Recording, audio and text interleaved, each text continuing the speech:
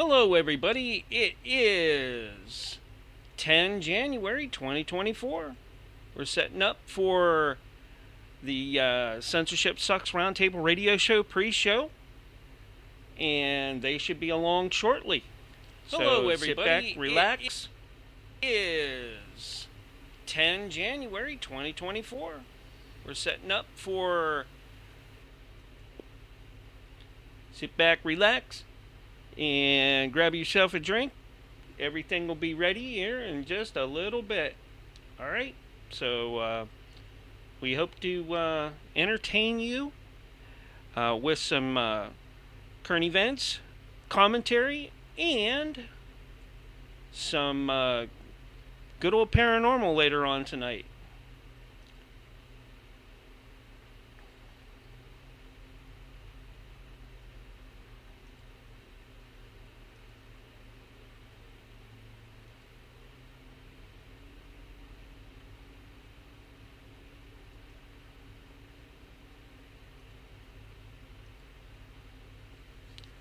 Like to give a shout out to Snippin' Hammer Gameplay 2222 in the Kick Chat, waiting for us. That's right. You guys are awesome. Kick.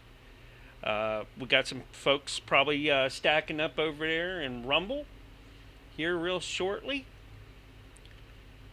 And I am all set and ready to go. I am just waiting for our crew to get in here.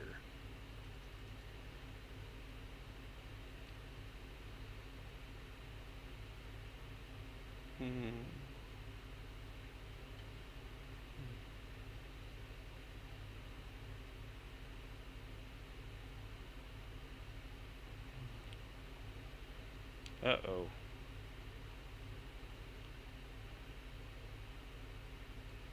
I have to do some editing over here on Rumble. Got the wrong date posted. Sorry, folks. You guys over on Rumble. Let me see if I can fix that real quick.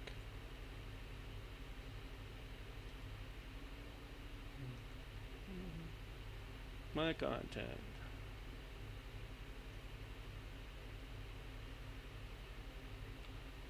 Should be able to.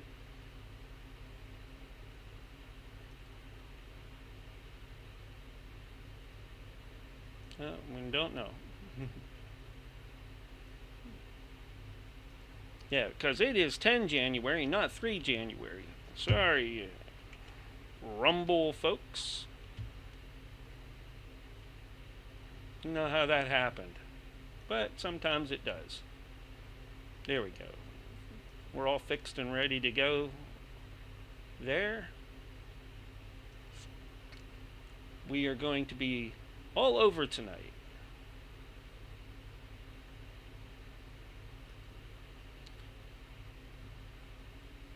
On radio, on the platforms that you're hearing us on right now. Folks on the radio won't get to hear the in-between, behind-the-scenes banter or the pre-shows. You guys are so lucky. I did this for you. That's right, you. Because you guys and gals are very important to us.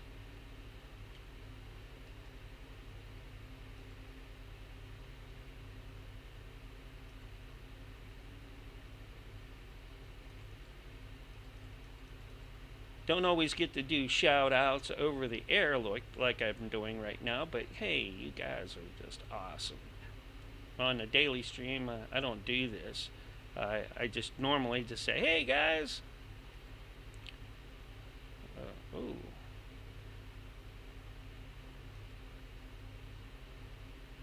Gotta update some stuff here. Uh-oh.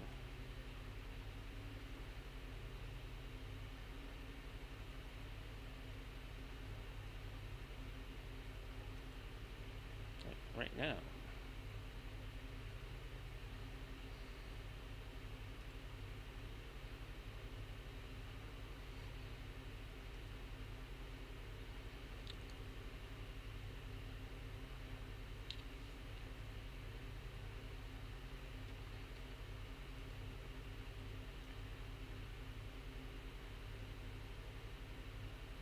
Let's check in. Oh, looks like the guys are here.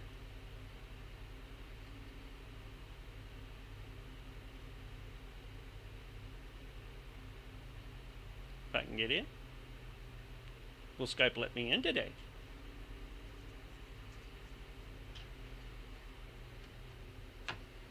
Do do do do do do do do do do do do.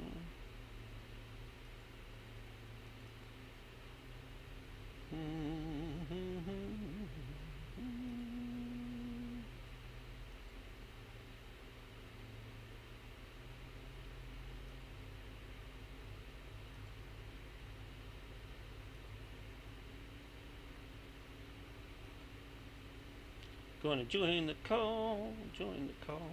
What is your assessment of what's Hello, happening hello, with hello. Trump right now? Hey, how you guys Mike, doing how you today? They want him in court. How's it going? Doing good. How do I sound? Do I sound pretty good? I Sound had good? some microphone adjustment stuff earlier. I did. You sound fine. Okay, sounds great to me then. All right. I took a nice nap this afternoon. I rarely do that. I just laid down for a minute. I was watching, some video or something, and bam, woke up like an hour later. Yeah. Let me know if you guys if you get any like feedback or. Okay. I'm still messing with sound. Can you hear me? Can hear you. We sure can, guest user. Yeah. All right, man. User. I'm setting everything up. I'm actually talking through my laptop mic. I'm setting everything up, so bear with me. I'm here, man. Ready to roll. Good deal.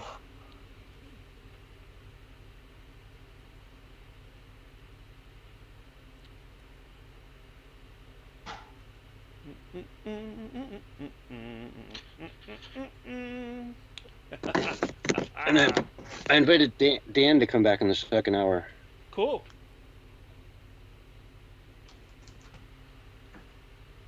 How's everybody doing?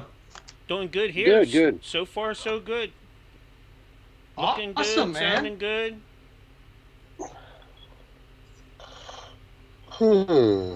I like to hear that.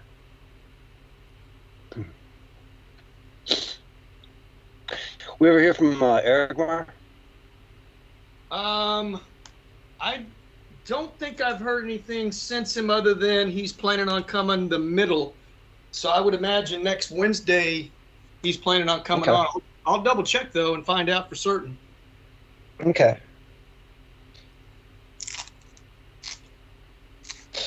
In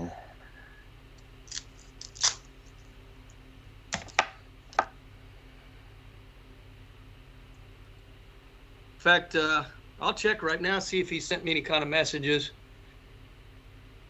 Since I'm online here. Yes, you are. Hey, how clear's my voice just coming through the laptop microphone? It's coming through good. Not bad.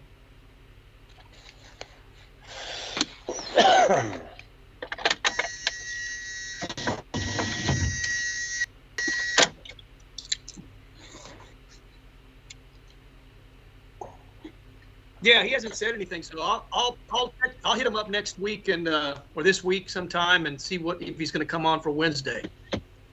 Okay, sounds good. I'll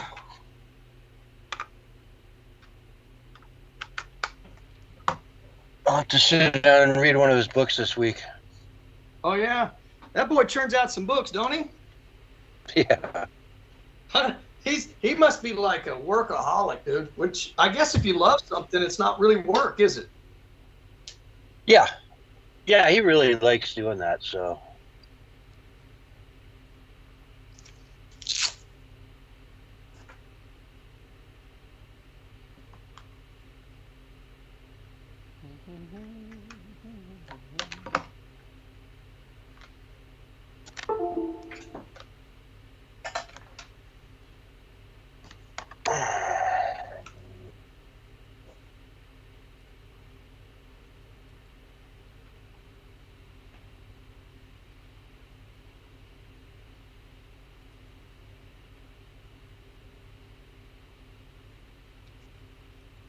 All right.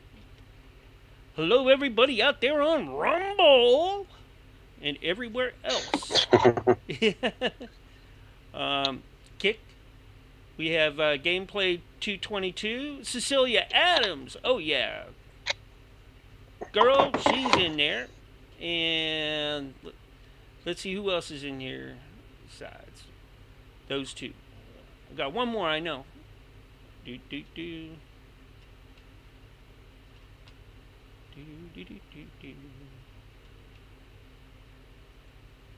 Marco DJ, my full-time #1 kick mod. He's there every day without fail. Thank you, Marco.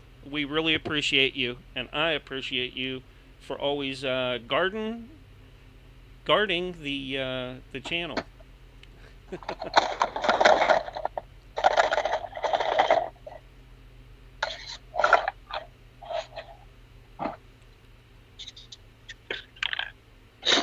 Absolutely, we appreciate you guys so much.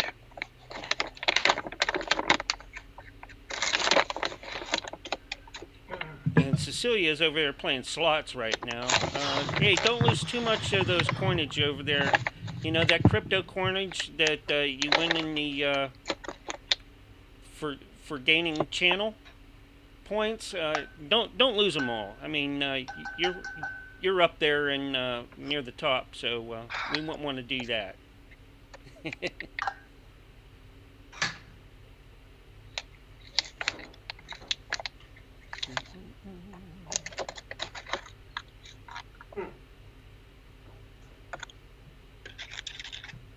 Well, a lot of stuff's happening, man. Just barely got into 2024, and insanity's already just breaking everywhere, isn't it? Yep. Hunter Biden's a big story today. Hunter Biden. Let's see, the guy that got cancer that is That guy who necessary for got the nuclear cancer? codes. Which guy who got cancer? This The Secretary of Defense, I believe, which Yeah. is a national security threat by not having informed anybody. I mean, he's absolutely necessary. There's like 300 employees that need to know where he's at all times. At least that's what Michael Flynn was saying today. And I think, seeing that he's a 4-star general, he knows what he's talking about. But yeah, just getting crazier by the day, man. Hello, Facebook folks. How you guys doing out there today? Appreciate you. We're still on Facebook, man. Oh, I can't yeah. believe that. We're not on YouTube though, right? Not anymore. Oh yeah, we are. I started Oh, yeah? back on YouTube about 2 months ago. And they've never given us a strike or anything? No, I stopped putting music in it. So No, I and mean, using the forget the stream for music for what backup. we The say. algorithms alone should pick up on yeah. stuff we talk But about. I'm sure that I'm shadow banned. But anyways, Oh yeah, that's probably good point. I have We're just under the you're not radar. gonna I let have a that total of go viral. maybe under 50 people who follow me on YouTube. It's a good backup for stream. But if you got that many people, that's good for just like, popping up. There's 50 more people. Willie because and his family, people that are on the YouTube are a monkeys. different type of people. Yeah, They're not the Rumble crowd as a general rule. Well, Rumble Cloud's crowd is a lot like our radio listeners. They listen, but they don't. They'll follow, but they won't chat. The majority won't. But our Kick folks, they love to talk because each person on Kick basically has their own channel, and they want to know about us, so that when we go to their channel, and that we'll ask about them, and that's a good thing. And its live space is a lot like that too. Twitch, I wish Twitch was more like that. I have almost as many. I have more Twitch followers than YouTube followers, but it's about the same. Luck of the draw on that. Every time I check on Rumble, we got a few more subscribers every time. So, and Yeah. then for a while, it was just kind of stuck at that number. So I got like, that's good. I think it was 6 or 8 today alone. Earlier. Oh, well, that means it's even been scrolling even more then. Yeah. And it helps when I stream to a platform every single day. I have content going to that platform every day. Oh, So, okay. you know, my daily stream, sometimes I'll get, 2,000 or 3,000 follows. But then again, when you think about it, that's a 3-day stream, so. Or a 2-day stream,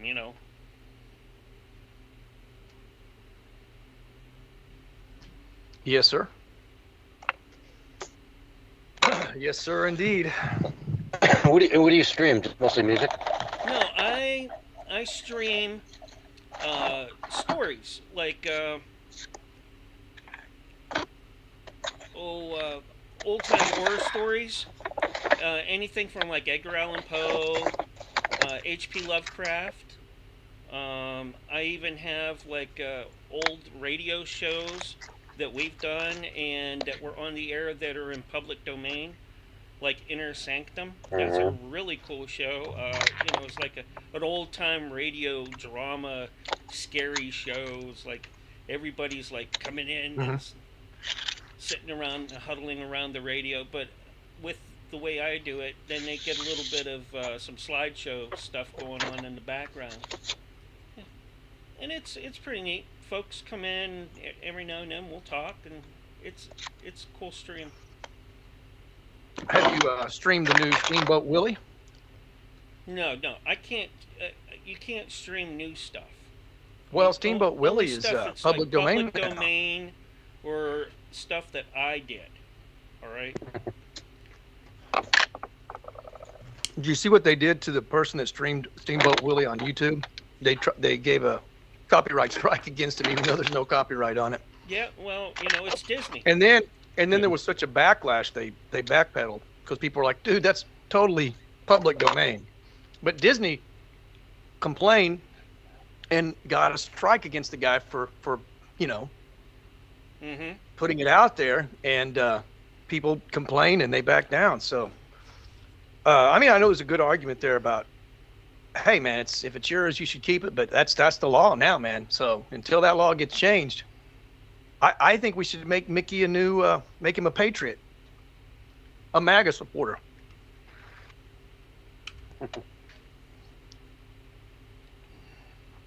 Game coming out with him as well, and a horror film, but no Mickey the Patriot yet. No Mickey the Patriot, huh? Oh well. Yeah, an anti-woke American patriot. Yeah. Let's storm the Capitol. Ha. Well, actually, I was thinking about changing his voice altogether. I think he should have a masculine voice, not an effeminate one. Because he's a patriot now. He's a real man. Well, Donald was always a patriot. He was a Navy guy. That's true. And Popeye, maybe, I would imagine. Popeye, he was kind of Well, that's why you never hear from Popeye anymore. He's too masculine. Can't have that. He's eating the spinach too. He's not eating that junk food. You have to eat soy instead of spinach. Oh yeah, then they'd promote him. They'd be like, "Yeah, look at Popeye. Look at how weak he is eating that soy." It's Popeye the soy boy. It's I love it. It'd be a hit in the woke corners. Or is it Pete? No, I ain't even gonna go. I almost said it wrong. But I ain't gonna go there.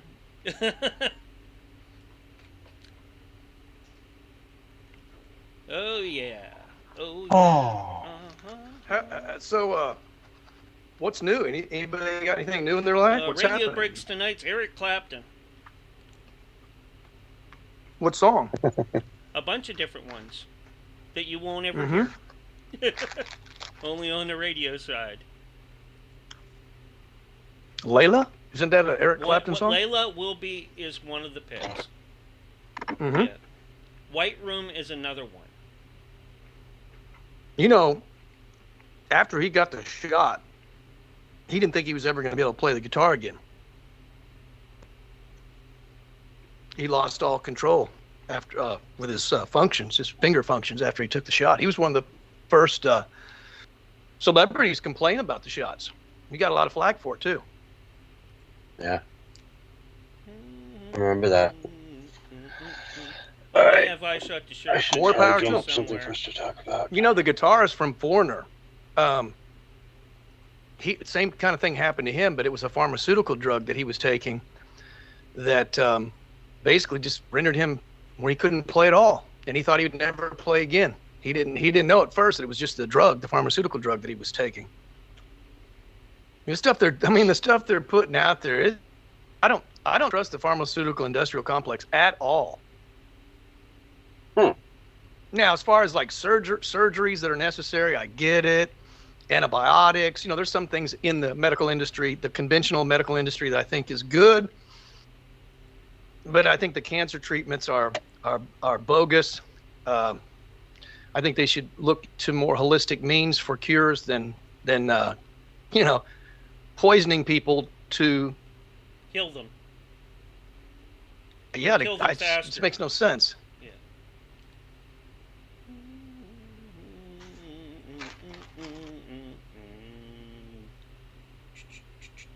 And I've had friends that have gone through chemo and radiation and surgery, and I had one guy that, a friend of mine, he came out really okay, but they just never seem to recuperate completely. They just lose a little bit of something, like a little life force that they had.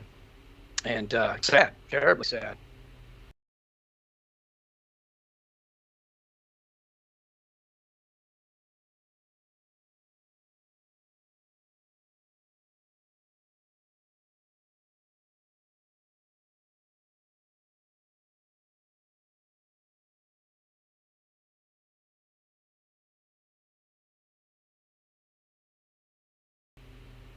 The day of cancer. Oh yeah, they came out and said, I forget who it was. Some celebrity, 46 years old, died of cancer. And then of course they came out with the cause of Sinead O'Connor's death, and they said it was natural causes. Yeah, So it doesn't well, seem like heart it was attack's a drug related, natural which to cause, me you know that, means, right? huh? Heart attack and cancer is natural cause, right? I think so. I think that's what they mean. It sounds like the death jab to me, and I would imagine that she was jabbed up. Most all these people in their prime, or in their 40s and 50s even, which are dying prematurely, they're in the mainstream. They're jabbed up.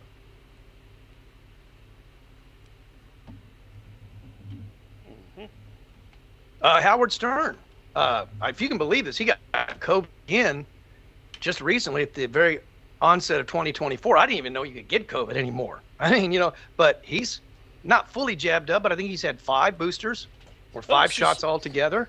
Oh, Cecilia says, thanks for being here for us too. Yes, you're welcome. We love you. We sure do. Anyway, yeah, it put him out, laid him out for a week or so. And those vaccines are sure working good, aren't they? Oh, yeah. Oh, did you see the testimony of Fauci? I've got a compilation video I'm getting ready to post on social media, and it has him literally, I mean, that must be at least 24 times where he's going, I just can't recall. I just don't recall ever saying that. I don't recall if that's true. Maybe it is. Yeah. Maybe I did say that, but He said it over 100 times, I guess. 100 times for real? Yeah. That is a sign of guilt, my friend.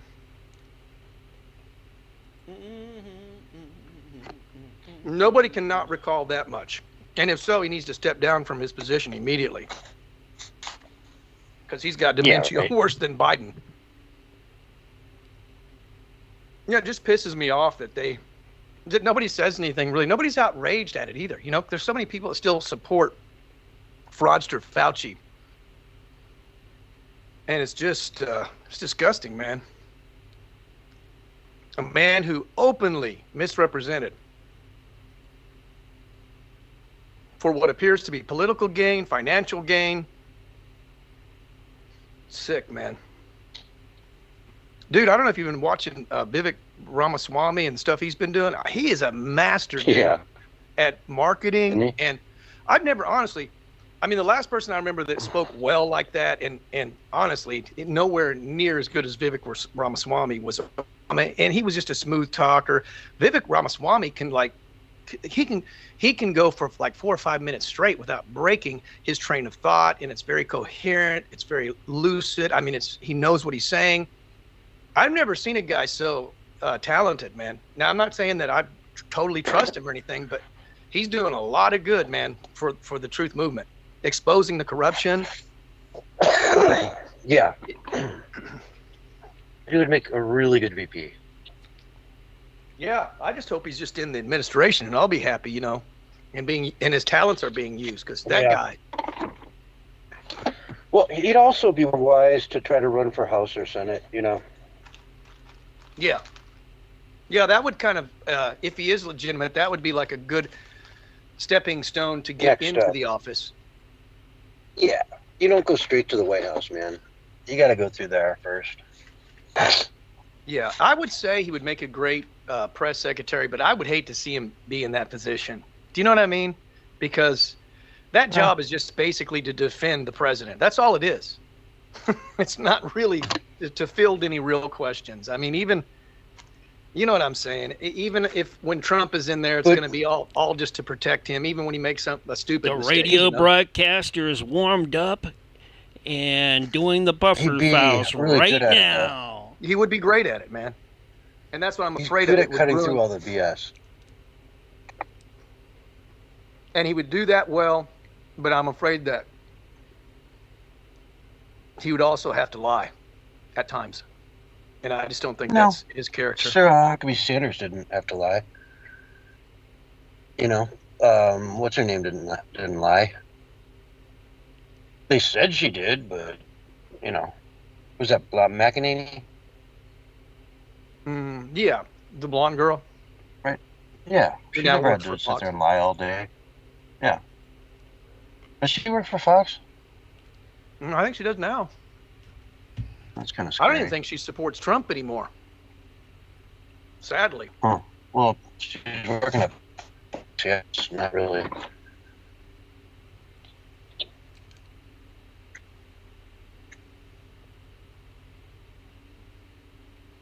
Nikki Haley, man, I was watching her in the debates in some videos. She is like the worst, man. I can't believe anybody would support her.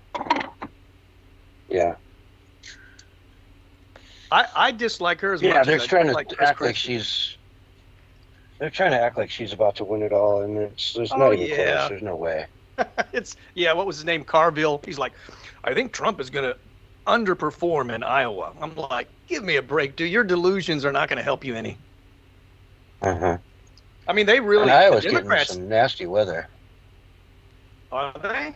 Well, you know, I was watching, what's the guy's name? The guy from geoengineeringwatch.org. And he was quoting from like the Washington Post and like the New York Times, those kind of articles. And they're talking about how severe weather is coming and natural disasters to the likes we've never seen are coming. And I immediately began to think, okay, how do they know that? Because the weathermen can't even get a week's worth of the weather right, let alone can they predict something a month, 2 months, 3 months ahead. Yeah, there's going to be some disasters, of course, that happens every year. But I'm also thinking, now that I know they can control the weather, and then what was it Eisenhower warned about? He said basically, he who can control the weather would control the world, and he warned about these people that were, you know, Beware of the military trying to make that happen. Complex.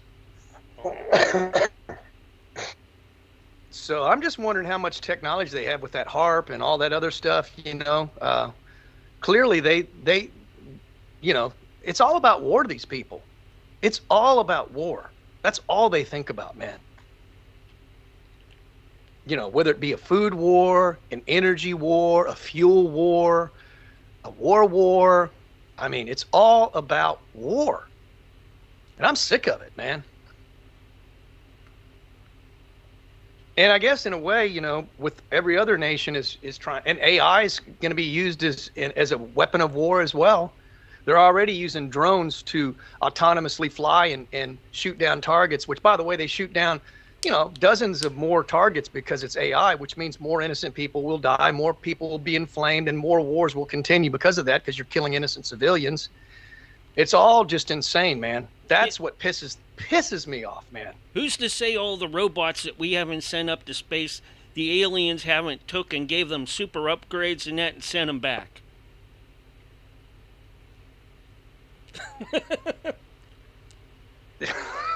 I don't know, man. I know they're saying that they just delayed the You trip might to the hear moon, about that more tonight on the all-new Cafe Enigma radio I'll show. believe it when they go to the moon when I see it, man. And notice how, it's going to be 2026 now. They keep moving that goalpost every year. Oh, we're going to do it this year. I mean, they've been saying for decades they're going to go back to the moon. I'll believe it when I see it.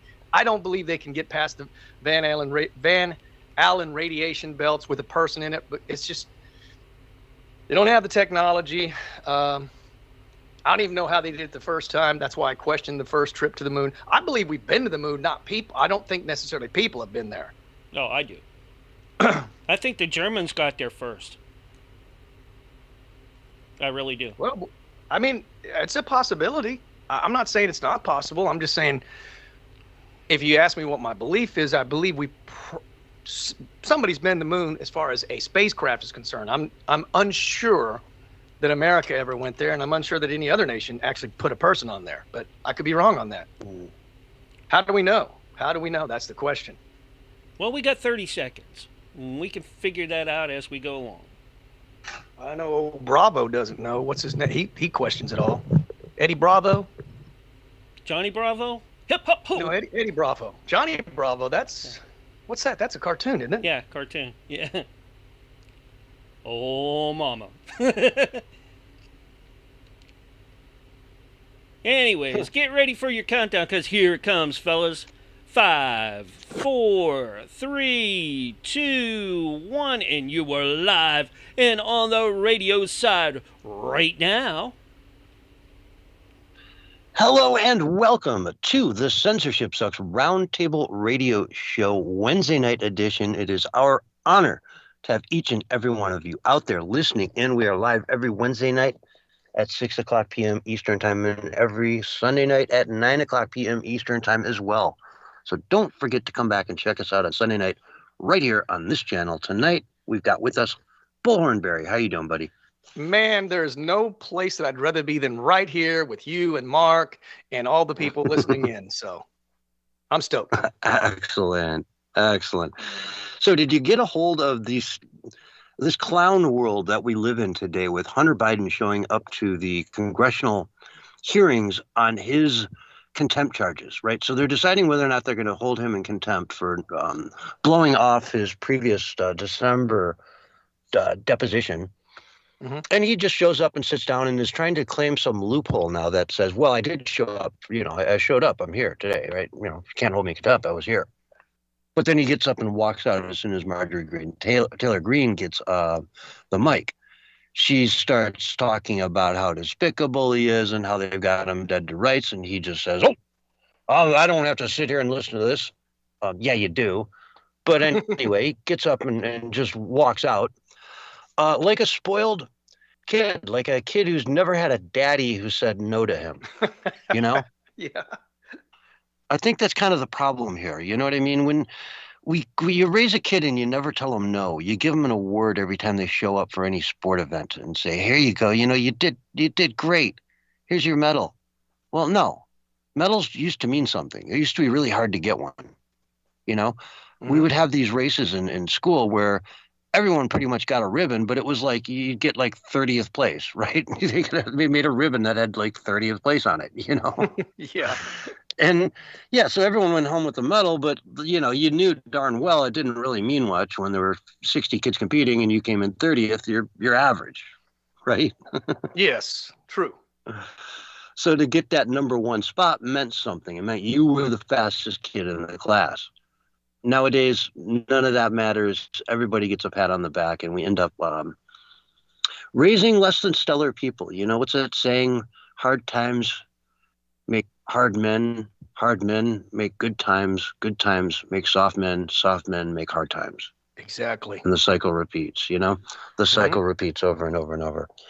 There's something out there called a condotype cycle, which pretty much goes through history, and it shows how superpowers have typically held there's these 150-year cycles, okay? And so superpowers will rise up in a 75-year cycle and then take over and become a superpower for 75 years. And then as they're the superpower, the next one is rising, and eventually they take over, become the next superpower, and so on and so forth.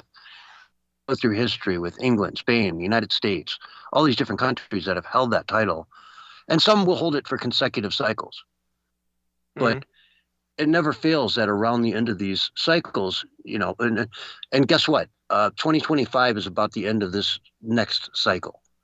So we're at a point where we would expect to see a superpower like the United States that has spent 75 years resting on its laurels to suddenly start losing its ranking, and for the next superpower, probably China, to step up and take over the reign.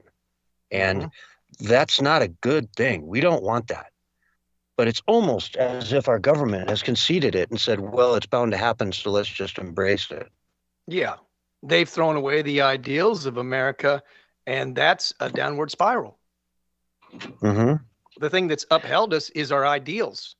Our Constitution, the idea of freedom, the idea that we're able to pursue happiness and have opportunity to prosper in this wonderful, great land that we live in, with all kinds of resources, might I add. And the fact that we're born with rights that are inherent to our existence as human beings. Yeah. I mean, we can call them God-given rights or whatever. If you're not, don't want to be the Bible thumper, it's just you're born with rights as a human being, with dignity, with a certain level of dignity that you come into this world with, and those rights include the right to express yourself, the right to pursue your happiness, to live where you want, and to, within, of course, our borders, to do what you'd like and live where you'd like, and take full advantage of the American experience and move around freely, to do what you want to do for a living. You've got the right to protect yourself. The Second Amendment. Well, the Second Amendment is just a logical means for you to be able to protect yourself. If you're a guy who's 5'2", and you've got a wife and, 4 kids, and you don't make a lot of money, so maybe you've got to live in a little bit of a tough neighborhood somewhere. That gun is what keeps you safe. What keeps you equal. It's the thing that, you're 5'2", even with a knife, nunchucks, swords, samurai swords, you name it, it's still going to be hard for you to fend someone off who breaks into your home in the middle of the night and wants to do evil to your family. Absolutely. And a lot of times that's 4 or 5 people coming in. Not just one. It's 4 or 5 people raiding the home. Because they're now, bold, if you have the right to bolder defend now than yourself, ever.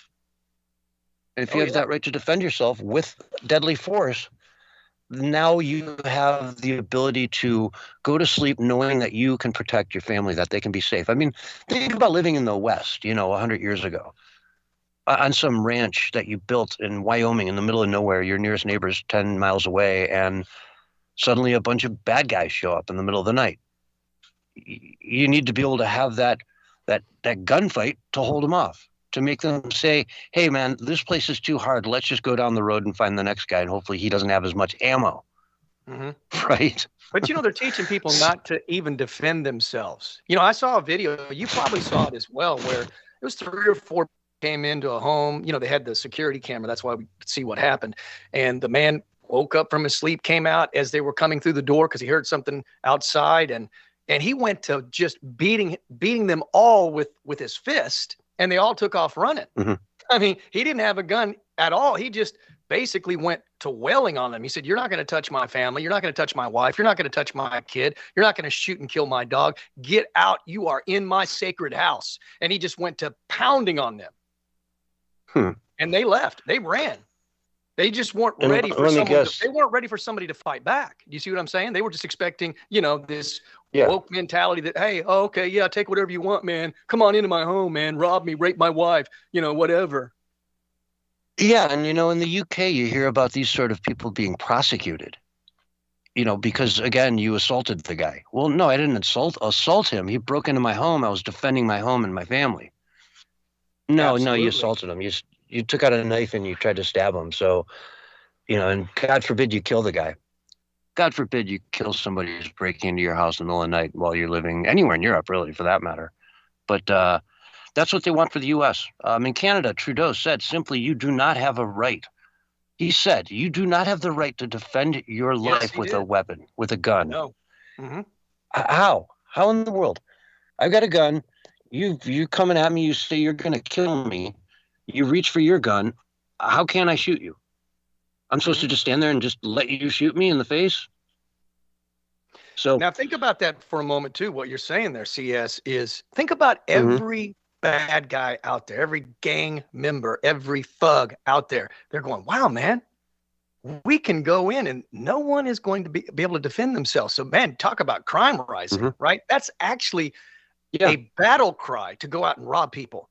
And that's what they want. That's what the globalists want. Their policies are geared to create more chaos, like Yuval Harari and every other global elite and person in power says they can never let a good crisis go to waste. So they want to create as many as they can, exacerbate the ones that do exist, and make sure that they create as much chaos and catastrophes as they possibly can. And I'm a firm believer in that.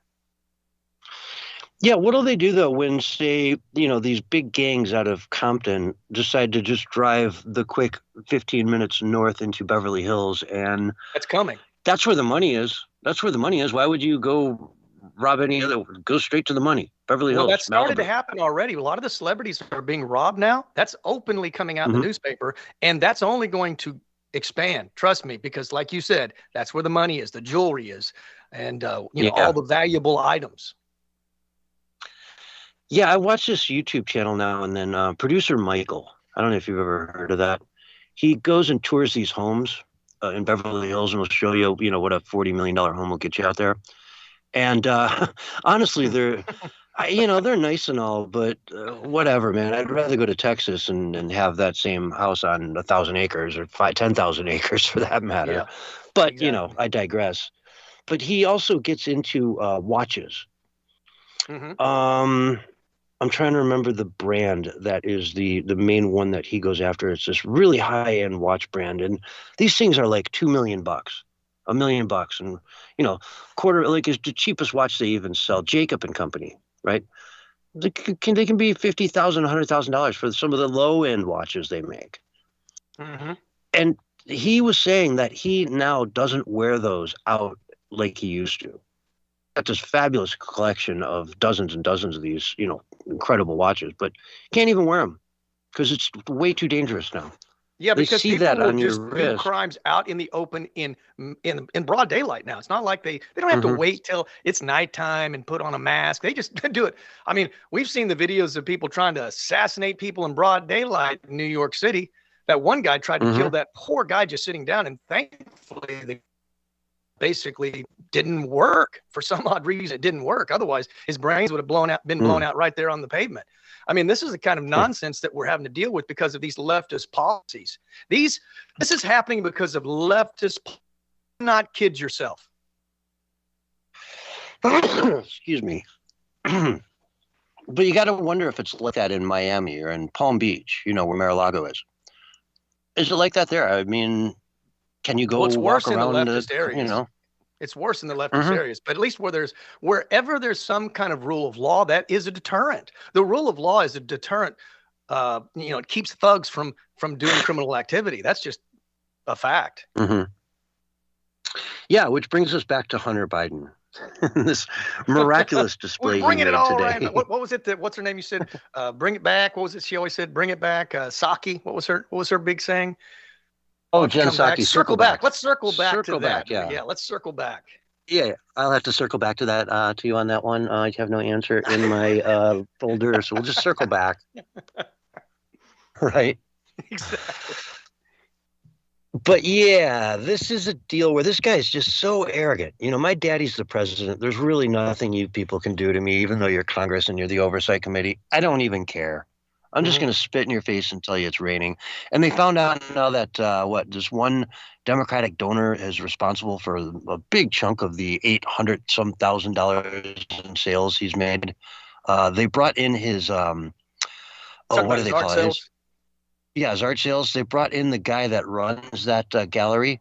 And he said, hey, I never had any deal with the White House to hide any of this stuff. And yeah, he named some names of people who bought it. And so aware of who most of these people were. And it just goes back to say, how is this not money laundering and openly selling political bribes through his art sales? The art's not that good. It's not Picasso level good. It's this guy's a new coming up artist who's made a couple dozen. He doesn't know what he's doing. He just doesn't have a style.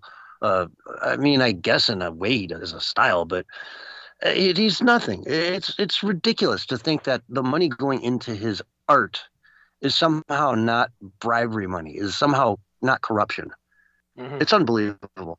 The guy on so many different levels, and the whole laptop hell. That was vehemently denied before the election, even though we had the receipts. We knew it was real before the 2020 election. It took the Washington Post and the New York Times until sometime last year to finally say, hey, we think these are real maybe. Huh. Gosh, we wish you knew that earlier. It turns out a whole lot of people would have changed their vote had they known that those were real. It's despicable. Absolutely despicable. So what's going on with that family? Election meddling. It's just. Well, I heard from Marjorie Taylor.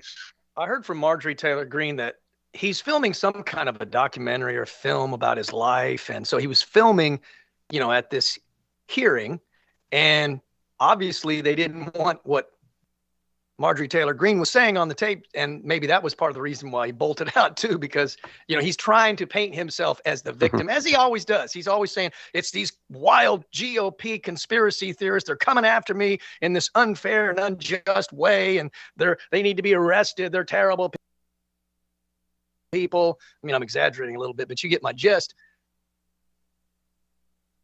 Hello? Yeah, I just picked up a little feedback. Mark lit up for a second there. Yeah. Go ahead. Yeah, I heard myself echoing there. Go ahead. You keep your thought going.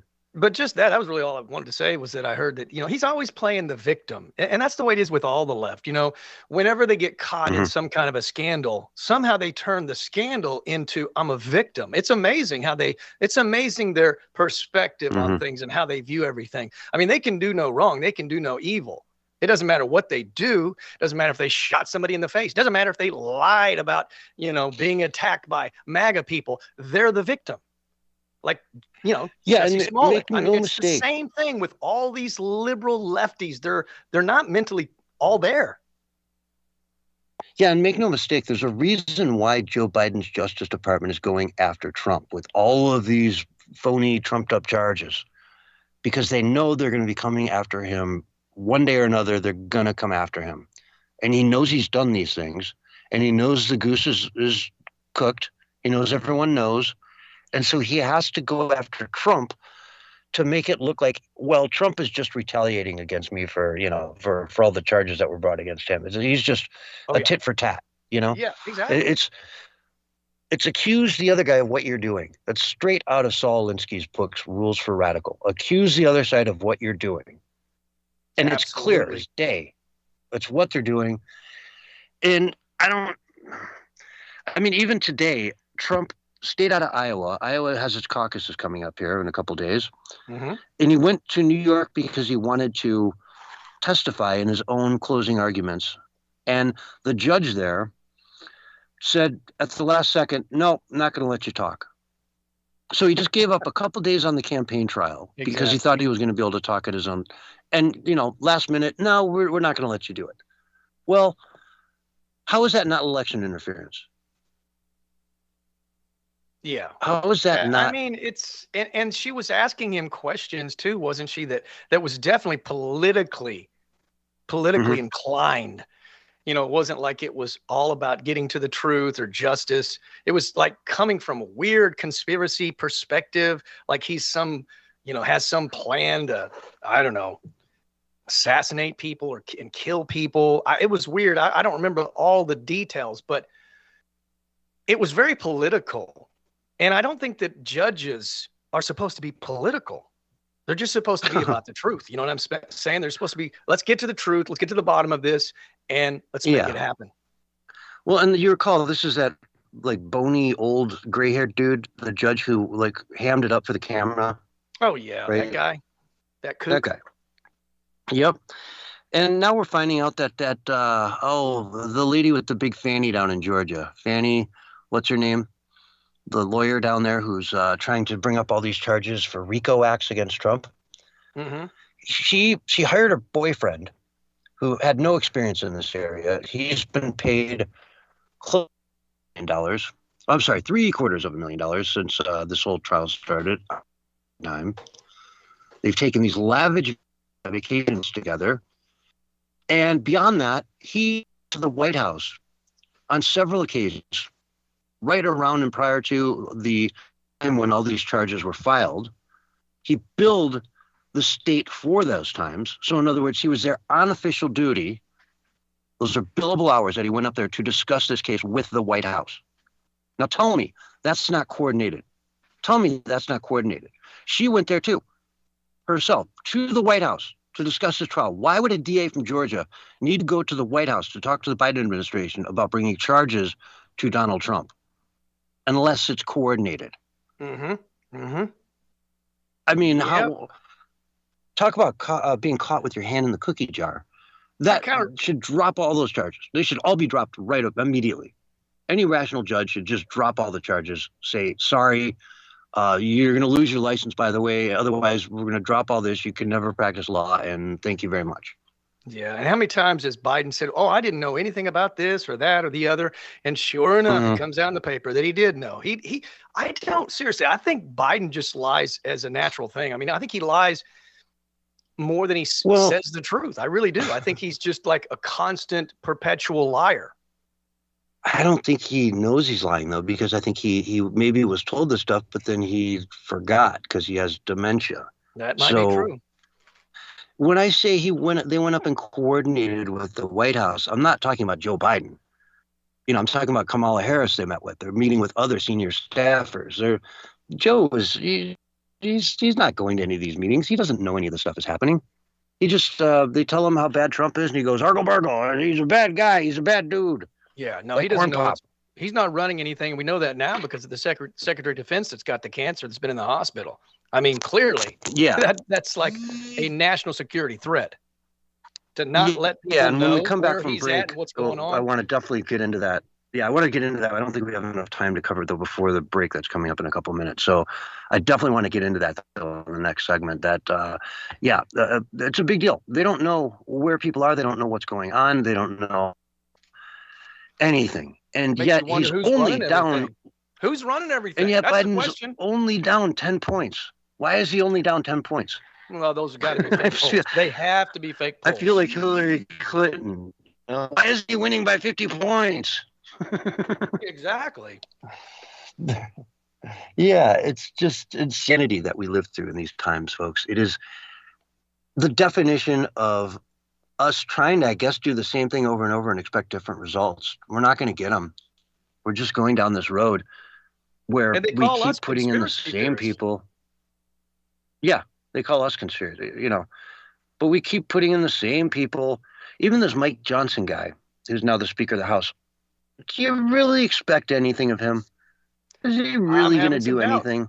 I'm having some doubts that he's going to do much of anything. He seems to be kind of following the Kevin McCarthy line, if you ask me. Yeah, he just, worked with the Democrats to put a $1.7 trillion spending whatever thing together for the next year so that we can have a funded government and yada, yada, yada. But if nothing but just continue the old spending deal, which they negotiated, they had the right to do it. They could have just pushed the button and do that. It would have saved the government, I don't know, a couple $100 billion. And that's not a lot of money, but it's something. It's something. We need to save that money. The penny plan was such a brilliant idea to save to say, okay, for the next 5 years, we're going to cut the government by 1% every single year for the next 5 to 10 years, as long as it takes to get everything balanced. That would have been so easy. Who can't cut their budget by 1% a year? I mean, anybody can do that. That's simple. Yeah, and there's tons of economists out there who will say that the numbers are way more than what they actually tell us. We're in much greater debt than what they tell us. That's top economists have said that. They give you, it's like they have one number for the public and they have one number among themselves, just like Hillary Clinton talked about.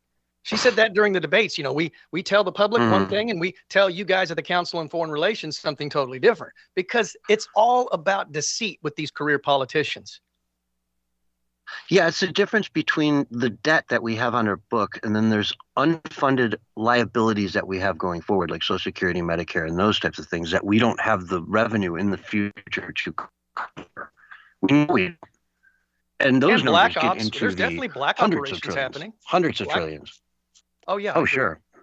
Yeah. There's stuff off the books, if you know what I'm saying, black operations and everything else. So we don't know. I mean, it's way worse. It's amazing that we've been able to stay afloat, seriously, and be the leader of the world and still have the dollar as the reserve currency when it's really not worth diddly squat. Yeah, the dollar won't be the reserve currency of the world for much longer. That's just a guarantee. We can get into that as well. We got plenty of time tonight to cover all kinds of stuff, and I definitely want to get into a number of categories, like the U.S. dollar losing its, status around the world as the go-to currency for all financial transactions. But we have to take a break right now, folks. We'll be right back after this. All right, we're on radio break. All right. Kind of messed you up. What was the echo from, do you think? And you're live and on the radio side. Did you hear that echo? You were waiting for me to say that. Yeah, it came out of Mark's microphone. I don't know what it was. Well, I didn't have anything on the mic. My mic was closed the whole time. It might be a Skype thing. Yeah. It wasn't too bad. It wasn't like horrible. I could just... It only lasted for like 2 seconds. Yeah, I thought it was somebody else talking at first. And I was like, well, that's me.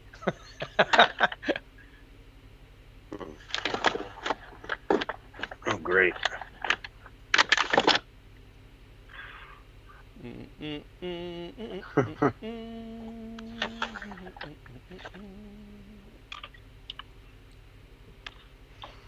Well. Man, someone gets a lot of notifications, huh? That's my phone. Well, like it's plugged in right now. Mm-hmm. And it was like thinking it like thinks it's getting plugged in over and over, and it's not. It's just plugged in, but it's acting like it's just getting plugged in and unplugged and plugged in. Yeah. I don't know why I was doing that. If it keeps doing it, I'll just unplug it. But yeah. Oh, I remember what that question was that judge was asking Trump. It was about whether or not the president would have immunity if he assassinated like some Navy SEALs, an American citizen or something like that, which, I mean, is ridiculous. Like Trump's going to go around assassinating Americans, which is what that movie Civil War is all about, is, a Trump-like figure assassinating and killing American citizens, bombing them. And then Obama, if you remember, it was Obama. A US citizen. That's what I was getting ready to say. He killed supposedly one of those American so-called terrorists. They bombed him, droned him, killed him. So he so he got immunity. Yeah. Yeah, no one even considered charging him. It's all about going after Trump, exactly like you said. It's all about that.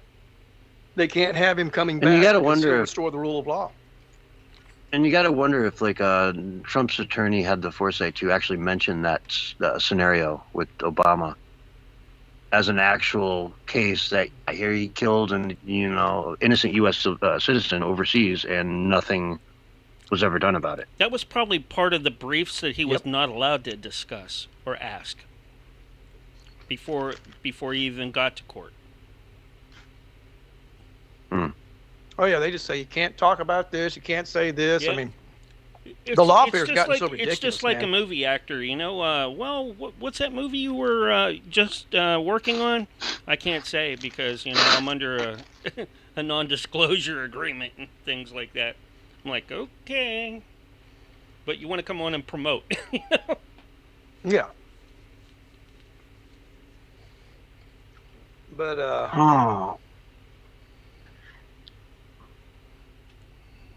it's gonna get crazy, man.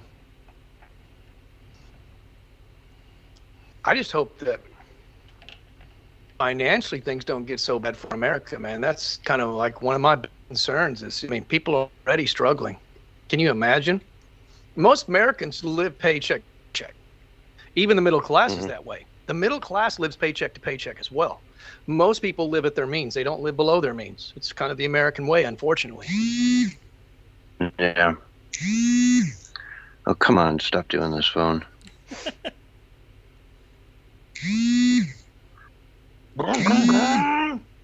It sounds like right. You're drilling holes in the wall. In 30 seconds until we come back.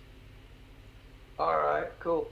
Actually, I can turn that off. Let me see if I can do that before we get back on here.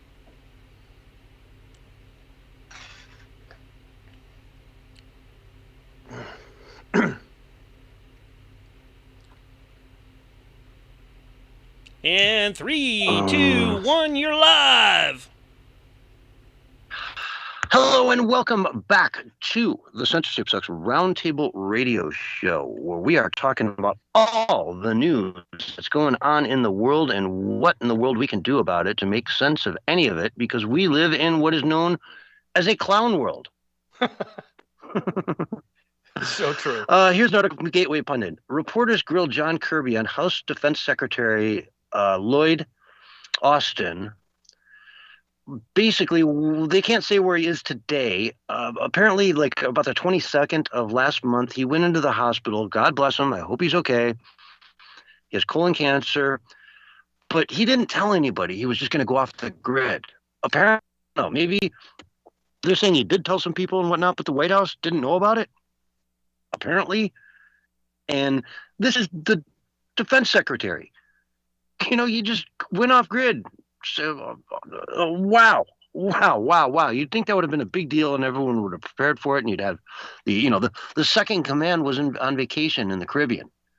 Joe Biden on vacation in the Caribbean when all this is going down. Mm-hmm. Everybody's off in other countries sitting on the beach. Mm-hmm. And he's a part of that process of the nuclear codes as well. What would happen if, if we needed to have that? I was told, I heard through General Michael Flynn, if I heard him correctly, was, there's about 300 people that are responsible to him at all times that need to know where he's at all times. So this is like a pretty powerful position that he has. And just to go off the grid, like you said, is a national security threat. Yeah, Secretary of Defense. I mean, it's definitely a major position, of importance. It's, remember when Reagan got shot, right? Remember when Reagan got shot and they were all trying to figure out who's got the power and so forth? I mean, but they quickly moved to put someone in power. I mean, you can't just have people missing in action, especially as vulnerable as America is right now to an attack. Oh, in the middle of, a couple different wars now. Ukraine, we got Israel, you got Yemen. I can't believe Yemen is still a thing. Wow, we still are taking missiles from them. Why don't we blow up their batteries? The facilities where they're storing all these drones and whatnot. Just blow it out of the sky. Goodbye. It's problems. They don't want to have solutions, man. It's not about solutions with the Biden regime. It's about creating catastrophes. It's about creating another crisis. It's about causing chaos and mayhem and violence and wars. And that's their shtick, man. That is their shtick. And people need to understand that. And look, we've had war presidents for quite a while, man. Bush Jr. was a war president. Bush Sr. was a war president. So many of them have been war presidents. And people are sick and tired of war. And they don't do things strategically to resolve them. They do things to keep them going. And that is the problem. That's why I don't expect with the Biden regime, Biden at the helm, seeing any peace anytime soon. I expect the wars to expand until Trump comes back in. I'm just hoping and praying that they don't get completely out of control and we have World War III or the whole Middle East goes on fire. I don't want to see that. Yeah, they point to Nikki Haley as of, there's a lot of rhinos and people on the left that are saying Nikki is the savior. She's the one that's going to get it done. But that's another war president. 100%. You're not going to tell me we're going to get peace with her in the office. She's a rhino. She might as well be Liz Cheney. Heck, I wouldn't be surprised if she picked Liz Cheney as her running mate. What did Vivek Ramaswamy say about her? That she was Dick Cheney with high heel shoes, something like that. Yeah, right. Same. She sat with him at the dinner table every night for most of her life, and so she picked up a few things from dear old dad, and not to mention a bunch of shares in what's it, Halliburton, are probably sitting in her stocking every Christmas morning. Well, Nikki Haley's definitely got her purse going pretty full of money as well ever since she's been, playing the political game. Mm-hmm. But there's no chance. Trump has this thing in the bag. Apparently, the high temperature scheduled for the caucus in Iowa is like 10 degrees, the high. The low is low, and there's snow in the forecast. Mm-hmm. So you got to want it, right? You're going to have to get in your car, drive to the school or whatever that, your caucus meets at, and sit there for 3 hours, stand up for Trump, stand up for Trump, stand up for Trump. And the Nikki Haley people don't care enough. No. They don't care. They're like, meh, it's cold out. You know what? If Trump wins, he wins, whatever. Whereas the Trump supporters are there in force saying, this must happen. We love this man. He must win. It's imperative. It's the only way we can save our nation. Mm-hmm. Whereas the other side's like, we can just keep going down this road. Who cares? Oh, yeah. The enthusiasm level on the Trump side is 1,000 times greater than the establishment. I mean, just look at these Biden rallies that he has, and they start chanting, and they're always small crowds, and they're chanting 4 more years. I mean, they sound like zombies in a trance. I mean, there is absolutely, and I'm not exaggerating, there's absolutely zero enthusiasm. They're like, 4 more years, 4 more years. But honestly, I've never seen a Biden rally where anyone was chanting anything. Well, I posted a couple of them actually on my social media page. You need to check it out. It's pretty funny. Absolutely zero enthusiasm, kind of like Biden's rallies when he'd get, 12 to 20 people show up. And of course, Trump would have tens of thousands and people, 5,000 or 6,000 that didn't get in, and clearly Trump won. Clearly, there's no enthusiasm for people to even get out and vote, in my opinion, if they can't even go to a stupid rally. Those numbers were definitely fixed. Yeah. And Trump today is putting together rallies with 20,000, 30,000 people, no problem, in obscure places you've never heard of, because people really, truly, they understand what he's about. They saw him run the country for 4 years. They know it was a prosperous time. He lowered taxes. He got the government out of the way of the businesses and the people. And people thrived under those circumstances. The more you get the government out of the way, the better off everyone's going to do. It's really simple stuff. And yet now we've got Biden doing the exact opposite across the board, and everybody realizes how bad it sucks when the government's got their fist in absolutely everything. So that's right. And we talked on Sunday about how, there's no way Biden's going to be the actual nominee, the name on the ballot when it comes to November. Somebody else is going to take over that position. And did you happen to see who, came out of nowhere the other day to talk about how important the government and the presidency is? Michelle Obama. Michelle Obama. Yeah, I saw it. She's so frightened. If Trump were to win, she said, I bet she would be frightened because maybe Obama might be investigated for some crimes. And they say, what does the government even do? And she says, well, what doesn't the government do? The government does everything. It's our savior and our, Lord, and, yada, yada. And yeah, it's that mentality that, but I'll tell you, she looked good. She's very articulate.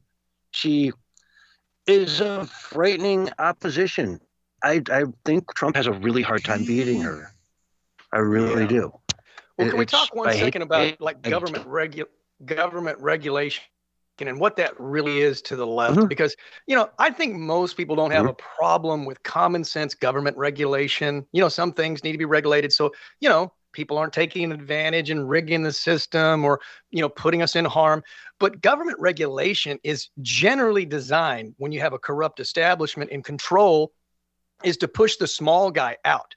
You know, you put in all these tough regulations that no one can meet except for those at the very top that are a part of the establishment. And then they push the small guy out and they control everything. And then they're richer than everything. It's what creates monopolies. So government regulation leads to monopolies.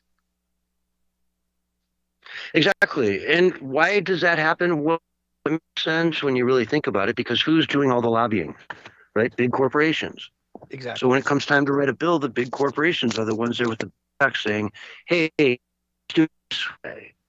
You know, let's make these rules. Let's make it so that, you know, we're having a big problem with a lot of small, shady businesses doing unscrupulous things in our industries. We need to make it harder. We need barriers of entry that these people can't get into our industry and start making a bad name for us. Well, the reality is they're out there competing against you, and you don't want that competition.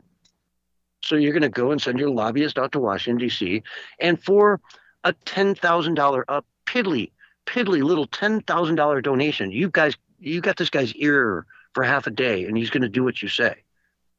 You know, you can get a senator. Well, there was that, James O'Keefe interviewed that guy from BlackRock, and he said, gosh, we can buy a senator for $15,000. That's nothing. I know. Peanuts. Unbelievable. So cheap. The hubris. Easily done with somebody like a BlackRock who has, you know, more money than most everybody. So combined. Yeah, they manage like $25 trillion. $25 trillion. It's unreal. And I know most people get their head around a number like that. It's a staggering number. Yes. Yes.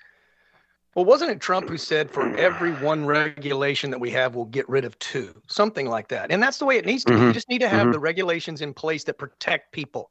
You don't need to go in there and start massaging it so you're favoring people and you're doing favors for your crony buddies. That's called crony capitalism, and I'm against that. I'm for capitalism, but I'm not for crony capitalism because I like the small business. I want the small business to be the backbone of America.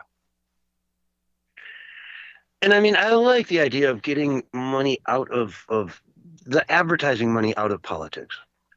In other words, they're paying all this money to get their name and their pictures and their images over the airwaves. The airwaves are owned by the people.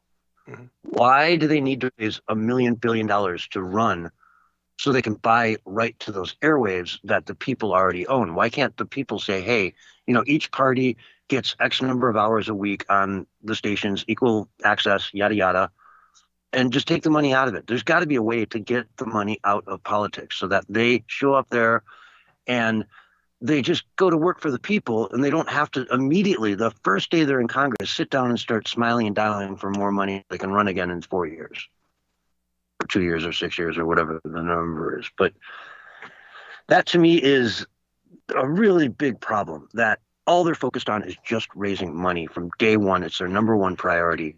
And audits, man, we need to see financial audits of everybody in the House, in the Senate, in the White House.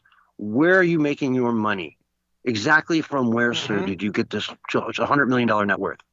Where? When and how did you become worth $100 million when you're working for Congress making $250,000 a year? We'd like to see those numbers. And I'll admit it, you know, you really probably can't live that lifestyle on what we pay these guys. I mean, if you're a senator, can you really survive off $250,000 a year when you've got to hold down a household in Washington, D.C. and another one in the state you came from and travel back and forth between them? It could probably be done, but, you know, they like to live a lavish lifestyle, so probably not. But you don't get into politics they need to spend that on suits. Yeah, well, I mean, you get into politics to serve, but not anymore. It's not about serve. And these career politicians, you always hear them say, I served for 50 years. No, you served yourself for 50 years is what you did. And the lobbyists that you served. You didn't serve we the people. Don't kid yourself. Yeah. It's funny too, because I make fun of Fetterman for showing up in the hoodie all the time in shorts, but like what we pay them, that's probably a sign that the guy's honest. That like that's what most of them probably should wear, $1,000 suits, because really you can't afford that $1,000 No, suit. you can go to the sir. thrift store, you could probably pick up 5 hoodies at the thrift store for pretty cheap. DC. Yeah. I'm sure they've That's got right. thrift stores there. Drop some tags. It's it. That's it. But the thought of them going in used clothing, oh my God. Like, really? Oh, I can't do that It's, because I am prestigious. I'm a representative. Yes. Yeah, I mean, to the best, because they are, in their little world, they are the most important thing in the room, and the whole person in the room, and they need that prestige wearing that Armani suit. Even though we all look at that and say, where do you get the money for that? Where do you get the money for a $5,000 suit? Yeah. So, Somebody gave it to me. That was I don't know. donated. I'd love It to was get donated. So, in other election news, Christie has dropped out of the 2024 presidential race. Thank God. What Goodbye. a shame. Oh, that's so sad. Now, will he shut up about it? No. He's not going to shut up about it, but he dropped out. I mean, he Meaning, actually thinks that of course, he's well still going to liked. gap his flap. He thinks he's well liked and respected. I mean, it's crazy. If you watch those debates, he acts like, everybody likes me. I'm so popular. But he was like polling at one of the lowest levels of any candidate out there. So they don't even get it. These people that are 20 years part of ago. the establishment. Go ahead. Yeah, like 20 years ago, he was pretty popular. I mean, I'd look at him when he came on, I'd say, wow, this guy seems like he knows his stuff. But then you spend some time with anybody like that, and you find out through time that no, he's just gonna do and say whatever he needs to get that money, to get that whatever it is, just chase after the next ring, to get people that are like-minded to him to point and give him those checks. He will say anything. Mm-hmm. For him to go after Trump the way he does, it's ridiculous. And that's why Trump goes back at him just as hard. Chris Christie, what a joke. I agree. I mean, the establishment is just not well liked. Their time is wrapping up. It's going to be a time for new people, new faces. The populism is here. I like the way Vivek Ramaswamy attacked the corrupt establishment, and they try to say you're not a unifier. Well, yes, he is. He's unifying with we the people, not the corrupt establishment. He's calling the corrupt establishment out for who they are, and he should do that. As a representative of we the people, he should do exactly that. Yeah, he had that mainstream media reporter, like ABC, NBC, one of those outlets, just literally almost on the verge of crying. Why won't you say white supremacy is bad? Just say it. And he's like, no, I'm not going to, because there's other worse things out there nowadays. It's not necessarily white. He's like, it was close to Martin Luther King's dream. It's ever been a snake. That idea that on the content of the character, not the color of the skin, and you guys ripped the rug out from under us and pushed us backwards. It's about the color of your skin, and the content of your character doesn't matter. Yeah, is it racist to be on time somewhere? She's like, well, no. Well, yeah, well, then you don't believe in the doctrine they're teaching, because that's what they're teaching kids today. Now that that's time and math are white supremacy. And if you expect someone to show up on time, you're a bunch of people that are mediocre. They want mediocrity to rule in the United States of America. They don't want people excelling. They don't want people being prosperous. They don't want people to see their potential. They don't want people to be empowered. They want zeros. And I don't want zeros. I want people to thrive and to reach their full potential. And if that's a crime, then I'm glad to be committing that crime. I want you to succeed. Every single person out there that is hearing me talk right now, I want you to succeed. Mm-hmm. I mean, I've had meetings where, you schedule 15 minutes with somebody and you're happy to get those 15 minutes. And if you show up 10 minutes late, you now got a 5-minute meeting with them. Mm-hmm. Right? That's how it works. You show up early to everything. I've been taught from day one in life that when you have a meeting with somebody, when you have an appointment, when you're applying for a job, you show up early. Every day to work, you show up early. I've worked in hospitality. I've worked in the brokerage industry. I've worked in all kinds of different areas. You show every single day, especially in the You're cutting out pretty strong, brother.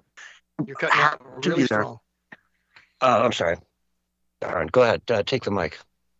Well, you're fine now. Go ahead. It was just cutting out real strong there for a second. Okay. Well, I was just saying, I was taught through my life that you show up early for everything. If it's important, you show up early.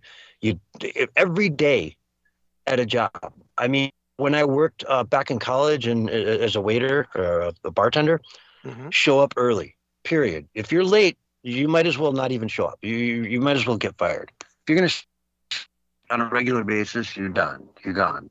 And I mean 5 minutes late, you're done. You're fired.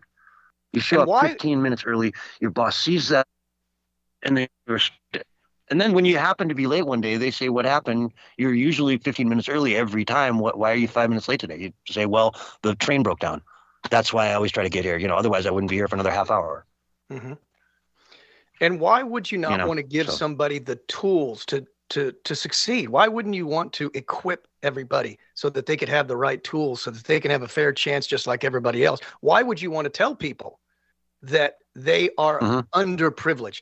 Now, what I want to know is, do you denounce elite privilege? Because that's the true privilege that's in the world today, is elite privilege. The very people that are preaching about so-called white supremacy are elites that have the greatest privilege of all. And they're in every race, color, and creed as well. They come in. So I think that the biggest problem when it comes to privilege is elite privilege. And these people are completely out of touch with the average common man. Yeah, I hear you. But what are you going to do? Make the inheritance tax so onerous that nobody can really look forward to, my dad's a multi-billionaire. I want him to shut up. I want him to shut up and stop talking nonsense and do their job and, give us our opportunities that we all deserve. Equal opportunity to have success and prosperity and freedom. That's what I want them to do. I want the elite to shut up and do their job. Good luck with that. I don't know if they're going to sign up for that, but yeah, we can try. We can ask them nicely. Well, maybe one of them's listening in the car right now. They're driving down the road and they're like, yeah, I think I'll do that. I'm an elite guy. I'm a leader. I'm an influencer. I think I'm going to actually try to serve the people for once. Or so. Yeah, Klaus, man. Shut up. Klaus. Come on. Sure. I know you're listening. Sure. Oh, sure. You're listening. Serve the people. Come on, stop it. Sure. Just stop it. Please. Stop it, please. Please just stop it. Well, now that's racist to call Klaus Schwab. Come on, Klaus. That is racist and sexist to call, to speak out against George Soros, to speak out against these elite people, speak out against Ray Epps. How dare you? Even though he orchestrated the whole thing. Don't worry about it. Even though he was always at the front line whenever the areas were breached. Don't you talk about Ray Epps. Yeah. And you can't talk about George Soros because that's anti-Semitism. Yet now we see George Soros pushing money into Hamas, trying to fund the Palestinians. He's there to rile things up. The guy just wants to stir up the pot in such a way that he can play the derivative and currency markets to his advantage. If you can take $1 million and point it at Hamas and give it to them to buy more guns and whatever, then that pushes us out another month. He can then short the Israeli currency and make $1 billion on it. For $1 million investment, you get like 1,000x. That's the kind of way this guy invests his money. All of these actions he's taking in the United States are to destroy the United States so he can take it down. And all the while, he's going to throw his fortune against our currency, against our markets, against our bonds, and leverage it to the point where he can make $1 trillion off of the destruction of our nation if he plays his cards right. And it's a long game. He did it with England. He did it with Asia, the Asian contagion, right? Soros, the man who broke the Bank of England. He's done this many, many times, and he's made billions of dollars doing it. And all the color revolutions, he was the guy behind those, starting these color revolutions. Why? Because he wanted to see people free? No. He wanted to make money off the turmoil that comes with war. That's just how they work. And hey, he found a business model that makes him a lot of money. More power to you, I guess. I don't know. It's It's gross, but is it illegal? No. Is it evil? Wow, it's evil wrapped up with a bow, you know? Mm-hmm. Well, you know, the reason they come out and say all this stuff about, name calling and you're racist, xenophobe, anti-Semitic and stuff, they do that because they want to protect their people. They want to have certain people to be above criticism. But in my book, no one is above criticism. Everyone can be criticized. And we need to have that in order to hold people accountable. It's just an obvious common sense thing. Yeah. Yeah, we're getting at that point, folks, where if we don't do something big here, the world is lost. If we lose America, the world loses America. The world loses that one bastion of freedom out there. Where do we turn? Where can you go? If you're literally living in Venezuela and you lose the hope that America might be there for me one day, where can you turn to? Will Mexico suddenly be the last free state? Canada's gone. They just arrested Menzies up there from Rebel News. He was trying to interview Christina Frey, is it? Or and yeah, he's walking along and suddenly one of her security guys steps out and sort of bumps shoulders with him, and then poof, you're under arrest. Yep, asking a question, right? That's under freedom of the arrest press for for Canada? asking a question, right? That's insane, dude. Yeah. That's next level. Well, they called it assault. But I watched that thing 5 times. I pulled it back, watched it 5 times over and over and over, and the security guard, without a doubt, stepped out in front of him, sort of bumped shoulders with him and said, "Whoa, you just assaulted me." So, I don't know. That's Canada land for us. But, folks, we're at that time. We got to take a break. But stay tuned. We've got so much more radio for you tonight. We're just actually warming up here. So we'll be right back after this. And we're on radio break. Oh, yeah. First hour down, right, so 2 Dan, to go. Dan said he may not be able to get here right on time, but I'm like, hey, we got, 3 hours, so, get here when you can. Do sort of an EMS need with some group Man, or whatever. you're breaking I'm up not again. sure when it'll be over. Am I? Yeah, but you're not breaking up like you were like the last couple weeks. I don't know, man. What happened to It's brutal, man. This is... I didn't say anything buddy until with it got Starlink? really bad. Yeah, what when happened it got to really bad, I Starlink? stepped in. Yeah. I mean, you were cutting out a And little when bit, it then gets- it just got ridiculous. It seems like you at the really end. And break whenever up you say when- something... It seems like you really break up when you start getting really into it, or That's excited. exactly what I was thinking. I was like, but I don't know why that's like Yeah. that. Maybe it just can't handle all that information coming in so quickly. I don't know. I don't know. No, it's scary. It's scary. I guarantee somebody's out there pulling the plug on it because they can. Yes, they can. Yeah. And my buddy with Starlink's all like, murmur. Like, dude, come on. You're not going to want to, well, it's just this and that. And I only get a couple 100 gigabytes a month. And I'm like, dude. So, yeah. Anyway. It's compressed audio. I'm just on my That's own, not and I really don't a know. lot. Compressed audio is not a lot of information. What's it coming through? About 96 kbs or kbps or 128? It's not Yeah. For super what? high quality, is it, Mark? For what? Skype? For what's coming through Skype? Yeah. Yeah, I think it's 190. Anywhere between Okay, well, that's not 128 to bad. 190. Yeah. But that's still, No, a it's- compressed Hammer. All right. audio signal. Welcome to the room over in Kick. Appreciate you, man. Gal. Sorry. Appreciate you. Appreciate Appreciate you. Oh. I'll be over probably tomorrow watching you do some Fortnite or something like that you're doing.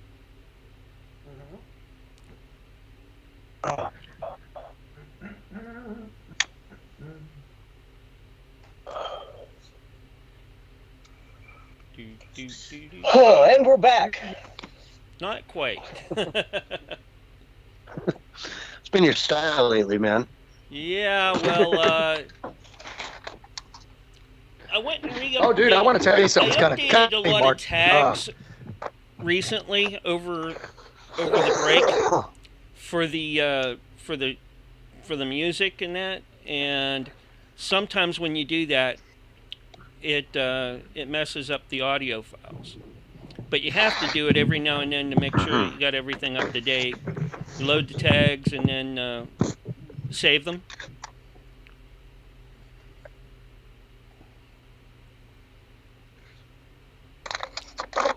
Anyway, what were you saying, Barry? You want to tell Mark something? he was going to tell him something kind of funny. I did a podcast on Jeffrey Epstein and some of the, the disclosures that people might not know about. And there was a couple of videos that I played. And before I introduced the videos, when I was listening back to it, I was like, wow, I'm actually doing a Mark impersonation, because I'd be like, and let's watch that video right now. It was like as if you were introducing it. Really?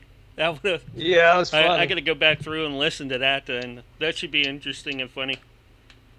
I picked it up from you, and just subconsciously, you know what I'm saying? I'm not even consciously knowing it, and I didn't notice it until I was listening to it back, and I was like, dude, I must have picked that up from Mark, because that's the way you always say, and we're back, and I did it kind of in a similar way.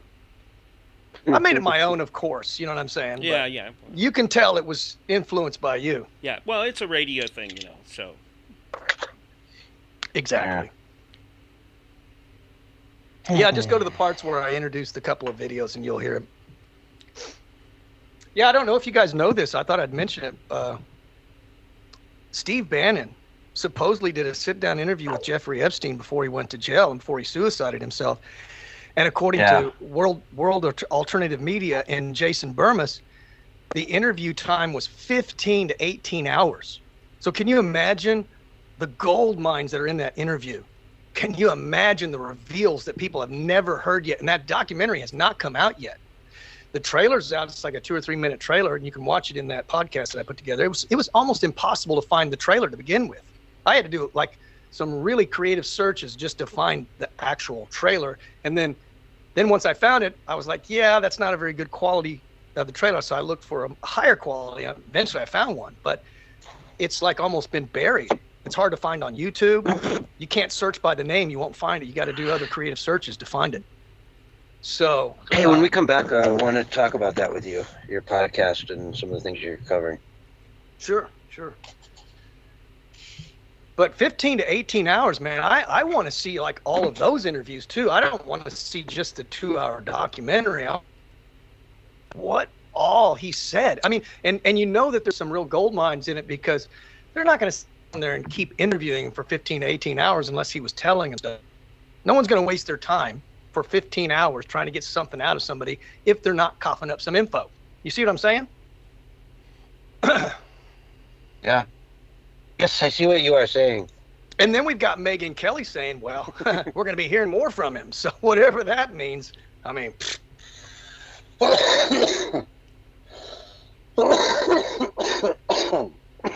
Pardon me. I mean, here's the thing. If he's alive, is he in the control of the White Hats, or is he in control of the White Hats? And I'm not saying he is alive, but I'm saying if he's alive, who has control of him right now? Who has him in a safe place? Is it the White Hats? Is it the Black Hats? Well, they're saying he was a CIA agent, like for sure. But who's gonna? How could we hear from him? How could we possibly hear from him if he's in, some sort of a safe place by the CIA when the CIA is corrupt? So that makes me think that he's been captured by some good guys, the White Hats. Mm-hmm. And again, it could be just that there's going to be videos come out and that's what she means by him saying, "Oh yeah, we're going to hear more from Epstein," because there's a bunch of video interviews, and that's or another trove of information that we don't know about. So I'm not saying he's alive, but will it be Memorex or will it be AI? Now, it's up to you to decide. That's true. Is it Memorex or is it AI? Yeah, Memorex or AI. What was the old saying? Is it Memorex or is it live? Right. Well, we're so old we remember all that stuff, dude. That was like what was it? Early '80s. Yeah. Isn't it amazing how you can so easily remember a good slogan? You never forget them, dude. Yeah. Yeah, Yeah. that was a good This a guy. good slogan. Sure, Is it sure. live or is it Memorex? Like, Exactly. And then, of course, whoever came up with Just Do It, I mean, that's going to live on for decades to come. yeah, yeah. I always like the one, hold the pickles, hold the lettuce. Special sauce. What's the rest of it? Special No, order, that's don't something. forget us. That's it. Yeah, special orders. All I know is that when you go through the drive-thru, We're going to they come back never just get it a right. little early, maybe about a minute. Mhm. Okay. Okay. But, you know, the song wasn't that long. So, I mean, it was a 7.5 minute song. So I added another little clip in there. But we should be back pretty soon. Like 30 seconds. You know me in 30 seconds. Yeah, that means 5. Yeah. 4.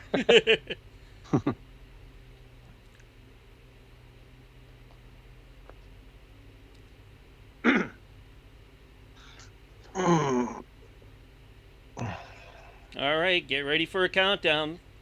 5, 4, 3, 2, 1, and you're live right now. Welcome back to hour 2 of the Censorship Sucks Roundtable Radio Show Wednesday night edition, where it's our honor and pleasure to have each and every one of you out there listening in. And we do our best to respect that by giving you all the best news, all the best times. Really, just make this the fastest 3 hours of radio that your week is going to experience. So, let's dive into it with our guest tonight, Bullhorn Barry. I guess not so much guest, co-host. Mhm. Barry, you are doing a regular podcast series. So tell us a little bit about the videos you're making and what you're covering, and especially the most recent one. Yeah, the most recent one was on Jeffrey Epstein, and I was just trying to cover some things that maybe not everybody's familiar with. And one of the things that a lot of people may not be familiar with is that Steve Bannon actually had a sit-down interview with Jeffrey Epstein before he went to prison that last time and suicided himself. And apparently, from the sources that I've heard from, it was actually for 15 to 18 hours they interviewed him. So you know there's going to be some really good gold nuggets and some great information in those informations. The very fact that they would sit down with him for that long tells you he was giving him some info, because nobody's going to sit down for 15 to 18 hours and just drill somebody if they're not giving them anything. It's just a waste of time, you know? So that's going to be important, because that documentary hasn't come out yet. And that documentary is called The Monsters, The Life of Jeffrey Epstein with the Global Elite. And I've got the trailer in the podcast as well. And it's almost impossible to find. You won't find it if you search by the title. You have to do some really creative searches to find it. It's almost like it's been buried. I don't understand why. Now, according to Alex Jones, it's supposed to come out sometime in the very near future. So that might be in 2024. That might be in 2025. I don't know exactly when. Nobody's giving any kind of dates for some odd reason. But maybe they're waiting for the right moment, because with all this Epstein disclosures and court documents coming out, maybe they're wanting to drop it at just the right opportune time, to just let it be one drop after another, if you know what I'm saying. And Megyn Kelly, as we've talked about before, also said that she said that we might be hearing directly from Jeffrey Epstein in the very near future, like within the next year. Mm-hmm. And does that mean that he's still alive, or does that mean that she's just referencing the Steve Bannon interview or some other trove of information? I mean, man, this is going to be a great season of disclosure. And 2024 is going to be amped up like never before. I would say that 2024 is going to be a season of the whistleblower as well, because it's all going to tie in with the disclosures. And now that people can see that the tide is turning, that's going to embolden the whistleblower to come forward, because they're going to be like, okay, we're going to win this thing. So I'm not so afraid to come forward as I was maybe before. So I think the whistleblowers are going to come forward, because they're going to see that the tide is turning and they want to be on the winning side. And plus, people are seeing that America is going down the tubes quickly. And if they don't speak up, there will be no future for anybody. So the whistleblower, just out of sheer necessity, wants to speak up now. And so 2024, I do believe, will be the year of the whistleblower as well. Yeah, it's going to be interesting to see how that changes, given the backdrop of the DOJ, the DHS, FBI, CIA, all these agencies that are not about to turn the leaf and start saying, hey, you know, we respect whistleblowers. In fact, Snowden, come on back. You know, we're going to give you a medal and give you a, you know, yeah, you know, next to Bernie Sanders. Yeah, that ain't going to happen. The whistleblowers will be persecuted, but I still think they're going to come forward, because that's sort of the trend that we see happening already. You even see it happening in Hollywood a little bit. Some of the whistleblowers are coming forward in Hollywood. Some of them in just subtle ways, you know, just like even at the Golden Globes the other night, the comedian, the guy that was hosting the show, I believe, he was talking about the pedophiles. I mean, that's crazy. He goes, I can't believe I'm in Hollywood because I'm not a pedophile. I mean, literally calling out the Holly weirdos for possibly being pedophile, or some of them at least. Yeah. And that's right in their, that's in their front yard, doorstep doing that. You know, that's as in your face as you can get doing it at the Golden Globes. Oh, yeah, on national television on top of it. And the most ironic thing of all was they laughed at it. They thought it was funny. Who would laugh at something like that? That would, if I was innocent, which I am, I would be pissed off about that. I wouldn't think that's funny. Now, where can people find your podcast? Because you said the trailer for this Steve Bannon interview, 18 hours with Epstein, is nearly impossible to find, but you in your video. So where can they find that video? Yeah, they can find me at on minds.com is where I'm at on social media. And just do a search for Freedom Fighter Victor. And that video is pinned to the top of my page. I believe it's the third post down. Mm-hmm. A couple other podcasts I've done fairly recently, but hopefully in 2024, I would also mention that when they go to your page, when you go to anyone's page on that site, you can either look at all their feed or their images or their videos or, or media, so if you click that media, you're going to get all the different podcasts and whatnot that you put up. It'll be an easy place to find all of them. Yeah, and you don't have to be a member of minds.com to actually look at somebody's content. Now, you won't be able to interact if you're not. You won't be able to comment or like or dislike or anything like that. But you can definitely view it. You don't have to be a member. Check it out. Yeah, that's annoying. Like, I get that on Facebook all the time, that I have to log into some account I haven't used in a decade to see a post. It's like, no, goodbye. Yeah. I know exactly what you're talking about. So at least Minds did it in a really cool way. So anybody can kind of check it out if they want to, and not have to commit to being a part of it if they don't want to be. So these 15 to 18 hours, I mean, in my head, I want to picture them sitting down one day for 7 in the morning till midnight, or, but no, it probably happened over at the minimum several days. At the longest, it could have taken a year to get that many hours together to sit down and ask questions. You know what I'm saying? Yeah, I was unable to find a lot of details about it. I heard World Media Alternative, which you can find his work on band.video, as well as BitChute, Rumble, and other places. He said it was 15 hours worth of, sit down time. And he didn't say over what period of time that took. It probably took more than a few days, I would imagine, maybe 2 or 3 hours at a time. And then, of course, Jason Burma said it was around 18 hours. So I just assumed probably 15 to 18 hours. But yet none of that's confirmed. I don't know that for a fact. But I would consider World Alternative Media and Jason Burmas, who was the director, filmmaker of Loose Change, as well as The Invisible Empire, The New World Order Defined. Those are great documentaries. Anybody can watch them for free. They're just online pretty much everywhere. Rumble, BitChute, maybe even YouTube if they hadn't taken it down. You know how YouTube is. They don't want anything that's the truth getting out there.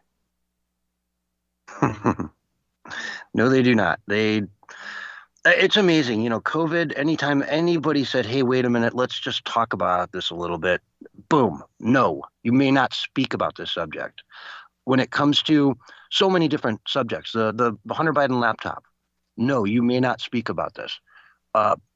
It goes on and on and on. I'm surprised they're even letting us discuss the $20 million that Joe Biden has received from foreign agents, allegedly by Comer, from, for basically setting policies. Like, why is the border wide open? Why does every Democrat not have an issue with our border being completely wide open? I mean, even in New York and Chicago, they're screaming bloody murder about how they need to start like forcing their citizens to house illegal immigrants because there's nowhere else to put them. Mm-hmm. It's ridiculous. CS, did you see where there was a school? Go ahead. Mm-hmm. Yeah, I was just gonna interject real quickly. Shutting it down. Go ahead. No, go ahead. I was just going to interject on kind of what you were saying there. I don't know if you know this or not. You probably do, but there was a school that they emptied it out to put in the migrants, the illegal immigrants, people out of school, children. This is getting ridiculous, folks. Next thing, and they're saying, hey, we need you to house these people. What person is going to house some stranger? Are they asking us to turn it as insane as they are? What is wrong with these people?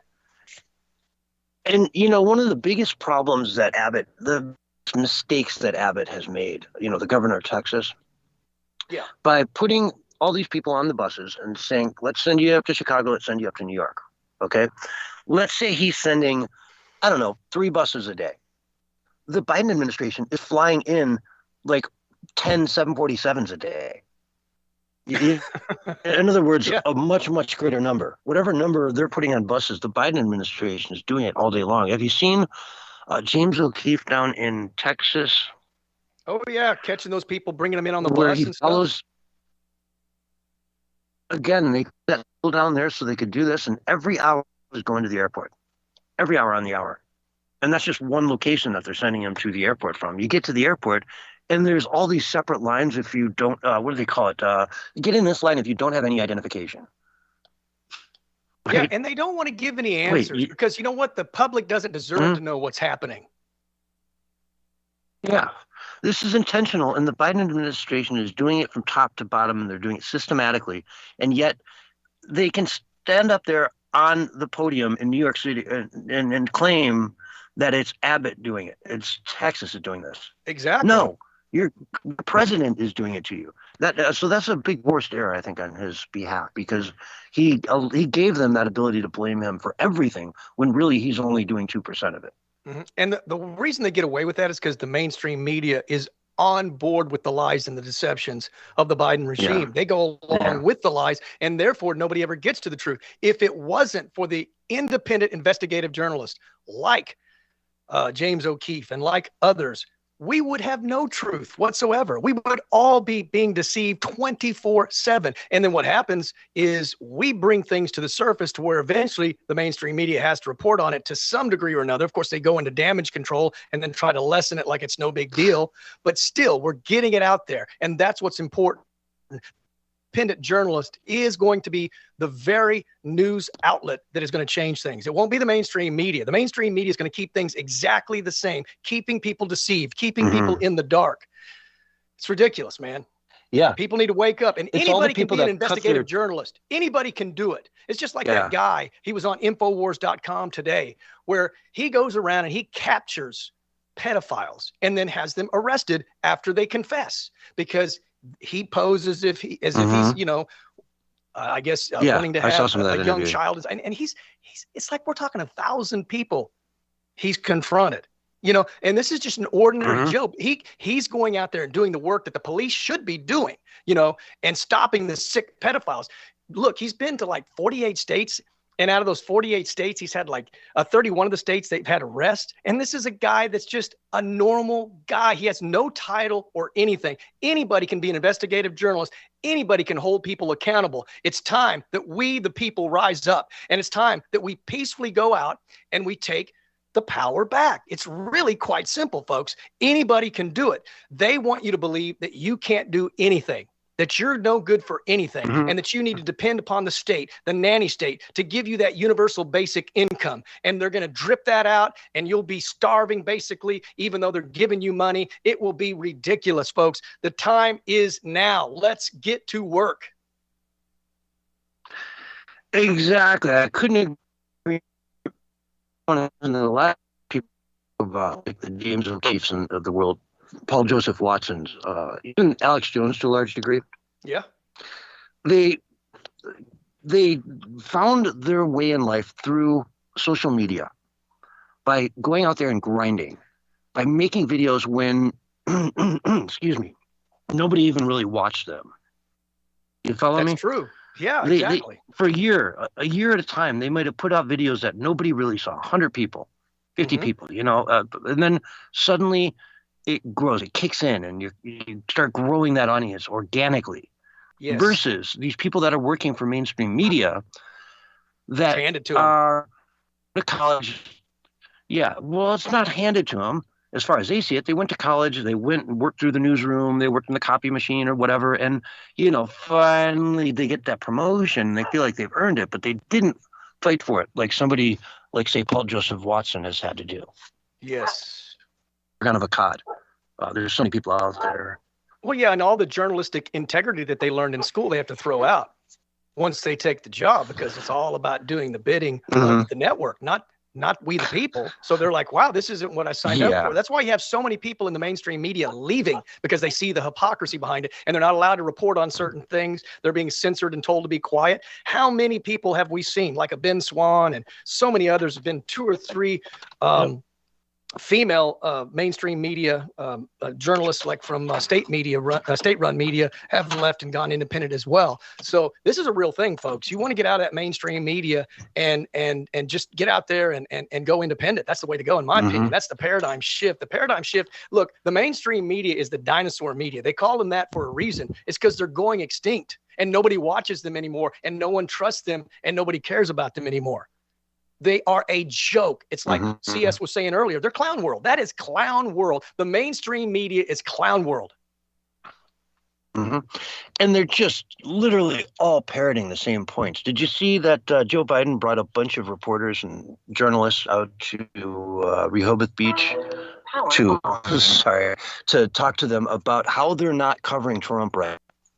How they're not doing it right. They don't see the vision that is the truth. And you all need to come here so I can show you the truth, so then you can report on the truth. I wield the truth, right? Yeah, you're doing it wrong, guys. You're doing it wrong. Let's come on, Jack. Let's you want to be together. A reporter, don't you, Jack? It's one big club, man. Yeah. That's what that is. Hey, you scratch our back and I'll scratch yours. It's not about, hey, everybody gets to have their free opinion and everybody gets to do, real thorough investigation and draw their own conclusions. Like, no, we'll teach you what to do. And that's what Obama did. Obama passed that law to make propaganda by the government legal, to where they don't even have to tell you it's a propaganda piece. At least before, they had to have a disclaimer at the bottom saying this was a paid government sponsored news piece. Now they can just run it as if it's real news, and it's actually fake news, government propaganda. That is not real news, folks. Yep. You are being deceived. And I get told from people that I know all the time, stop calling it the fake news. No, I will not stop calling it the fake news, because that is exactly what they are. The alphabet media is fake news. And that includes Fox News too, by the way. Yeah, I can't. You must be great in real life. At your family dinner. Yeah, when everybody from out of town comes in and all that, you must be a lot of fun. I would love to sit there and watch that. I'd be laughing the whole time. They don't think I'm so fun, but the fake news. That's why you think that way. It's like, oh God. Anyway, here we go again. Yeah. But no, it's important, man. It's important. You got to get the word out. And look. Hey, you're kind of famous. Just, I'm not bragging on you or nothing, but you're kind of famous. Well, look at Alex Jones. I mean, how many things he's been right about, and oh yeah. What was it that Aaron Rodgers was saying the other day? He said, hey man, if they want to call me a conspiracy theorist, that's fine, because the last few years, a lot of conspiracy theories have turned out to be absolutely 100% bona fide truth. So Hey, call me a conspiracy theorist all you want. They seem to be more accurate than the fake news. They do, though, don't they? I think so. It's funny how that goes, you know? And yeah, if you're for the a truth, you're not going to want to is just censor a every news opinion. that's 6 months ahead of its time. Yeah.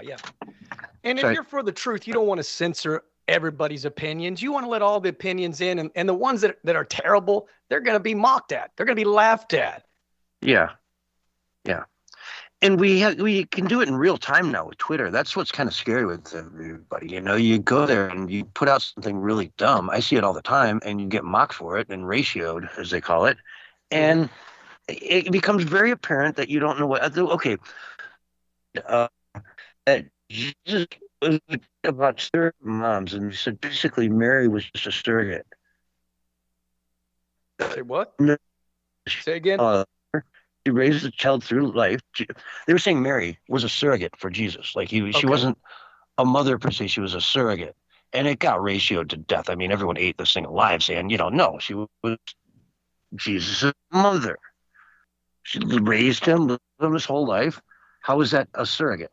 Like, I don't know. Insanity. It was an example I bring up just to say that these things do get destroyed in minutes flat when you say something dumb out in the public square. And it happens as the now versus that saying, which is probably 100 years old, you know? Mm-hmm. Well, they're trying to treat us like children, like we can't think for ourselves, and you can't draw your own conclusions. You can't think for yourself. We need to do that for you. And that really is the very concept of propaganda that Edward Bernays talked about. You know, he said, the masses are not smart enough to be able to think for themselves. So we need to think for them, and we need to act for them, and, tell them what to say, tell them what to believe, tell them what to do, tell them what to buy. And even his own family didn't even like him. A lot of his own family members did not like Edward Bernays because he was a monster. Allegedly. Nah, he's probably a monster. Allegedly. Anyway, folks, we got to go to break. We'll be right back after this. All right, we're on radio break.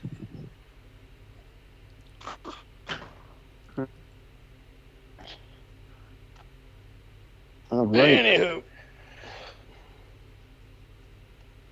Oh, God, that puts us to the halfway point, doesn't it? Is it? Oh, okay, cool. That's a lot of radio. I got my jog in on Monday, man, and it rejuvenated me, but I stayed up kind of too late last night, but I still feel okay. I wish I'd gotten to bed a little bit earlier, but man, I went a bunch of days without a jog, and I was so lethargic, man, that I went out and got a jog, and I felt so much better afterwards. It's like a kickstart to me. It's like, I don't know what's like jumper cables put on me.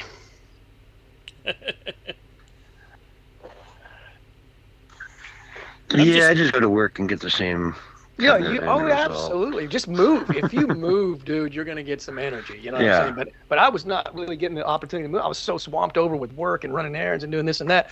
I really wasn't getting a chance to move like I needed to. So I just made myself go out and jog. I didn't even jog real fast. I just wanted to get the jog in, and it made me feel a whole lot better. I was like, man, that's what I needed, Yeah. I kind of want to start out strong this year and exercise regimen if I can, if at all possible. Last week I only got in one jog and one hike, but this week I'm on par so far. I mean, I've gotten either a jog or a hike in every day so far, but it's kind of can't always squeeze it in.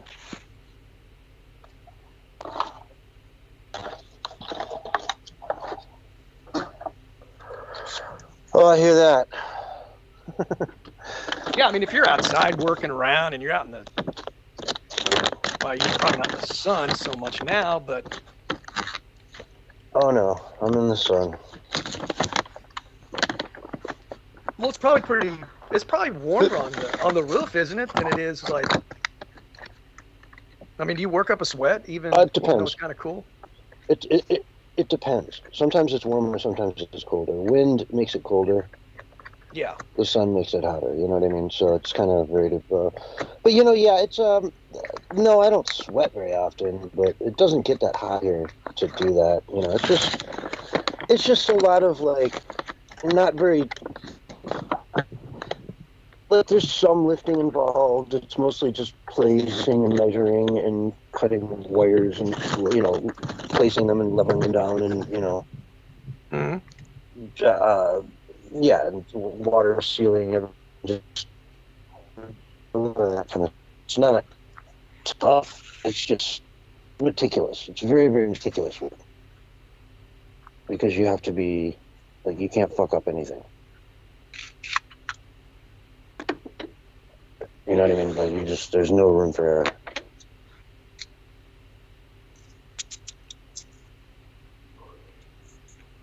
Oh man. I'm ready though. I'm ready for more, man. I just had to sit down for a little bit. That's all. And I'm gonna have to take the tree down this week. It's about that time, you know what I'm saying? Hate to, kind of like the tree, to be honest with you. Yeah. I know a lot of got the lights on like, tonight, right now. Got the little big tree on. I got the little tree on. The lights.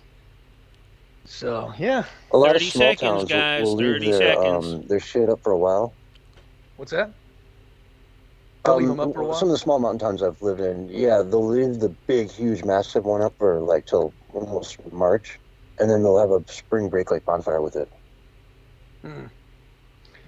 Well, as much doom and gloom as there is, a little Christmas tree kind of helps lighten the load. And April, here's not your March, countdown. April. 5, 4, 3, 2, 1, and you're live and on the radio side right now. Hello and welcome back to hour 2 of the Censorship Sucks Roundtable Radio Show Wednesday night edition. Tonight, Barry and I are hanging out, talking about everything going on in the world, and we are so happy to have each and every one of you out there listening in. And keep in mind that we're also on the air live every Sunday night at 9 o'clock p.m. So please do come back and check that out. So Barry, how's it going, man? Good, man. Real good. Yeah, I was just saying, I got the Christmas lights still on. Yeah. So, you know, just trying to stay in the whole just cheerful, joyful mode, you know, with all the chaos all around. I want to keep my mindset strong, you know, be hopeful, peaceful. You know how it is. Yep. I do. And so you still got your tree up? Yeah. I got my big 8-footer up, and I got a little, 2-footer as well. So I think we should take a moment to say, when is the proper day to take down a Christmas tree? Is there what do you guys do out there at home? Do you leave it up for another month, or is it down on January 2nd? Yeah, that's a good question. I know that some people celebrate the 12 days of Christmas, and I know that goes into January. That may be over now, but so I know that, at least that long. But there was one year I left it up all year, but don't tell anybody. Didn't always turn on the lights though, because that was a little weird, and if I did, I'd shut the shades. But anyway, I digress.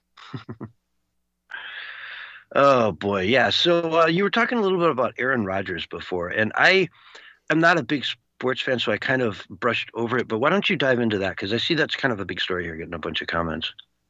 Oh, you mean what he said about Jimmy Kimmel? That thing, or? Aaron Rodgers canceled. Pumped Pat McAfee gives cowardly explanation as to why Jets quarterback is suspended from his show following Jeffrey Epstein list comments. Oh, yeah. Well, he never suggested, he never said, I can't say he didn't suggest, but he never said Jimmy Kimmel was on the list. He said people like Jimmy Kimmel might not be too happy about that list. And honestly, I could see where that would be true because most of the Holly weirdos don't want that list to come out because perhaps some of their friends might be on that list. Not necessarily Jimmy Kimmel, maybe somebody else or somebody else that they know. Exactly. Maybe a boss. I mean, look, man, the pedophiles are being exposed everywhere, man. And it's in the news like every day. This idea that they're not rampant and everywhere is a deception, man. This is a real problem. And the left is promoting it as if it's something normal. They call it minor attractive person. And I believe it was this Salon said something about how conspiracy theorists are hurting victims by calling minor attracted people pedophiles. No, that's what they are. They're pedophiles. I don't know how that's hurting the victim. When you lessen the crime, that's what's actually hurting the victim. The left is deranged, man. I mean, I don't believe that most of them believe this nonsense. They can't. If so, they're completely brainwashed, man. And I truly and sincerely feel sorry for them. I mean, if we can't protect our kids, we cannot protect anybody. And I saw just the other day, it was in I believe it was Breitbart.com. You can probably still find it there today if you do a search, if you're listening right now. Another female teacher that was having an affair with one of their students. This happens all the time. It's not just women, men do it as well. But this is like, it's getting out of hand, man. Completely out of control because we've lost the moral fiber in our nation, and pretty much anything goes when anything shouldn't just go. You know what I'm saying? I mean, we need to have some boundaries and we need to protect our children. I mean, it's ridiculous. In fact, one father is being charged because he knew about his son having sex with his math teacher and didn't do anything about it and encouraged it. And he's being arrested for it, for like child abuse or something like that. I mean, this is the insane world that we live in. And these are facts that I'm telling you folks. You can go research it for yourself.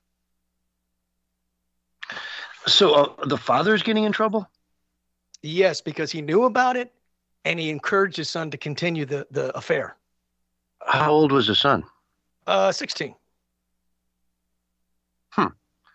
Now, I don't know when, though, it started. It may have started before that. I don't know, but that's just what I recall reading. So maybe that's when it started as well. I can't be for sure, but anybody can go look that article up and read it for themselves and get all the details. But the moral fiber in our country is gone, man. And anybody that has moral fiber is being demonized as an evil person. It's really the upside down, man. It's totally insane. And if you can't see it, there's something wrong with you, man. Something completely wrong with you. I'm calling all you lefties out that are a part of that. You know who you are, and you better come out of it, man. Because, man, you're going to be held accountable by a court of law if you keep it up. Crime is illegal still today, even if you think you can get away with it. Yeah, it is on one side and it's not on the other. And it's a really two-tiered system that we are living in. It's very obvious to anybody watching, and to those that are on the other side of the aisle and think it's kind of cute and funny. Well, good luck to you when the pendulum swings. That's what I'm saying. You put it in better words than I did, but that's what I'm saying. I mean, the pendulum will swing your way too, bro. Not just, and the thing of it is, you guys are accusing people of doing things that they're not doing many times. I don't want to see anybody being convicted they didn't do, no matter how much I hated that person or disliked that person, because I really don't hate anybody. But as much as I would dislike somebody, I would not want them to be wrongfully convicted or accused of anything, because I'm a real human being and I care about everybody. Now, are you the same way? Exactly. Yeah, well, it was Ben Franklin who said, it's better to let 10 guilty people off than to put one innocent person in jail. There's always sort of been that. It's a massive injustice, is it not? It's a massive injustice for an innocent man to go to jail. And there's been people who go to jail for 40, 50, 60 years, and then they get released finally after they get acquitted, after they get exonerated because of DNA testing or something like that. It's almost better to have those 10 guilty people get away with it, so to speak, through a trial and all that, than to have that one innocent person actually go to jail and do time for that. So, that's a foundation of our government that should still stand. Some communities would argue that it doesn't work today and it's broken. Others would say, no, it's fine. And, we're right where we need to be. But our system is definitely two-tiered. And I think a lot of that is to throw it in people's faces to say, look how two-tiered it is. Finally, you see it. It's been that way for some minority communities in this country forever, that they felt it was two-tiered, and the Black community for sure, I'm speaking for here to some degree, to say, hey, my brother went and got arrested for this, and boom, he's doing a year. This white dude, same thing. You know, Ray Epps got probation this week. You know, $100 in probation for going out and telling people we must go into the Capitol. Right? Yeah. Pardon my voice tonight. Yeah, and there was the text where he repeatedly, told, over and over, where he said he orchestrated it. He was, if you see that documentary, I encourage everyone to see J6, A Timeline. It is a free documentary. It is incredible. It is fair and it is balanced. So no matter what side of the political aisle you are, you will get some good information from watching it. It was eye-opening for me. But Ray Epps was many times on the front lines whenever the areas were being breached. So there you go. Here's a guy who was telling people to go in the Capitol, who said that he basically orchestrated it to, I don't have the exact quote, but you can go find the actual text that he gave to, I think it was his brother or something like that, or one of his friends or relatives. And that's available to anybody that wants to check it out. I think you can find it on Dinesh D'Souza's page. He's got that document where you can look at it and see the exact quote, but he did say he orchestrated it. So this is a guy who definitely played a big role in the whole thing, and he gets off basically scot-free. And yet people who did not even go into the Capitol. Had to be. In my humble opinion, he had to be working for the government that day. He had to be undercover, FBI, whatever, that was there to trigger things, to get things riled up so that the left could point at this and say, worst insurrection ever, worst day in America since 9/11 and all the crap they say about it. There were, without a doubt, at least a couple buses full of other federal agents, cops, you name it, that were there undercover, wearing MAGA hats, gearing up the crowd, riling them up. Mm-hmm. And then there was excessive use of force by the Capitol Police, dropping smoke grenades and blast, what do they call those, the concussion grenades, into crowded groups of people who really weren't pissed off and mad until they started doing that. Then they got really angry and it got really out of control. But before that happened to them, before they started raining tear gas on them, they weren't anywhere near as pissed off as they were after you did that. I mean, think how that works, right? You tear gas a bunch of people and they get really pissed off. Wow, who'd have thought that would ever work that way? Yeah. And if you watch that J6, A Timeline, you'll find out that protocol was broken on many different occasions as well. So they didn't do it the right way. And another thing is, you can see the videos where some of those people were very, I would say, from my opinion, anxious to throw that tear gas into the crowd, and they were being told, no, don't do that. Don't do that. That's not helping the matter. Plus they had a wind problem that day where it was actually blowing back on the police, and then they were having to give up the ground that they had to hold back the protesters. So the whole thing was a major debacle. So anybody that really wants to know the truth needs to see the J6, A Timeline. I would encourage Democrats, if you're out there listening to this right now, go watch it. Go see for yourself the full truth, because this is a timeline, and you get 4 or 5 different camera angles inside what's going on, exactly the same time of what's going on outside. It is an incredible documentary. I think it's only about an hour and 8 or 9 minutes long. I watched it. I was moved by it, and it did solidify some things, but it also let me know there were some bad apples in there. But the crowd was definitely agitated. I watched that video as well, and I was surprised. I walked into it thinking it was going to be more one-sided, just telling the Trump side of things. But it actually was very, very balanced. It was very fair the way they covered everything. They showed the honestly, I would, if I kind of was hoping it wouldn't be so fair and balanced, part of me, I wasn't expecting it to be. Come on, it's like, come on. Yeah. But no, at the end of the day, that's what we all want, is just fair and balanced and the truth. And the people that committed crimes, let them be held accountable for it. But people that just did hardly anything and didn't do, but walk around, like the shaman. I mean, give me a break, dude. 2.5 years in jail. He got let out because of good time while he was in jail. That's why he got out early. Otherwise, he'd still be in there. So it's like CS was saying. He got out right when Tucker Carlson released that video of him walking through there, right? And he was being escorted by cops, shown the way, doors were open for him. They pointed down the hallways to go to and all that stuff. So to say that he was like anything other than a welcomed, invited guest into there that day is what got him out. You know what I mean? The video of him walking down the hall, pretty much arm in arm with the Capitol Police, who are escorting him, showing him the way to where he wants to go. Yeah, there was no It's insurrection to so overtake the incriminating. government. It's There was ridiculous. no insurrection to overtake the government. That never happened. And I remember reading in the mainstream media where they said armed men and women went into the Capitol.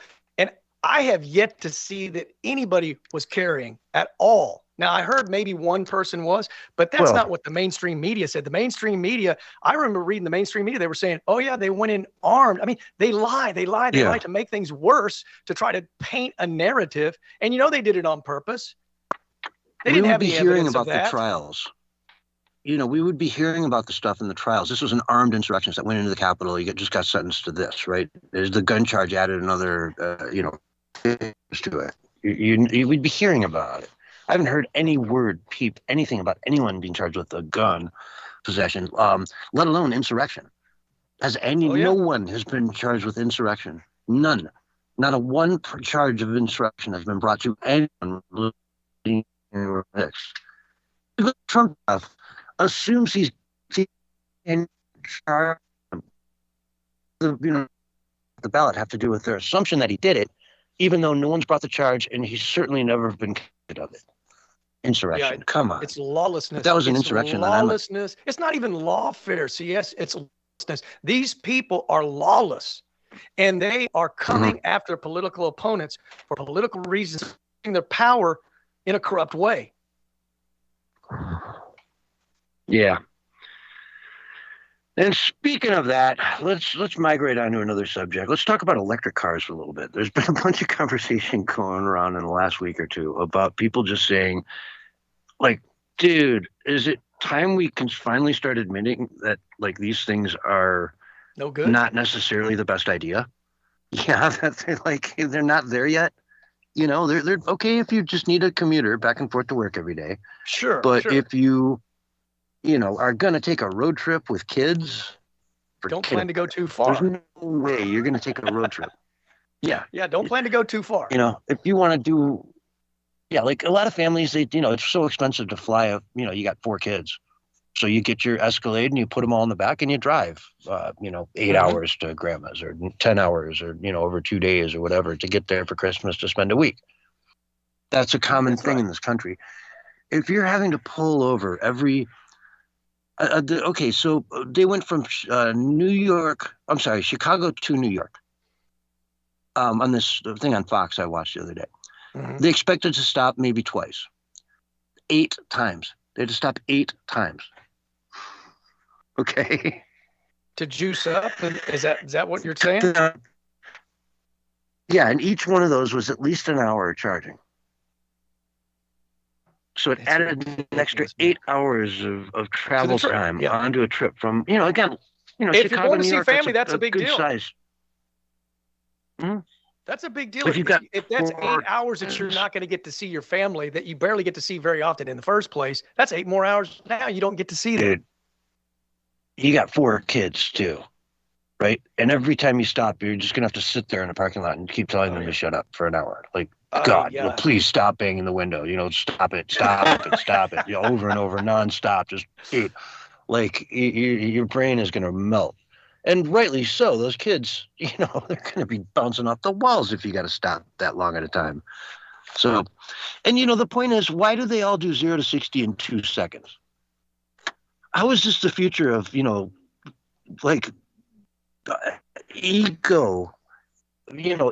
mode? When these things really go mainstream, the eco mode, you're going to be stuck in eco mode. If you have a really high score, social credit score, you might get sport mode for 15 minutes a week where you can go and go, "Wee." But mostly eco mode, these things are going to be dogs. The dogs they were supposed to be. It's supposed to be a Prius, man. It's not supposed to be a Maserati. These Teslas are literally the Y models can beat Ferraris. On a drag race. I mean, they're just not offering us any really good solutions. The left just does not have good solutions. And it's like I said on social media, I said, don't kid yourself. We really are living in an insane world with insane people trying to micromanage every aspect of our lives in the most bizarre ways possible. It's idiocracy on crack. That's what we're in right now, folks. And that may sound a little extreme to you, but give it some time. Yeah. It's insane. There's this company, there's a car dealership up in Canada. I think it was a Hyundai. I'm not positive. I want to say it's a Korean car. Anyway, they go to the dealership up there in British Columbia, buy the car, it was $58,000. They go on the highway and hit a bump, boom, boom, like something like that. Wow, that didn't sound good, but we should be fine. They drive to the dealership. Dealership says, okay, there's this little gauge we look at on the bottom, and if that thing's popped out, it should be in. If it's out, that means there's a problem with the battery. It's got to go. We got to get a new battery. $58,000 car, brand new, less than a year old, $60,000 for a new battery. Yeah. There's a couple cases of this so far. So they're going to total that car. They're going to total the car, total the battery, total all the minerals, total everything. Just there's no way that's green. But I don't know. Go ahead. Yeah, no. Well, and also, I mean, from what you're saying is it would have been cheaper for him just to buy a brand new car again. Well, pretty much almost the same price to replace the battery. I would assume that's what the insurance company would just say, okay, we'll do that, right? But there's still the deductible and all that. You're out of your mind. This is crazy. The fact that you're trying to go green and you've just thrown a brand new car into the dumpster because you hit a bump is staggering. Mm-hmm. And I don't know, man. Did you see they locked that one guy out of his car until he paid $20,000 for a new battery? He couldn't even get inside his car. It was locked up until he had his battery replaced. And I was like, wow. So I don't know if that has something to do with the, the agreement when you buy the car, but I mean, it's your car. You should be able to get into it, even if the battery doesn't work. It's weird. I've never heard anything quite like it. Now, let's take that scenario, but add one more complication is that you look in the window and you can see your wallet right on the dash, right in the all you got to crack the window. Then you got to crack the window. What other choice do you have? Yeah. I'm going to get my wallet. Yeah, I mean, seriously, what can you do without your wallet? It's got your credit cards in it. It's got your ID in it. Your social security card, maybe. Who knows? Well, Barry, we can have somebody come out and install a Tesla chip into your wrist right away that will work as effectively as your wallet anywhere you want to use it. Oh boy. So of course we'll track you and surveil you everywhere you go, but that's don't worry about that. It's one of the benefits of getting chipped. Yeah. A little later and suddenly you have the Neuralink installed as well. And you're in a liberal hospital. And I don't know. It's like UC Berkeley, and you can hear everyone around you. Oh, that would be. And they're just screaming in agony about how much they hate Trump. Yeah, Trump is the worst, racist. Rah, rah, ree.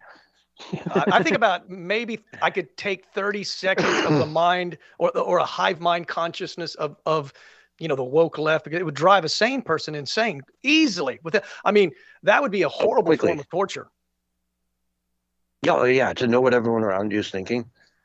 Lordy. Well, I mean, just because it's so deranged and delusional on top of it. And if you're completely and totally sane and have a sound mind like we do, that would drive a person torturous. I mean, imagine having those kind of weird, insane, delusional and deranged, mentally ill and possibly even evil thoughts inside of your head where you couldn't control it. Yeah. Torture. That would be torture. I mean, you would have to alter the way you think because everyone's thinking your thoughts. So you'd have to think, you'd have to become a hive mind. Oh, yeah, they'd stone you if you weren't woke. Wow. Yeah, you couldn't look at somebody and go, whoa, God, you're ugly. Right? It'd just be, right? Like, it'd set the neural link aflame, and everyone would just look at you as the horrible person that is a horrible person. I don't know, or whatever. Well, they'd send a virus into your brain. Completely change your brain. They would digitally stone you by sending a virus into your brain and kill you. I mean, because, they don't have to actually physically stone somebody. They wouldn't want to actually, partake in violence. They just would want to send a virus into your brain that would instantly kill you. Yeah, either way, it's not cool. I don't think it's literally the Borg, man. We all saw the Borg from Star Trek. This is the Borg. Yeah. There's no difference. We are Borg. We are one. I don't see how that doesn't turn into that. Well, And I don't everything want that it. they're doing right now And I don't is think any society would want that.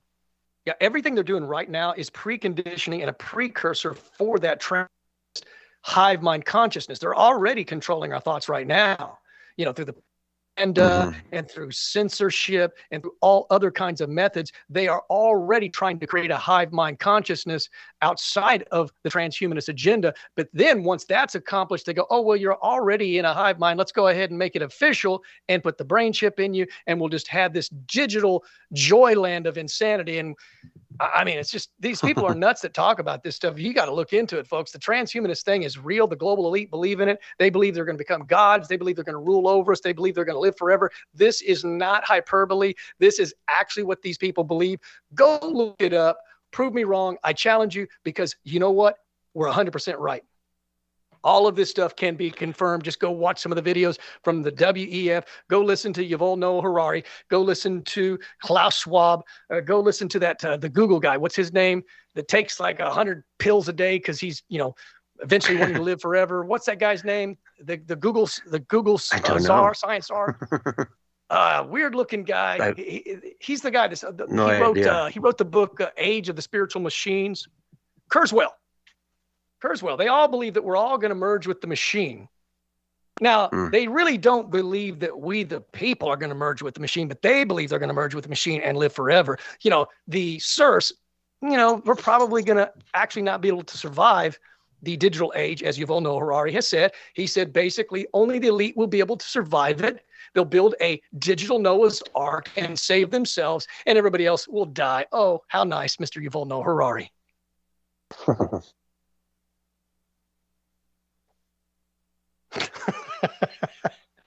Are you silenced on that, CS?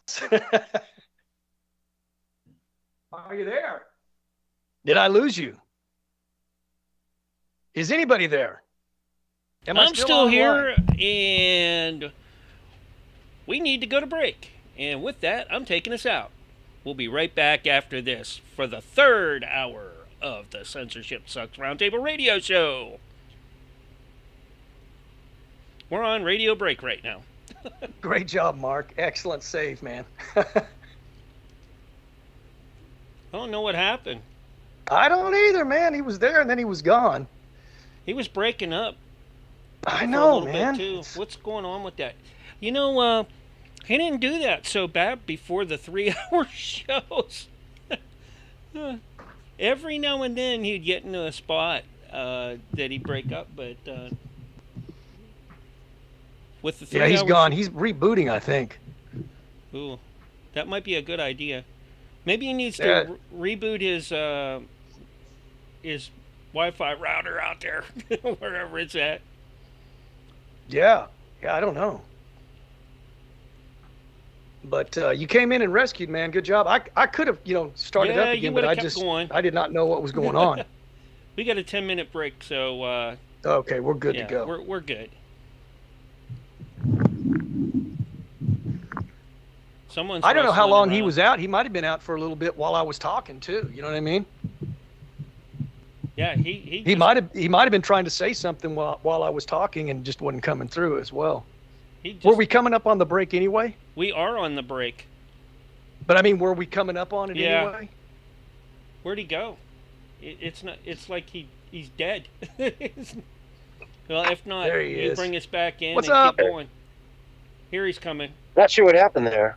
Yeah, me either.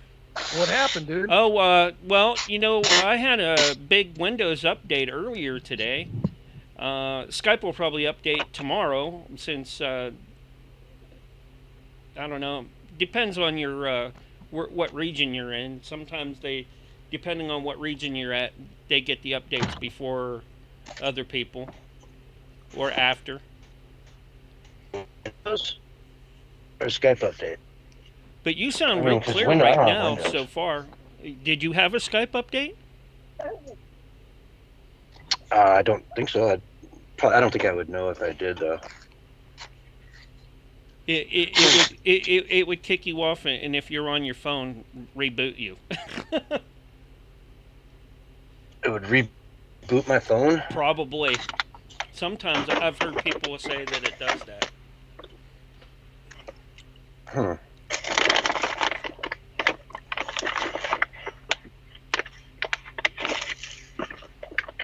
All right, hour 3 is just total casual mode. It's like we're, doing our after show. Cool. Yeah. I don't have. With a I'm break. surprised Yotivation and Dan aren't here. It'd be nice to have a couple more people in here.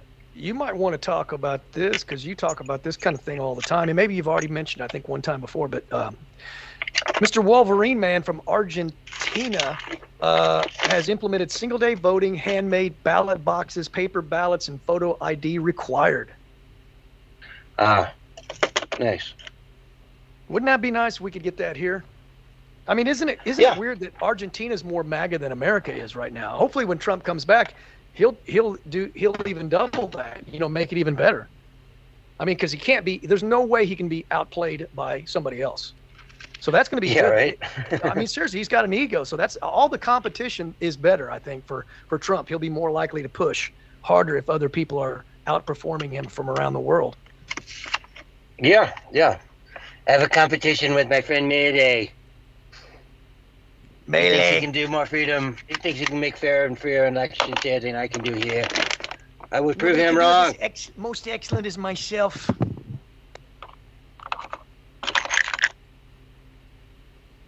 Sorry, I'm making noise. I'm digging through here, trying to roll smoke. Bear with me. Actually, let me move the phone over here. It'll probably make less noise for you. Are you coming through though, man? I'm impressed. You're coming through loud and clear. Can you hear me through the megaphone, the bullphone, the bullhorn? Yes, we can. Excellent. Mm-hmm. Is this pretty clear right here, ladies and gentlemen? Dropping you loud and Yeah. clear. It's good. You good? Okay, cool.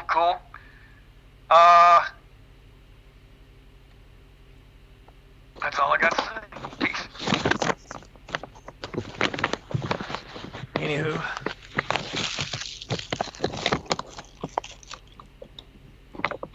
Melania Trump mother passed away. That was some Yes, sad news. Yeah. I know this one will fire you up a little. There was a lady in Iran who received 74 lashings in public for violating public morals by refusing to cover her hair. Yeah. Can Let's you bring believe that up, man, when we come back from break. Yeah. Keep that handy when we come back. Bring it up. that's barbarism, man. Isn't it?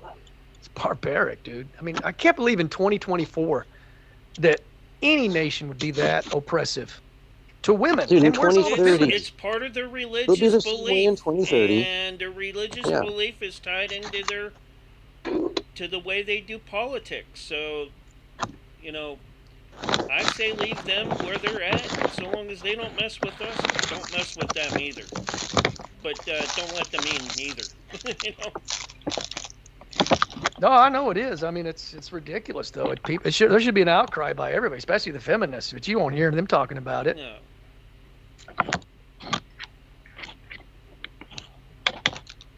Apparently, they want to go to Gaza and celebrate LGBTQ+, Oh boy. which would not go over well in Gaza. You know what I'm saying? No. Oh, man. I saw they're not- an interview on the streets out there with them about this kind of stuff, and boy, I mean, it was like dangerous to even mention this stuff. They're like, what is gay? Oh, you mean the homosexual? That is death. And they're more prick fans because they'll actually forcibly turn you into a woman. Like, if you're gay there, they'll forcibly cut your shit off and turn you into a woman.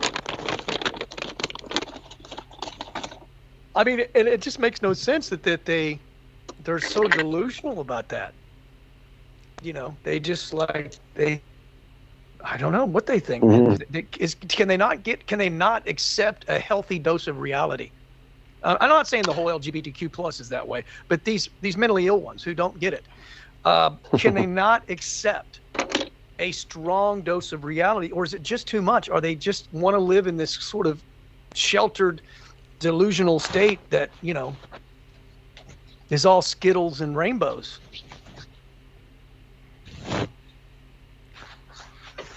That's what I'm saying. Can you imagine being inside a person's mind that thinks like that? It would drive you insane. Yeah. I mean, you want to get into Israel and Palestine on the radio here when we come back? We can do that. There's been all these. Too much. I don't want to. I don't want to talk about all the fighting stuff, but I don't mind talking about. I mean, you can talk about. Well, it's the same thing. It's exact same thing though. Like them stoning gays, whatever. It's like thing. It's why I support Israel over Palestine every day of the week, because Israel, it's safe, and if you're a gay person and they say you have to pick somewhere in the Middle East to live, you're going to pick Israel every time. I don't care what religion you're from. I don't care. Agree with that. You know.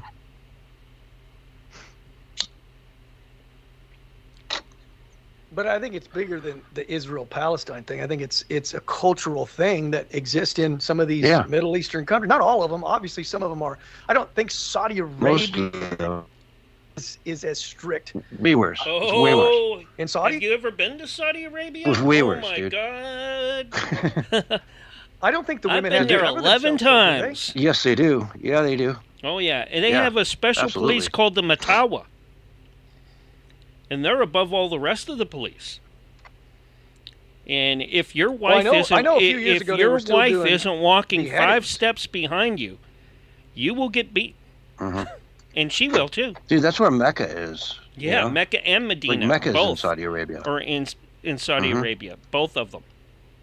Yeah, you think you can go to Mecca and like not cover your entire face as a female? No. But you know as well as I do that there's different brands of Islam. I mean, not every brand of Islam is that strict. So, but the ones that are, I mean, that's terrible, man. I think that's a violation of just 30 human seconds, dignity, fellas. And now, if the women choose to want to do it, that's different. Well, they do choose to do it. Well, only when it's an authoritarian rule. I mean, they could choose to fight the system. When they were freed in Iran, get ready for the countdown. The women that Here supposedly comes did 5, 4, 3, 2, 1. You're live right now. Welcome to hour 3 of the Censorship Sucks Roundtable Radio Show. Bonus hour, folks. We like to sort of hang out in this hour, invite some friends in. Hopefully some will be popping in here. I've got a couple of invitations hanging out there in the wind. And, we just like to chat and talk like it's sort of almost the after show, a podcast or something. We're a little more relaxed. Barry, you were talking during the break, and let's just start at the beginning of our whole conversation. So what, a lady in, what you said, Iran was lashed? Yeah, she received 74 lashings for violating public morals by refusing to cover her hair. 74 lashings for not. And this is Iran. Her hair. Yeah.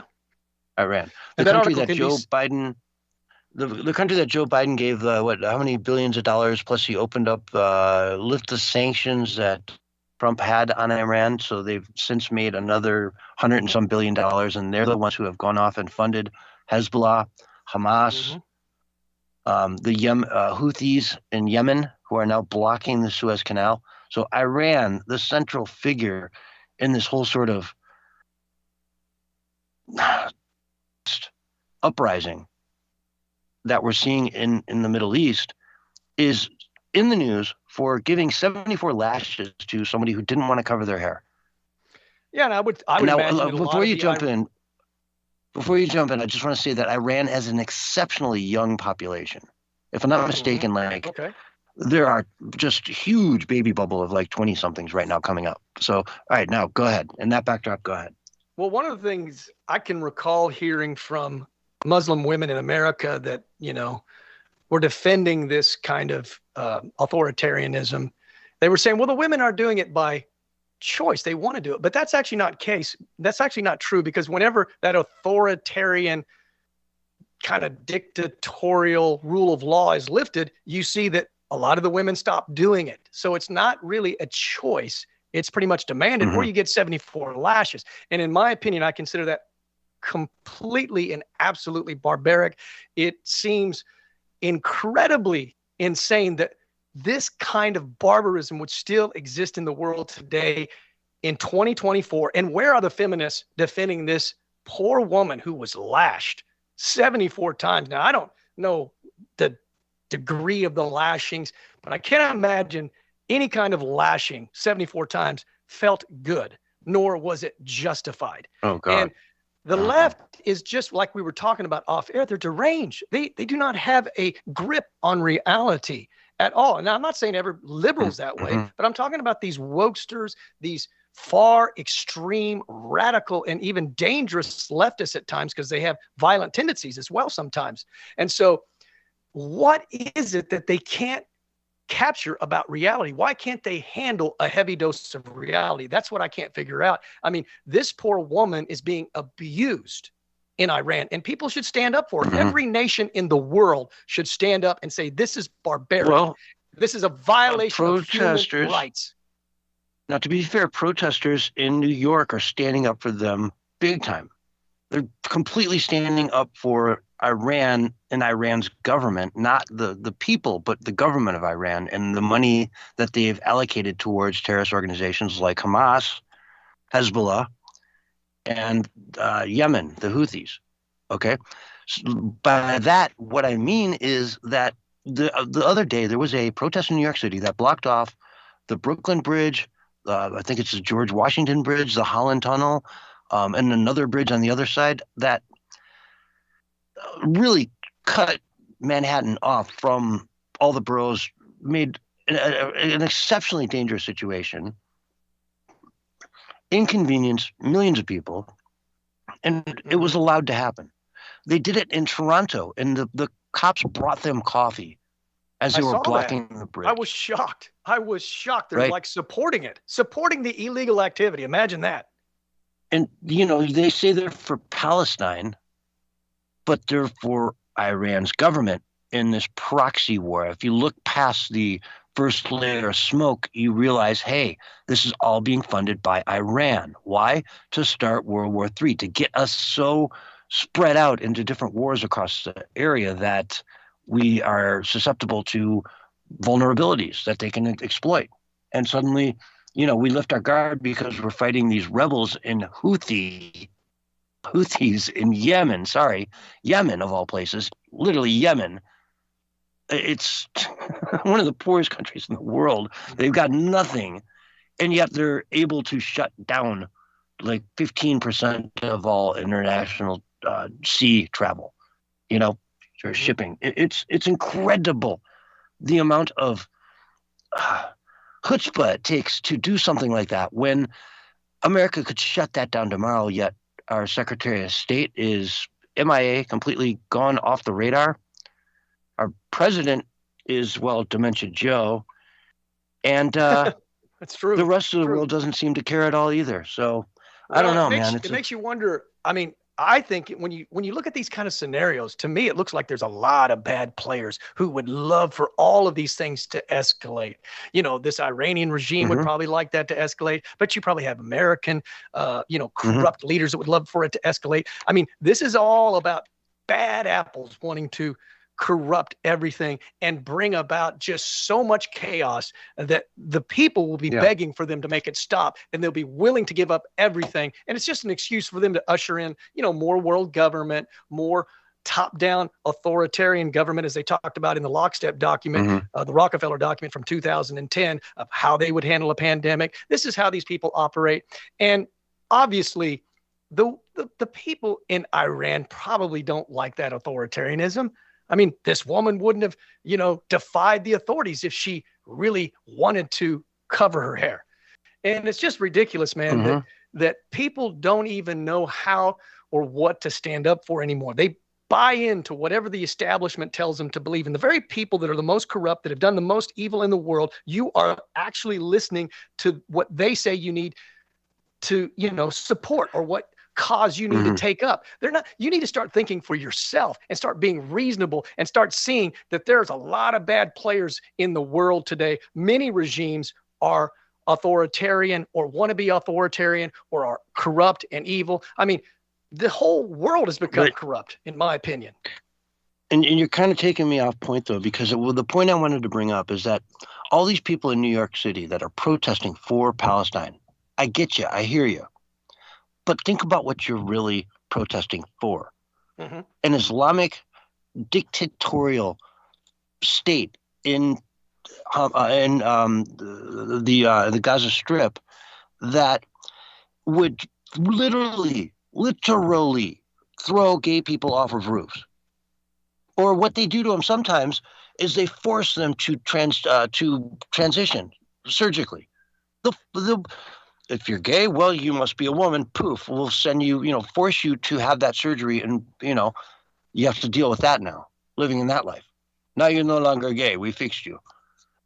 It's a very scary world that we don't even recognize. We as Americans have no clue what it's like to live in a place like Saudi Arabia, where every woman is covered from head to toe except for a little strip that they can look through over their eyes. That's it.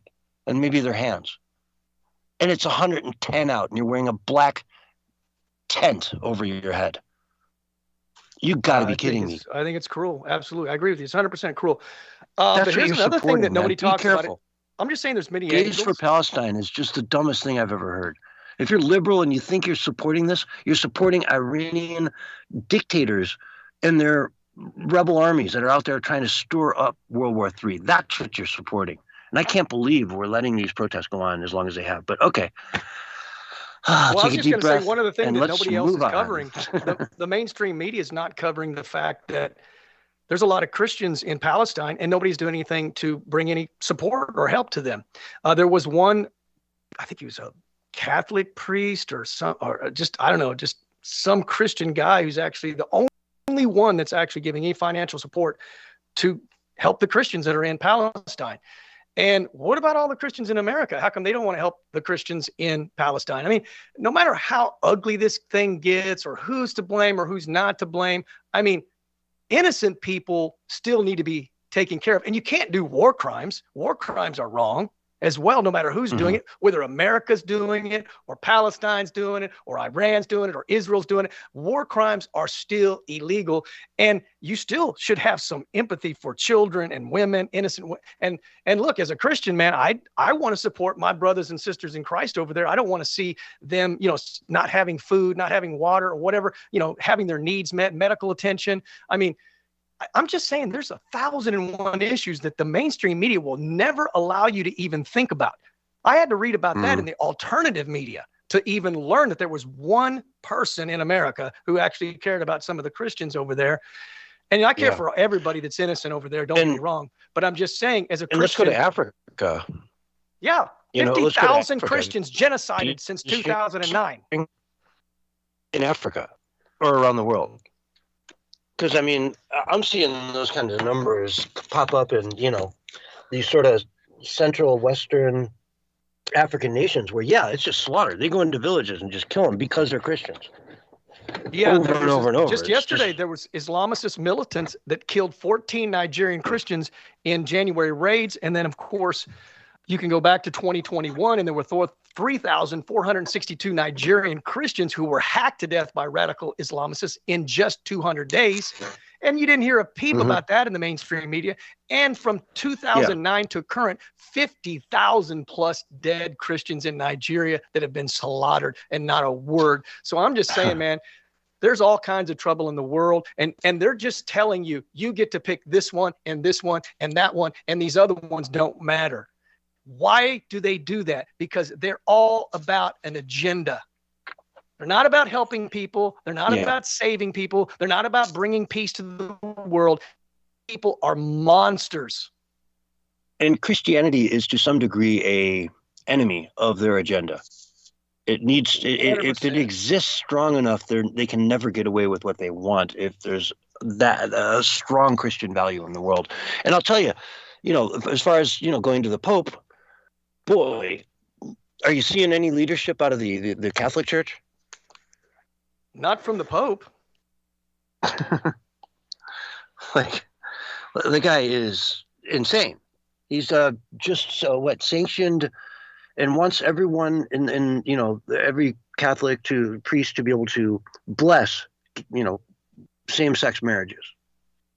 And there's a lot of blowback on that because it's very, very, very clear in the Bible the position of, the powers that be on those subjects. Yeah, I mean, this has been a Christian belief, fundamental belief for ever since Christianity started. So it's not like it's something new. It is now something new, but I mean, yeah, I don't think that a lot of Catholics are too pleased about a lot of the stances that the Pope has made. I mean, he's definitely for world government and he's for New World Order. These are things that I would say would go against the will of most Christians as well as most Americans. Mm-hmm. Now, let's talk religion. You talk about Christians and Catholics. So how do you differentiate the two? Are you like Catholics totally different than Christians, or they're brothers sort of, but it's different? Like how would you define the difference between the two as a Christian? Well, I'm a Protestant or whatever. So, I mean, I think that they have some weird beliefs myself. I think theologically they're incorrect on a lot of things. That's just my personal opinion.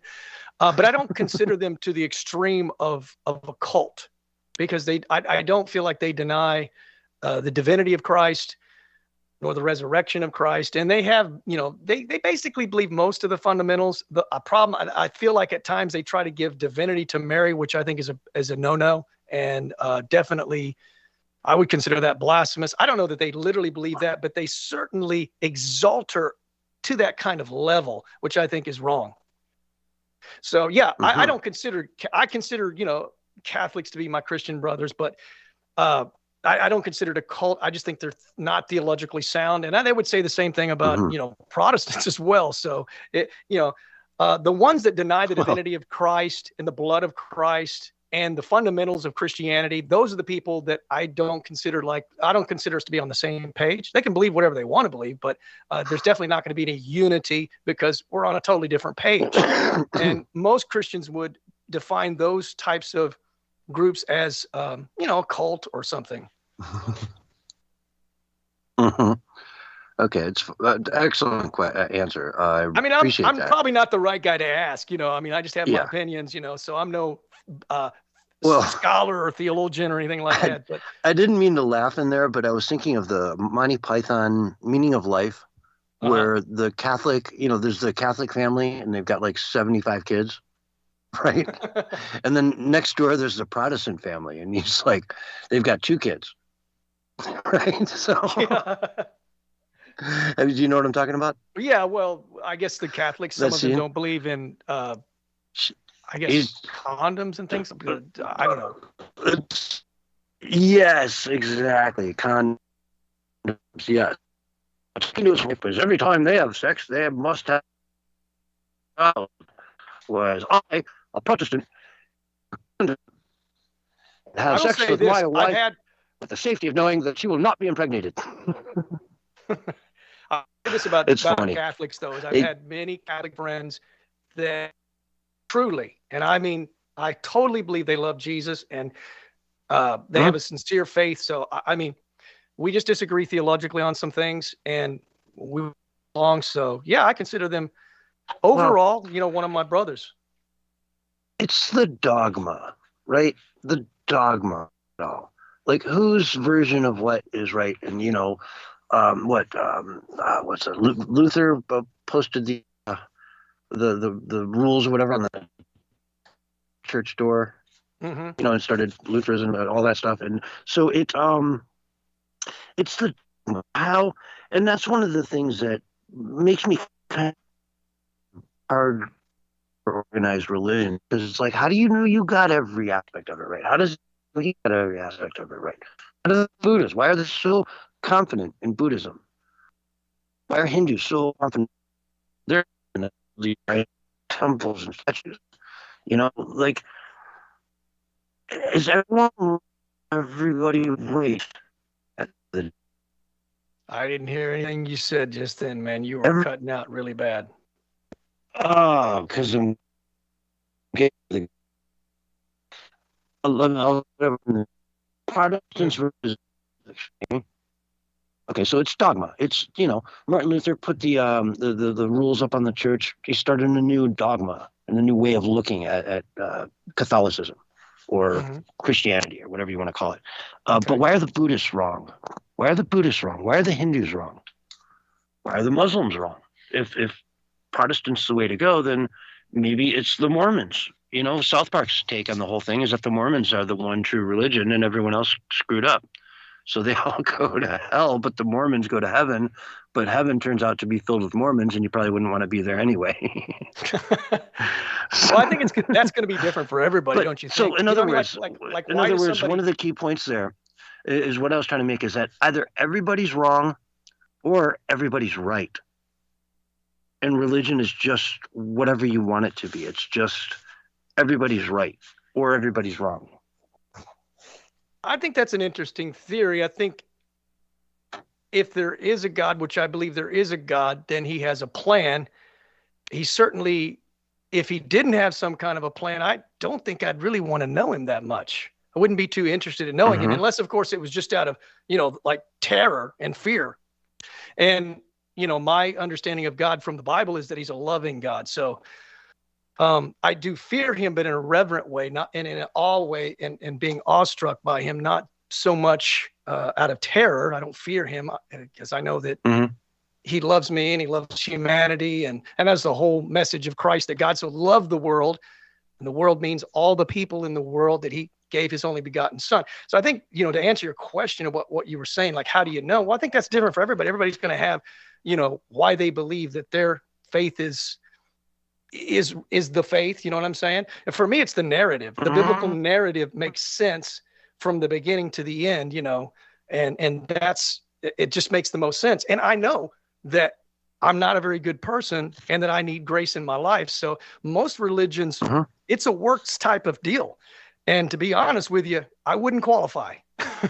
In fact, I don't think really anybody qualifies, because I think humanity is just that flawed that we need that grace that God gave through his son. And it's that narrative. And I think most people can identify with the cross because everybody realizes that 10 seconds to break, that we need forgiveness. Everybody needs forgiveness, and we need to give forgiveness to one another. All right. On that note, folks, we're going to go to break, but we will be right back after this. And trust me, we're not done on this subject. We're on radio break. Hey, that was kind of interesting, man. Oh, I'm only starting, man. I love being able to talk openly with people about stuff like this and not get mad. So many people get so worked up, man. You know what I mean? Yeah. So grabbing some water for the dog, though.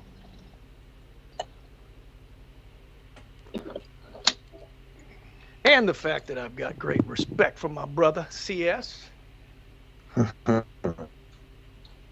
back at you, brother. I'm going to mute for a second, and I'll be right back.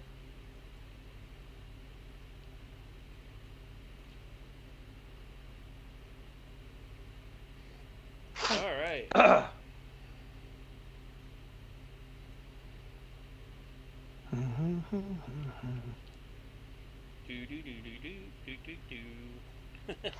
Dun dun dun dun dun. E.T. thing. Not yet. Remember the little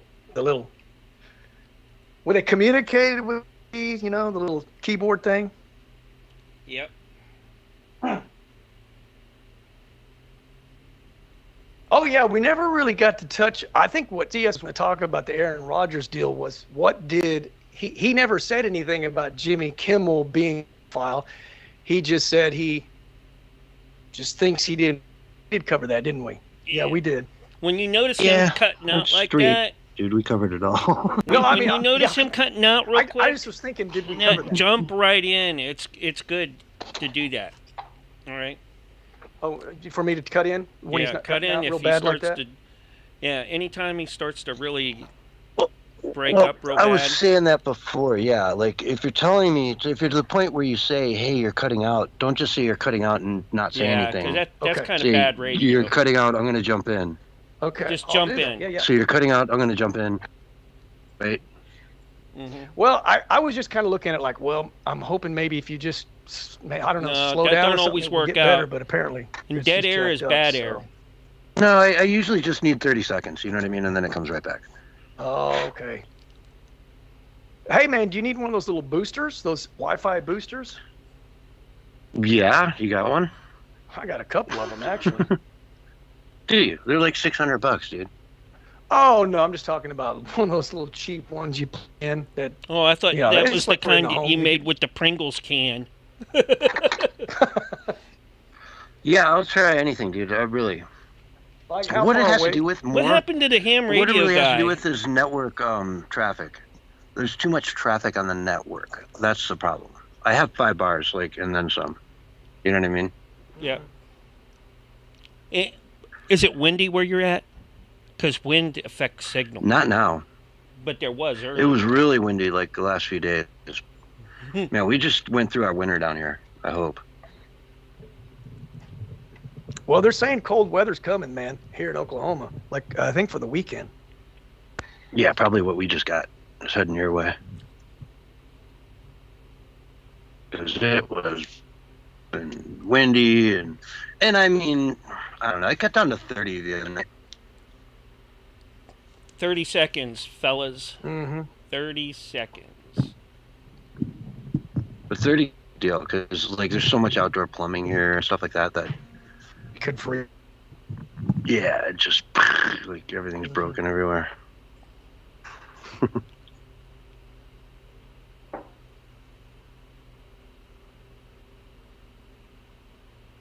And get ready for the countdown. 5, 4, 3, 2, 1. And you're live and on the radio side right now.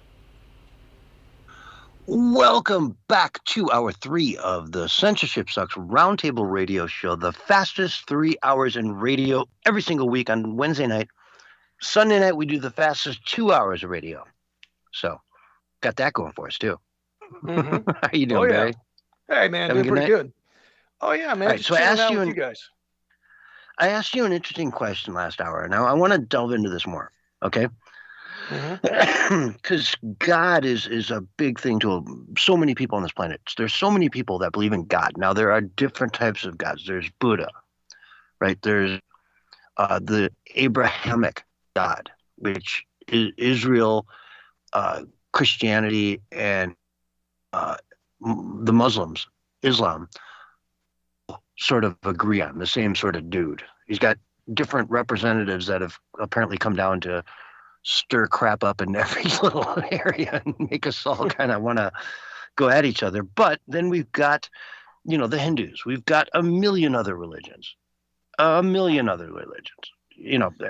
from, Native Americans and their spirituality to on and on and on. But I would say, again, either everyone's wrong or everyone's right in their way of doing things. To some degree, is there possibility out there that there's a God that says there's a million ways to worship me and I want you to explore them all? Or is it my way or the highway? I think that would make God a little schizophrenic since all the religions are not on the same page with a lot of things, So, yeah, I don't see how that would be cohesive, in my opinion. But yeah, just to answer it simply. Okay, so I could say that even in the Abrahamic religions, there's a lot of contrast and there's I've seen Glenn Beck make comparisons that in a lot of ways Islam could be argued to be the Antichrist, to the exact opposite, the antithesis of the Christian religion. You know what I mean? So, but yet they both claimed to be, from the God of Abraham. Okay. So is that stirring that up? Is that what you're talking about, stirring that up? And is that the same God? Yeah, I just don't see how they could be because I don't think we're on the same page with a lot of things. And I think that if there is a God, which I believe there is, I don't think he's manic. I don't think he's crazy. I don't think he's psycho. I don't think that, he thinks one way for this person and thinks another way for that person. And I kind of like the scripture passage that says that Jesus Christ is the same today, yesterday, and forever. And I know a lot of people will say, well, Jesus was the God of the Old Testament, but that's seems to be a different God. But I just don't see it that way. You're looking at two different, I guess, dispensations, I guess is the term I'm looking for. You had the law, before Christ, and then you had grace and truth with Christ. And if you look at the New Testament narrative, the Apostle Paul says that the Old Testament was simply there to point us that we're all sinners. And it was always, from the very beginning, the goal of God to bring Christ into the world. And we have that at the very beginning of Genesis, where it talks about the seed of the serpent would crush the heel of the woman, and the seed of the woman would crush the head of the serpent. Well, that's what the Bible claims that Jesus did, was that he crushed Satan. In fact, in one particular passage, it says Jesus Christ came, he set up for the sole purpose of destroying the works of the enemy, of Satan himself. So it goes back to that narrative that I was talking about, and that continuity that's within the Bible. And the Bible in the Old Testament talks about Christ a lot.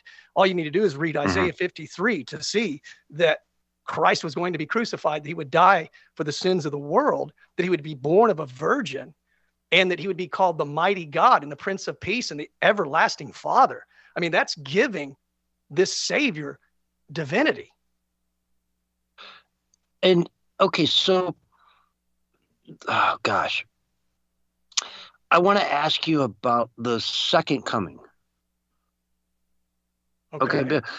Now, we would both agree that the Torah and the Old Testament are sort of intertwined. There's a lot of overlap, right?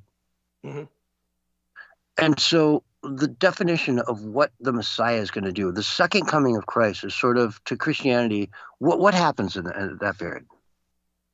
Well, I mean, it's kind of complicated, really. I mean, I think a lot of people don't even know what the Bible teaches about, the second coming of Christ and what heaven is, what eternal life is like. To be honest with you, I'm still studying and research. Probably not the guy to ask, but I get the overarching theme, which is that basically heaven comes down to earth, and that all of us who are followers of Christ will rule the nations with Christ.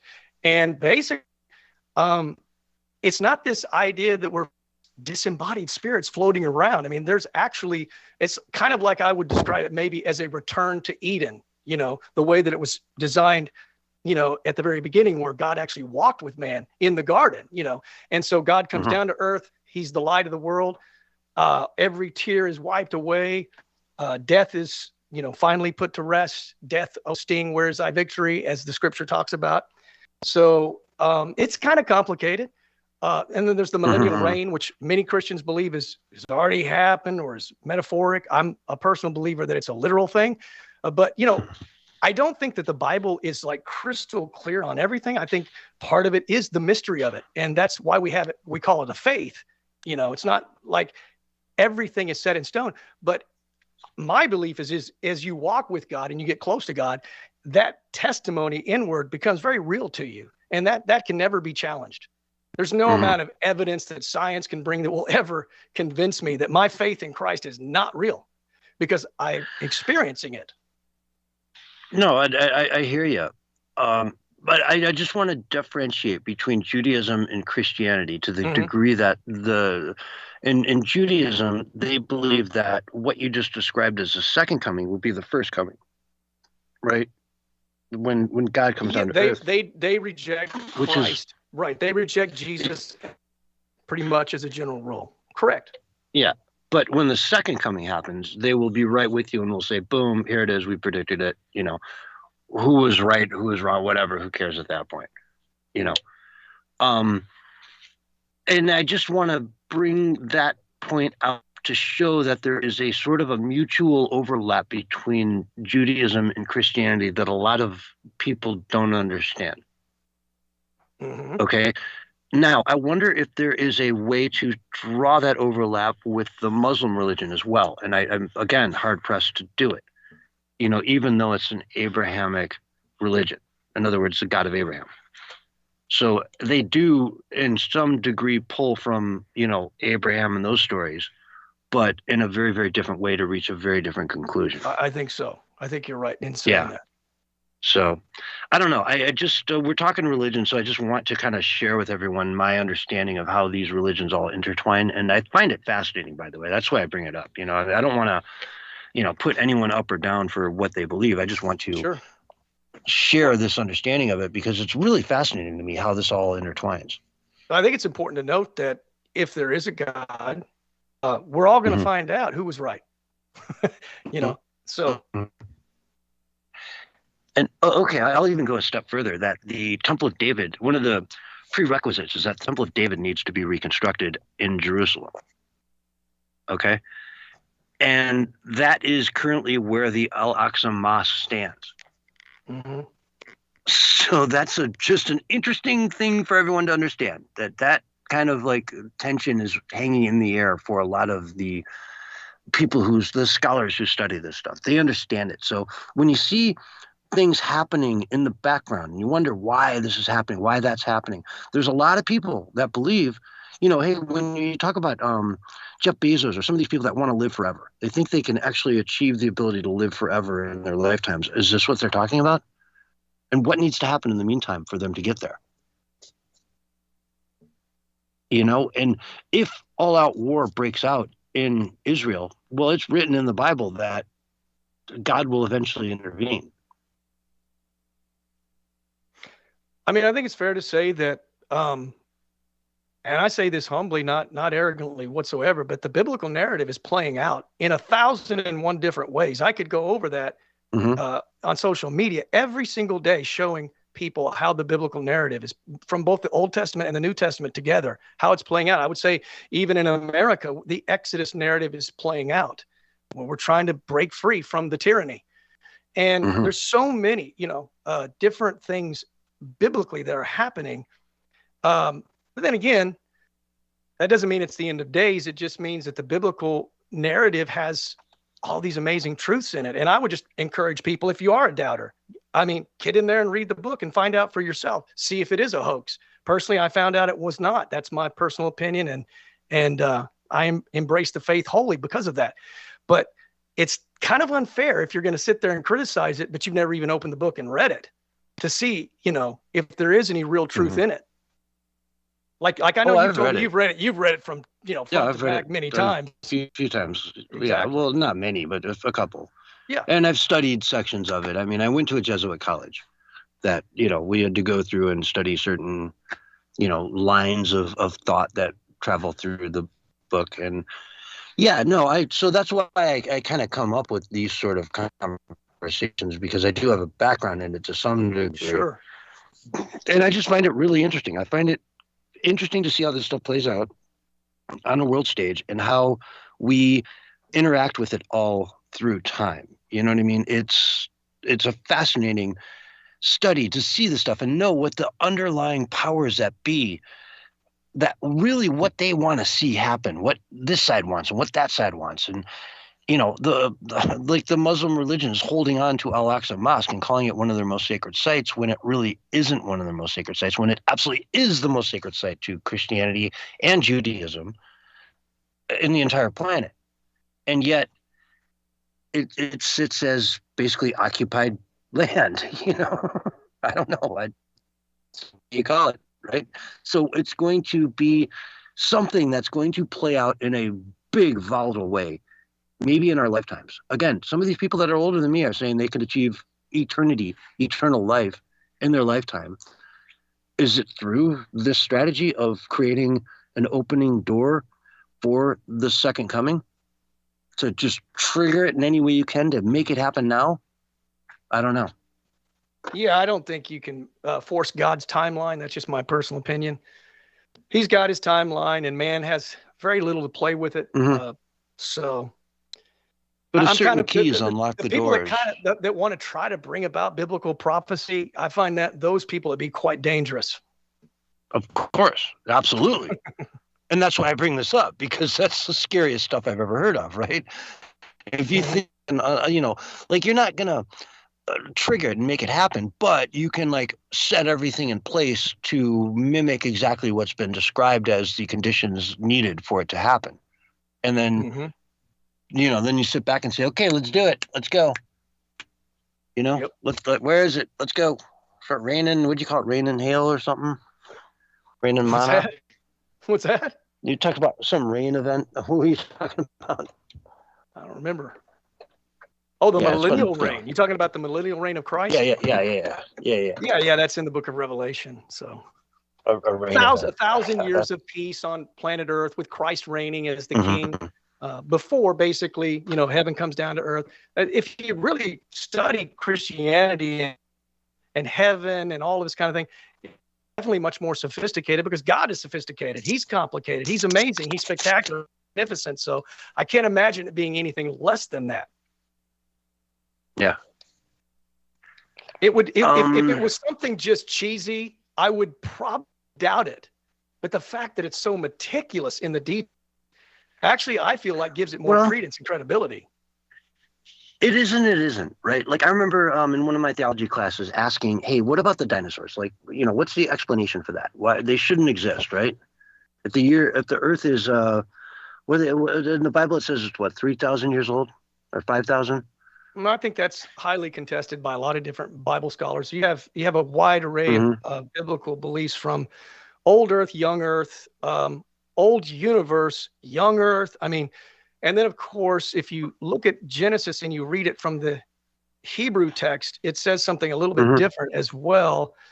I won't get into all detail of that, but anybody can research that for themselves. So again, like I said, I think that God makes it to where he doesn't want us paying attention so much to all the little fine details, but having and understanding God on a spiritual level and having that connection with God. He gives us enough of the other details that we have a good idea of, maybe how things came about, what's going to come in the end and different things. But it's more the focus, in my opinion, on when I read the Bible is that spiritual connection with God and getting that spiritual connection because of the sacrifice that Christ made, putting you in that right standing with God so that, God looks at the believer as he just sees Christ. Same way, and I think that's the beauty of the Christian gospel message. I mean, it's like I tell people, look, I believe the story is true, 100% true, but even if it's not true, it's still the greatest story ever told.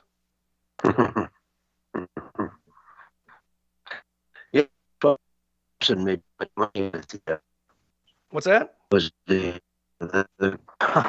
South Park fan. So yeah, Mel Gibson, the story of the cross, the greatest story told. Yeah, let's talk anyway, about the movie. I'm being a little tongue in cheek there. Well, I didn't hear you again. Again, you were cutting out again as usual. I don't know. I don't think anybody heard what you had to say. So. All right. Well, my bad. All right. Well, let's move on then. I don't want to push this too much. I don't want to push this further because it's fun though. I really dig talking about religious concepts because they really it's a very travel the planet and say, gosh, none of these people have found Jesus per se when they're who dedicate their life to their religion and their prayers, so I take more of we've never really talked about all this stuff, but again, I take more of a God-centric look at the world and try to appreciate and understand and envelope everyone into it. And for me, the vision that makes the most sense is there's a heaven and there's God up there, and then there's like a ring cut out in the cloud, and they can all sit on the edge, and they're all like dangling their feet looking down at the earth. And there's Jesus, there's Buddha, there's Muhammad, there's all these guys, and they're just laughing it up, loving life, kicking up dust, and just, having fun watching their disciples do their thing. Like they're playing a game of Risk or something. I don't know. Yeah, that vision to me. I think that's a lot of people's opinion, and that's the beauty of free will is everybody gets to decide, what they want to believe. I'm not like dogmatic in the sense of I'm trying to force anybody to believe what I believe. In fact, if you practice what the Bible believes, that no one can come to the Father or through the Son unless the Father draws him. So it's something God does from a Christian standpoint is what I'm talking about. That's something that God has to do. All a Christian is supposed to do is just present the truth, the gospel truth to people, and what they make of it. If they don't believe it, that's fine. I mean, it's free will. I'm for free will and for freedom. And I believe that God created free will. And it's funny because at this point in my life, I'm surrounded by way more Christians than I ever have been, like ever. You and like two of my travel companions and another one of my really good friends from, it's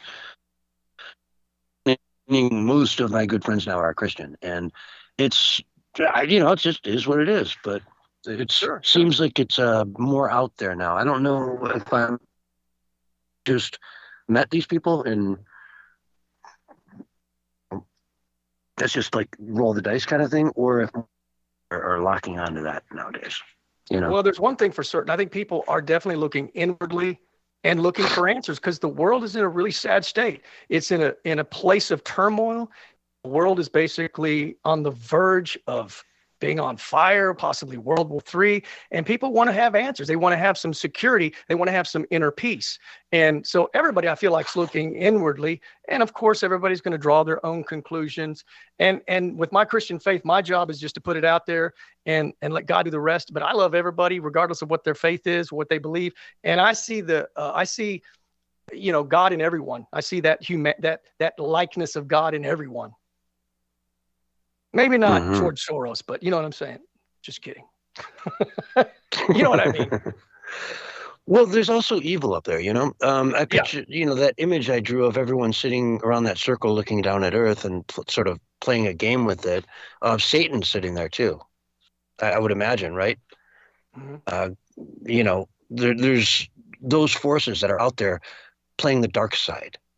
Mm-hmm. And they exist and they're real, and we have to recognize them.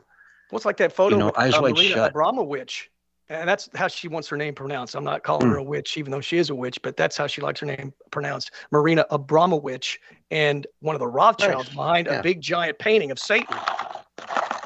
I mean, they clearly are Luciferians or Satans. A lot of these people in the elite, that's their God, is Satan. I mean, that's just obvious. And that's why people are also looking inwardly, and they're wondering, hey, man, maybe this Jesus thing is real. Maybe he did conquer the devil. Maybe he does have all authority. Let me look into it. And other people are looking elsewhere as well. I'm aware of that, but I'm just saying, I think people right now want some kind of an answer to try to make sense of it all. I think that's normal. I think that's healthy. I think that's just a natural reaction of humanity. The people that just don't want to know, I mean, think about how lost they're going to be if everything spirals completely out of control. What is their anchor going to be? Yeah. And sadly, it's just not that simple. It's going to be us working so hard to try to just survive first, and getting through this. Again, I'm almost tempted to try to write a screenplay called 3 Days, where it just talks about the first 3 days when society runs out of water. An EMP goes off and boom, you just start to realize really quickly, slowly at first, but then very quickly, you've got water, no one else does. And in 3 days, half the civilization is going to be dead because they don't have water. Mm-hmm. I mean, that's how quick it happens, folks. And then not everybody's going to have a backbone to even want to fight to be alive as well. I will fight to be alive as far as my conscience will allow me to. You remember that movie Alive, where the plane crashed up in the mountains, and in the Andes, the soccer team. They had to eat each other's, and some of them wouldn't do it, and they died. And then one guy was saying, "Yes, please, if I die, I want you to eat me and stuff." And again, that was a big moral conundrum, a moral calamity that they had to each face. And I get it. I wouldn't want to eat somebody. Cannibalism is the idea of that is frightening, but I guess I'm not judging the people that did it to survive either. I mean, those are just really complicated situations, but each person, if that were to happen, like we're in those kind of situations, everybody's going to be making different decisions for certain. Yeah. The thing is, I wouldn't want to do it either. It'd be horrible. And, it's the worst thing you could probably do is cannibalism, right? But it just in that situation, you've got you've got your fire going, right? You definitely are going to have a fire. And if you can take that fire and isolate the smoke to get it to wrap around the berry ribs and smoke them for like a day, they're going to be so tender and good. I could literally, even without spices, I could make those berry ribs so good. Well, you know, it's what's that guy's? I'm shit. I didn't know what You to got no say. reply I didn't to know that? what I had no comment, man. Well, what's that guy? You know, the guy, the atheist guy, the real popular one, the top atheist. He's saying that we need to eat roadkill, human roadkill, and we need to get over the taboo of eating people. So there's actually within the left, a crazy extreme left group of people that want us to eat people. What? Oh, it's They want 100% true, roadkill. dude. They want you to drive over your neighbor and then eat his roadkill. Come on, Barry. Well, there's actually interviews. There's actual interviews of it. You can watch it. I wish I knew the guy's name. Okay, that would help. Ben Stein interviewed him in some documentary. It was about atheism and his human belief in roadkill. God. Oh yeah, they talk about human that as well. Roadkill. Yeah, I mean, because these people buy into the global. They buy into the global warming hoax, right? They don't want to see anything. That's a Willie segment. That's a Willie segment where he goes down to where the rioters were rioting and somebody drove somebody over and he got the roadkill and he cooked up the person. I don't know. No. He just wants the change in their pocket and all of the metallic items on them, and he's gonna check for any type of gold fillings in their teeth. Yeah. Willie wants to go to the cemetery with a metal detector, and all he's gonna do is, you know, those like handles on the coffin, they're all gonna trigger it, right? Beep beep beep. So what? You dig down, you find the handle, and now what, you got to open it up to find all the good stuff in there? I don't know. It's just a dumb, bad idea to me. Anyway, folks, we are running out of time. This is the Censorship Sucks Roundtable Radio Show, where we do 3 hours every Wednesday night. 3 hours, man. That's a long time to be on the radio. And folks, I hope you enjoyed every single minute of it. We went through a lot of news in the first hour. We kind of bantered back and forth in the second hour. And in the third hour, we got deep diving into religion. Barry, what did you think of tonight? I enjoyed it, man. I always enjoy just shooting the breeze with you guys. And let's do it again. All right, let's do it again. Folks, we're going to end it now, but stay tuned because our producer, Mark from DREAGUS Productions, has so much more content for you tonight. So stay tuned. We're done, but he's not even close to done. We'll see you on Wednesday night. On Wednesday night, Sunday night, guys. We'll be Sunday night. Yeah. All right. God. Literally, I make it through the whole night all good, and then the last 2 words I say, I screw them up.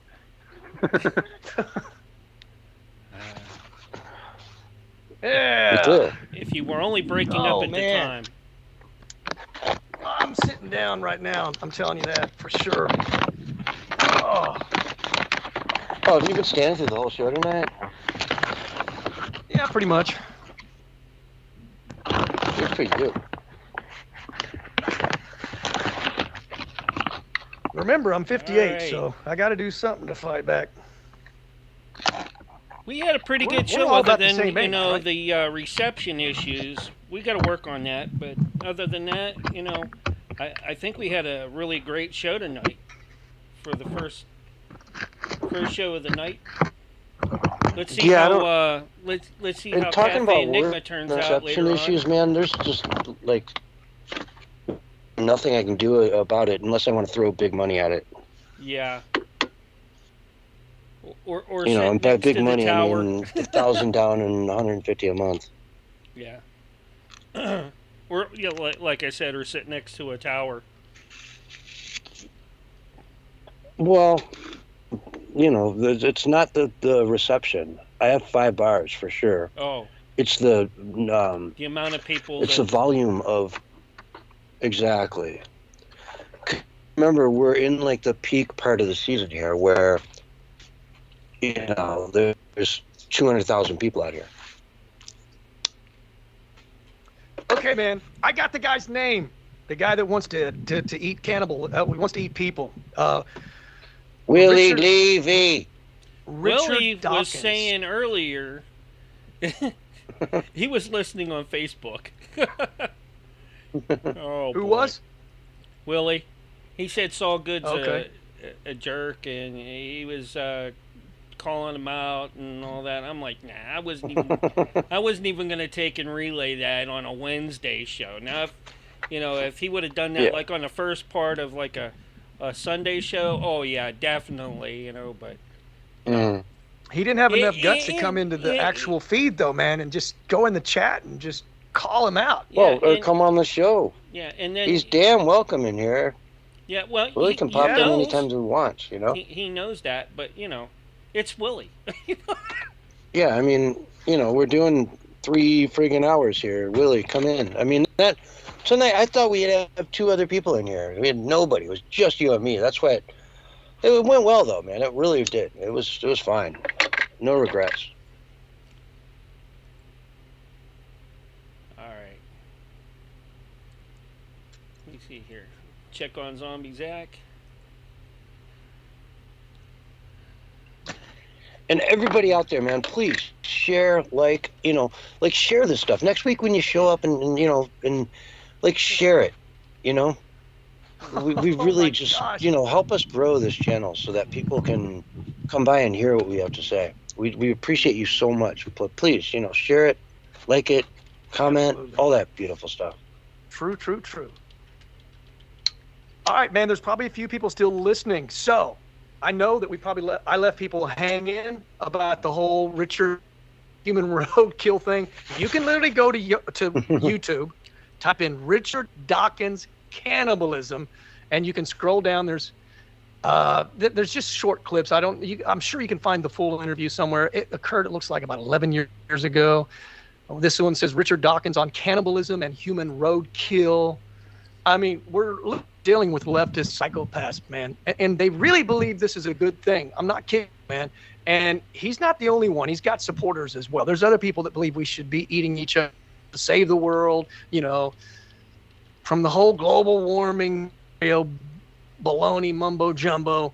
But if you dare to watch it, it's there on YouTube, Richard Dawkins cannibalism. And that's not the only time he's talked about it either. I know there's other times as well. But I don't make stuff up, man. When I give you guys stuff, it's the truth. And if I don't know that, I'll say it's speculation or if I serve me correctly. I mean, I always make sure that I'm trying to give you guys the best information that I know. I'm not going to ever mislead somebody intentionally. And I know you don't. Minds.com. Minds.com/Freedom Fighter Victor. As in victorious. Victor. That's right. Freedom And Fighter they Victor. call me Victor all the time, though. Hey, what's up, Victor? It's like, no. Bullhorn Barry, Victor, not Victor. We're all victors, man. We're all going to be victorious because we are going to win, man. We are going to win this battle. There's no question in my mind, dude. It's just going to be rough waters, I think, for the next year, maybe 2. I mean, I think even if Trump wins, I mean, that's going to set up a whole new set of chaos, right? That's going to trigger the left, man.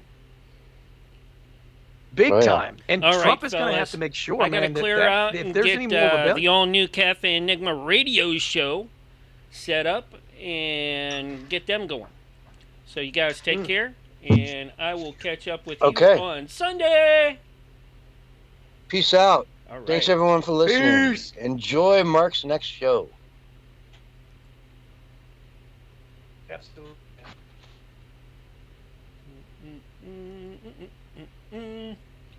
Hold on, folks, while I connect up with the all-new Cafe Enigma radio show. Let's see who we have in tonight. You never know.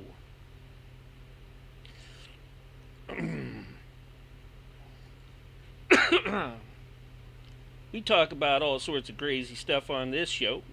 Everything from current events to Bigfoot, Loch Ness Monster, stuff that goes creaky and calls your name at night that's not there, and other things, So we got to find out who's coming in tonight. Looks like John Bell's part of us. All right. Hello. Hi, Vicky. How you doing? Vicky Vass. Hey, All right. I'm sorry.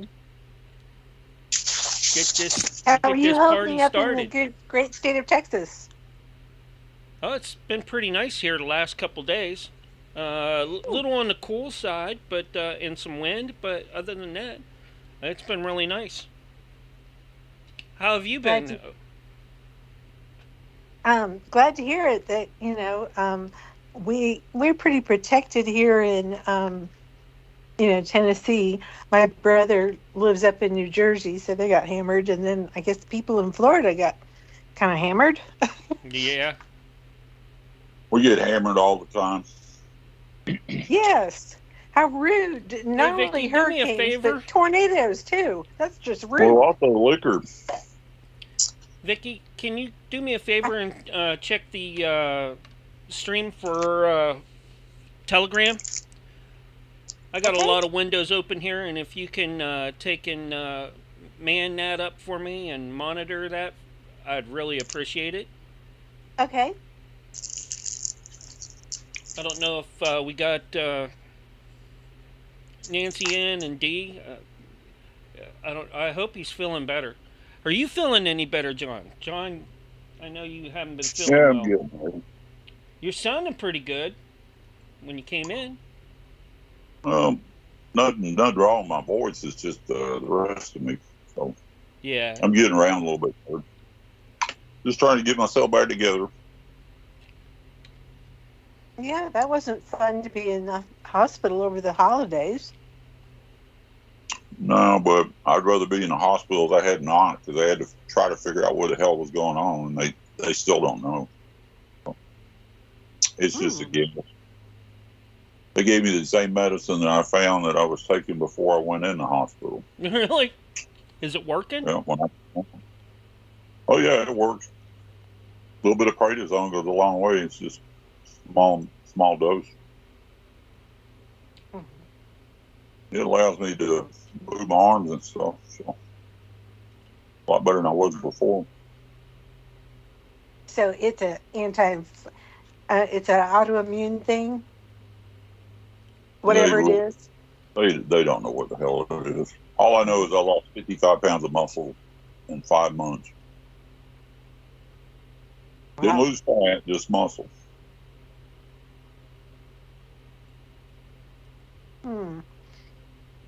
That's not what you want to do, but if you don't feel good and can't move very well, I could see how that would happen. Well, no, I couldn't get out of the chair. Couldn't do anything. Couldn't look at an empty cardboard box. Still kind of weak, but it's better than I was. But not like I was before.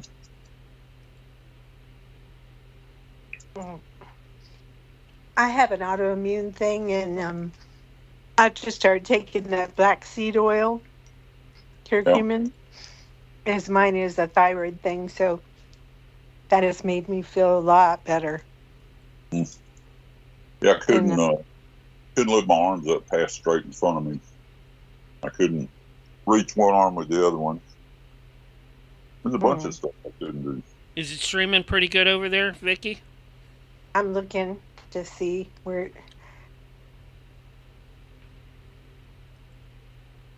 There we go. I can't get enough people to come over there here lately, so I'm thinking about dropping the Telegram link to stream to. We need to get more people in there or do something, you know? Yeah, I see it said live stream started. Yeah. I just don't see anybody else on there. Yeah. I tried to, but it kept freezing on me, and I'm like, nah, I got too many other things running, so I just figure I'd just come over here and I just keep streaming to it, but not have the player open, you know what I'm saying? Mm-hmm. But if you don't have the player open, you can't tell who's in there, or, well, not who's in there, but how many people are listening. That's the only problem with that. Let's see. Yeah, I see all the subscribers, but I don't see the join. So, When I first started streaming over there, I would have, a few people come in there and, some would try to advertise, but I don't mind, so long as it's, show related, you know. Mm-hmm. But when they start not doing that and they just do their own thing, I'm like, no, that ain't gonna work. Yeah, I'm looking at the second one, There's and no second one. There's only all one I'm finding stream. is what I posted. Yeah, you can't go to Cafe Enigma. That I took that link down. That was supposed to be only for me, you, Dee, and Nancy to talk show stuff that wouldn't be in the main chat. The other group chat that I Oh. created there was supposed to be for watching the stream and interacting with us there. But well, it was a good thing at first, Hello, everybody over Yeah. on Rumble that's still listening to us, and everybody over on Kick that's always with us. We love you guys and gals, and thank you for your support everywhere. Appreciate it. Same with over on Facebook and X. Oh, Josh and added me on Josh Twitter today. TV and all you other folks out there. Yep. What's that, John? I said your friend Josh who Yeah. added me on Twitter. Yeah, I've got him on X now. He's a really nice guy. Yeah, I've never talked to him. Yeah. He has his own platform, Joshu TV, Joshu Radio. He used to have a social media site too that was really nice called Loop. Yep.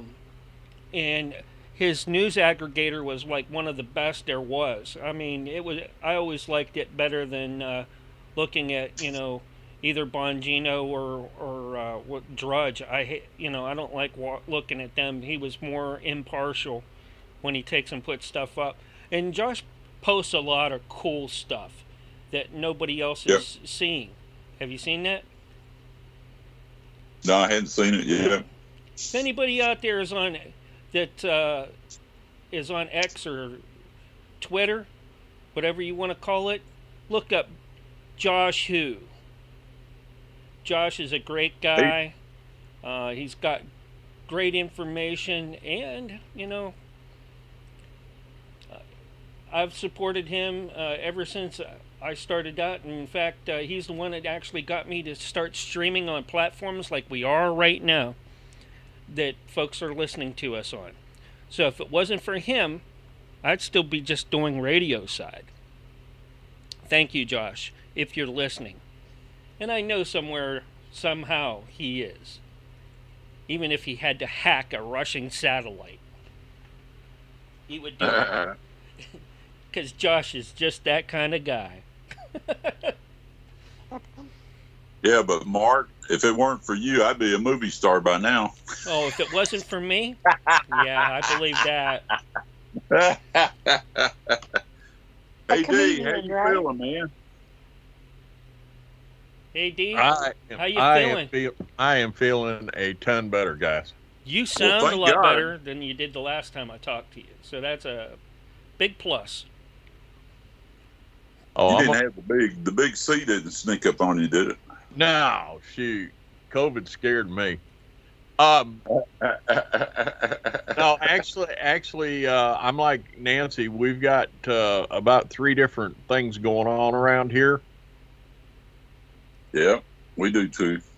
We've got the flu, we've got COVID-19, and we've got something else flying around. Yeah. Big Mama's been sick since Wednesday after New Year's. Well, And she is just now finally getting to where she can get up and move around. Yeah. Hey, John, do me a favor. I know you're a big YouTube guy.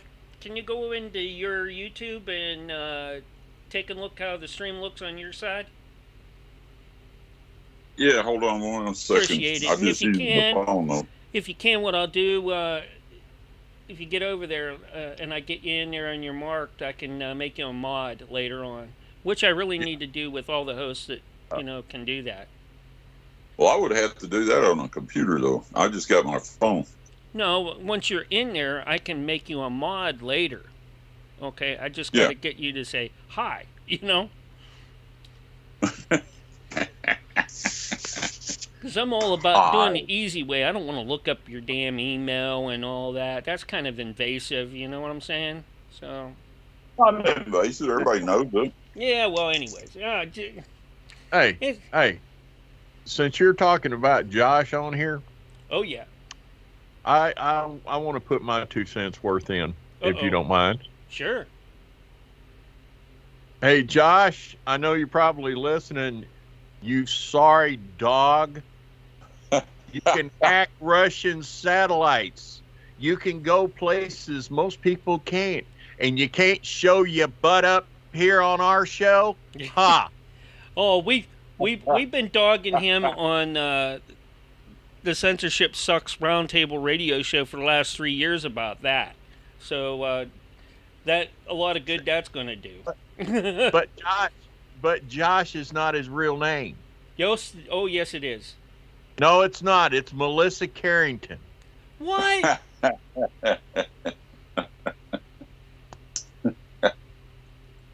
What? No way. Because a couple of years ago, Josh actually won a battle for his legal name. I think it was in Minnesota or something like that, because someone was using Josh Hugh, and he has it trademarked. Well, that's what you get, Anita Carrington.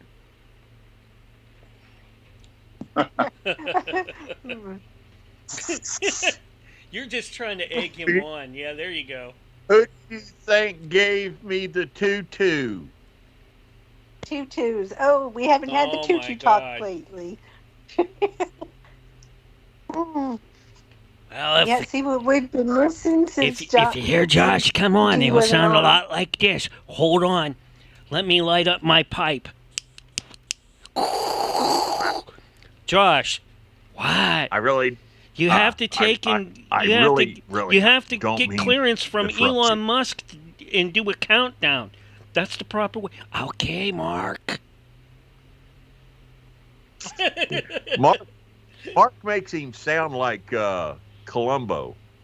Well, no. If you listen to Josh, he sounds a lot like him too.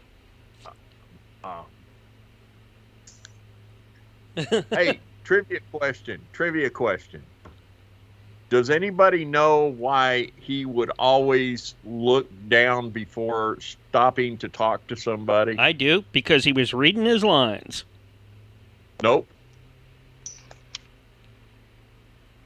Well, that might have been part of it, but I know the main. And he needed to know exactly where he needed to be in the room at the time, because they used to put marks on the floor for him.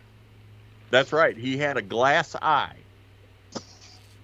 and he couldn't always see his marks, so he had to look down to see where his mark was before he started doing his lines.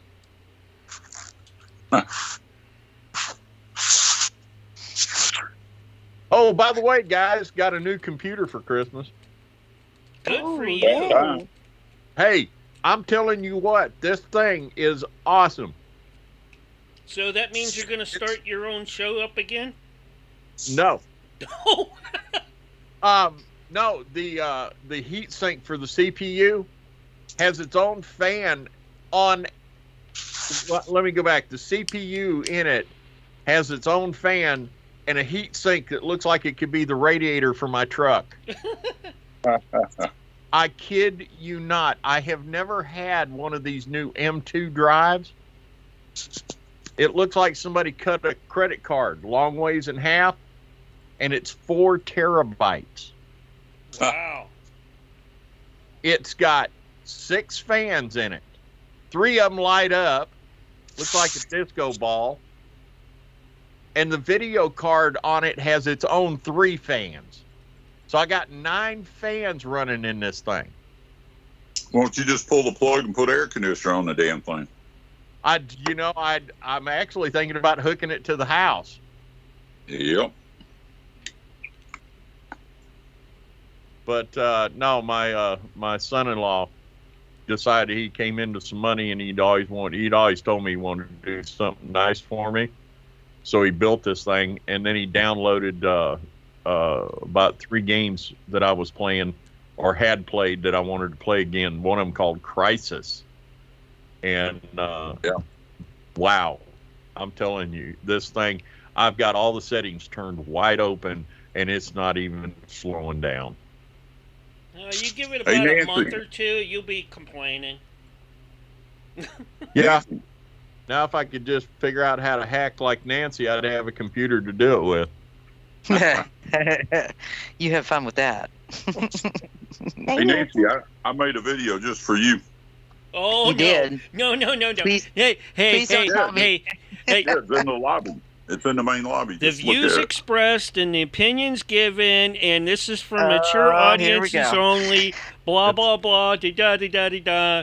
And I just captured this about 30 minutes ago. Oh, I have to take a look. Did you get good response from my peeps? I got some response. I had more people liking it and looking at it, and I can't tell who's who over on X, but I think 1 or 2 of them came over to X and added me. Yeah, well, I made sure that your X, that your sign-in was on the top, so people could tell which John Bell you were on X. And I do know, because I had a couple of people contact me personally, and actually Tom Anthony was one of them. You remember Tom? He was like, I finally have John on Facebook. Thank God. I was like, oh, jeez. Well, you guys do know that I stream to X as well for all our shows. Nice. Yeah, everything behind the scenes and everything. If you go to my profile, it's pinned at the top. So if you're having problems with the platform listening to us where you're at right now and you're not on X, you might want to try there. Almost 7,000. Well, no, I got 7,000 views. Almost 8,000 views on that video so far. Yeah, that's pretty impressive. And I slowed it down. I was answering a couple of idiots that just didn't believe in anything, and I'm like, so you think all my videos are fake? Okay. You know how long it would take and how many people it would take to fake those shaky videos? I'm like, come on, man. It wasn't just that. Go ahead. No, I was going to ask John real quick. It doesn't have anything to do with what y'all are talking about, so go ahead. I had a couple of, as you saw on mine, who's, of course, Project Bluebeam, and, you can't do that. I was like, anywhere that I posted, I say, this was an alien. I said, yeah. I'm with you guys. I 100% think this is probably our government. I said, but it's still, no matter how you flip it, an unidentified flying object, therefore a UFO. If you can identify what that is, then more power to you.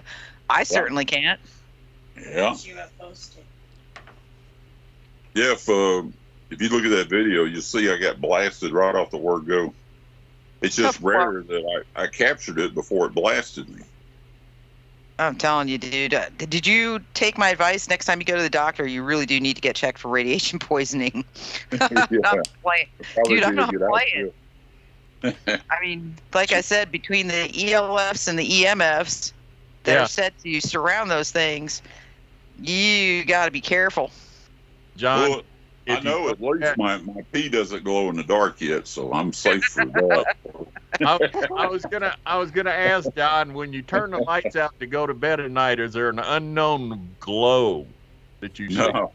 No, that would only be from Dorothy, who's very light skinned. So, yeah. Oh well, we've got Nancy's video. So tonight's sponsors are Bare Butted Productions and sponsored by Heine Wines. And Tutus. And yeah. And yes, well, Tutu's not mine. That's D. That's all D. Tutu's by Josh Who. So did you look at the video yet, Nancy? No, I gotta go look now. I'm in between. I lost a very, very close friend yesterday. Another one? My uncle died. Our condolences. Yeah. No, it was Scotty Burns. In fact, Mark, you're familiar with Scotty. Yeah, Scotty, she passed. Yeah, she passed away yesterday. Oh. Hmm. Well, why don't we talk about that on the show once we get it on, and some of the things that Scotty did, and some of the things you and her did together. It would have been great if we could got Lee in here, because Lee is good friends with Scotty as well. Yeah, it's kind of hard because I don't know if Lee knows yet because she doesn't run in the same circles I do. Yeah. Well, we do, but not fully. We don't overlap. Right. It doesn't overlap. Because it wasn't announced on Scotty's page, and Ange, her daughter, didn't announce it publicly. It was John, her second in command on the team, that actually announced it. Mm-hmm. So I'm good friends with John. So, I mean, I saw it right away in my feed and went, ah. I mean, I knew, and so hard. I was feeling phone calls until 3 o'clock this morning from people in the paranormal who were upset, just needing to talk. And it just, I think it caught people off guard. But I think I told you when she told me she was sick, I knew she wasn't fighting. There was no fight in her. Yeah. I knew right away. And I was like, and I knew how bad it was because she was at stage 4 when she was diagnosed. And they started the chemo, and the chemo actually put her back in the hospital twice because she couldn't eat. It was such a violent reaction to the chemo. And second time she was in the hospital, it had spread up into her throat, and she had tumor off the side of her neck the size of God knows what. And this is all between October 31st and now. Mm-hmm. Wow, that's a bow. Oh, big time. And the funny thing is that she's heavy anti-vax, but she had gotten, at the very beginning, she had gotten one shot, and it was so she could get on a fucking plane and go see her daughter. Oh, and she just happened to get that one. Well, I will be very honest with you. Scotty was a chain smoker for as long as I've known her, but she just had bad habits. And I tell people in our field all the time, we're crawling in and out of spaces of buildings where asbestos is kind of it's something you always have to be aware of. You have mold in some of these buildings. There's definitely asbestos in some of these buildings. You had the Chinese frickin' drywall. I mean, you name it, it's in these buildings. And we go in usually very unprotected. I mean, I don't know any paranormal investigators that wear respirators. Do you? So kind of put yourself up for that. And Scotty, I mean, she was at least on an investigation at least every other weekend. Wow. And it was never, well, she just loved doing it. So she would go anywhere and everywhere. But most of her investigative places were, 200, 150-year-old to 200-year-old buildings.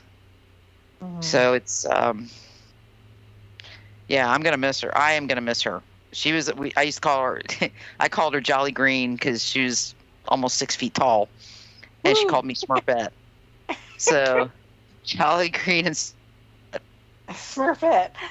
Yeah, but she was the one when she called me to tell me her diagnosis, because she actually called me when she found out.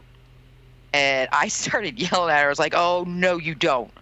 She's like, what do you mean? I said, you are not leaving me here with these wackos. Please. Oh, my God, Scotty. I will hang myself. And she's just like, nah, you can't do that. You can't beat me to the punch. I'm like, oh, you suck, dude. You suck. You didn't say beam me up, Scotty? Oh, no. In fact, when they put her in hospice last week, it was so funny. She had done a video telling everybody she was going into hospice, which, I said, yeah, pretty much they morphine on and they just up the dose every day until you overdose. It would be hospice. But she did basically a goodbye video, and leave it to me. There was all these, oh, we love you, Scotty, blah, blah, blah, blah, blah. And of course I put, I'll always love you, Jolly Green. But then underneath, my friend Virginia had written, oh, you're such a beautiful soul. And we all know each other very well. Okay, we're the three redheads in Florida, so we know each other very well. And I put underneath, read to this beautiful, like, you're just said, you're sold, and blah, blah, blah, blah, blah. And underneath, I was like, oh, for fuck's sakes. Oh, stop. I was like, you know damn well she's going to go, and the first thing she's going to do in the afterlife is scat out the next location we're going to be at just so she can annoy the crap out of us, this time from the shadows. And so it's so funny because Red started dying laughing and rebutting it, knowing I'm right. And freaking Sky's like, hello, I'm not dead yet. Hello, I'm right here. It was, oh my God, it was so funny. Well, anyways, the broadcaster's running, and we'll start right on time. Sounds good. But what made it really sad was that I found out later this afternoon that her dog, who I actually went down to help her with the dog about a year ago, they had to have the dog put to sleep today. Why? So she died last night, and her husband goes home and finds the dog, and the dog the animal had some kind of eye surgery like a week ago, and apparently, I don't know what happened, but it got very infected, so he had to rush the animal to the emergency vet, and the vet was like, there is nothing we can do. Best thing you can do is put this animal to sleep. Wow. So, yeah, he ended up putting Boo to sleep, and he told me, he just told me today that he's going to have Boo buried with her, because that was her dog. That's a good idea. Yeah. Yeah. And then, of course, go ahead. Oh, no, go ahead.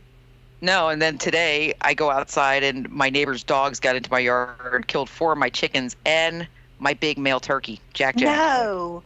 Yep. No.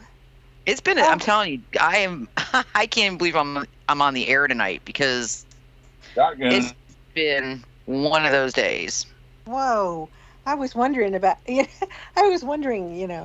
almost emailed or texted you and asked about your friend, wondering how that went. And then the weather, I guess, down there has been like crazy. Yeah, it's supposed to be crazy again tomorrow. Yeah. Just, is some bad juju there? For those dogs to get the chickens? I mean, pineapple on your ass. You know what it was? It was 2 pit bulls, and they attacked the flock. Ooh. And Jack was the alpha, and Jack went after the pits. And he was too big to get up in a tree. 30 seconds. So the whole rest of the flock got up in the trees, and he couldn't. Aw.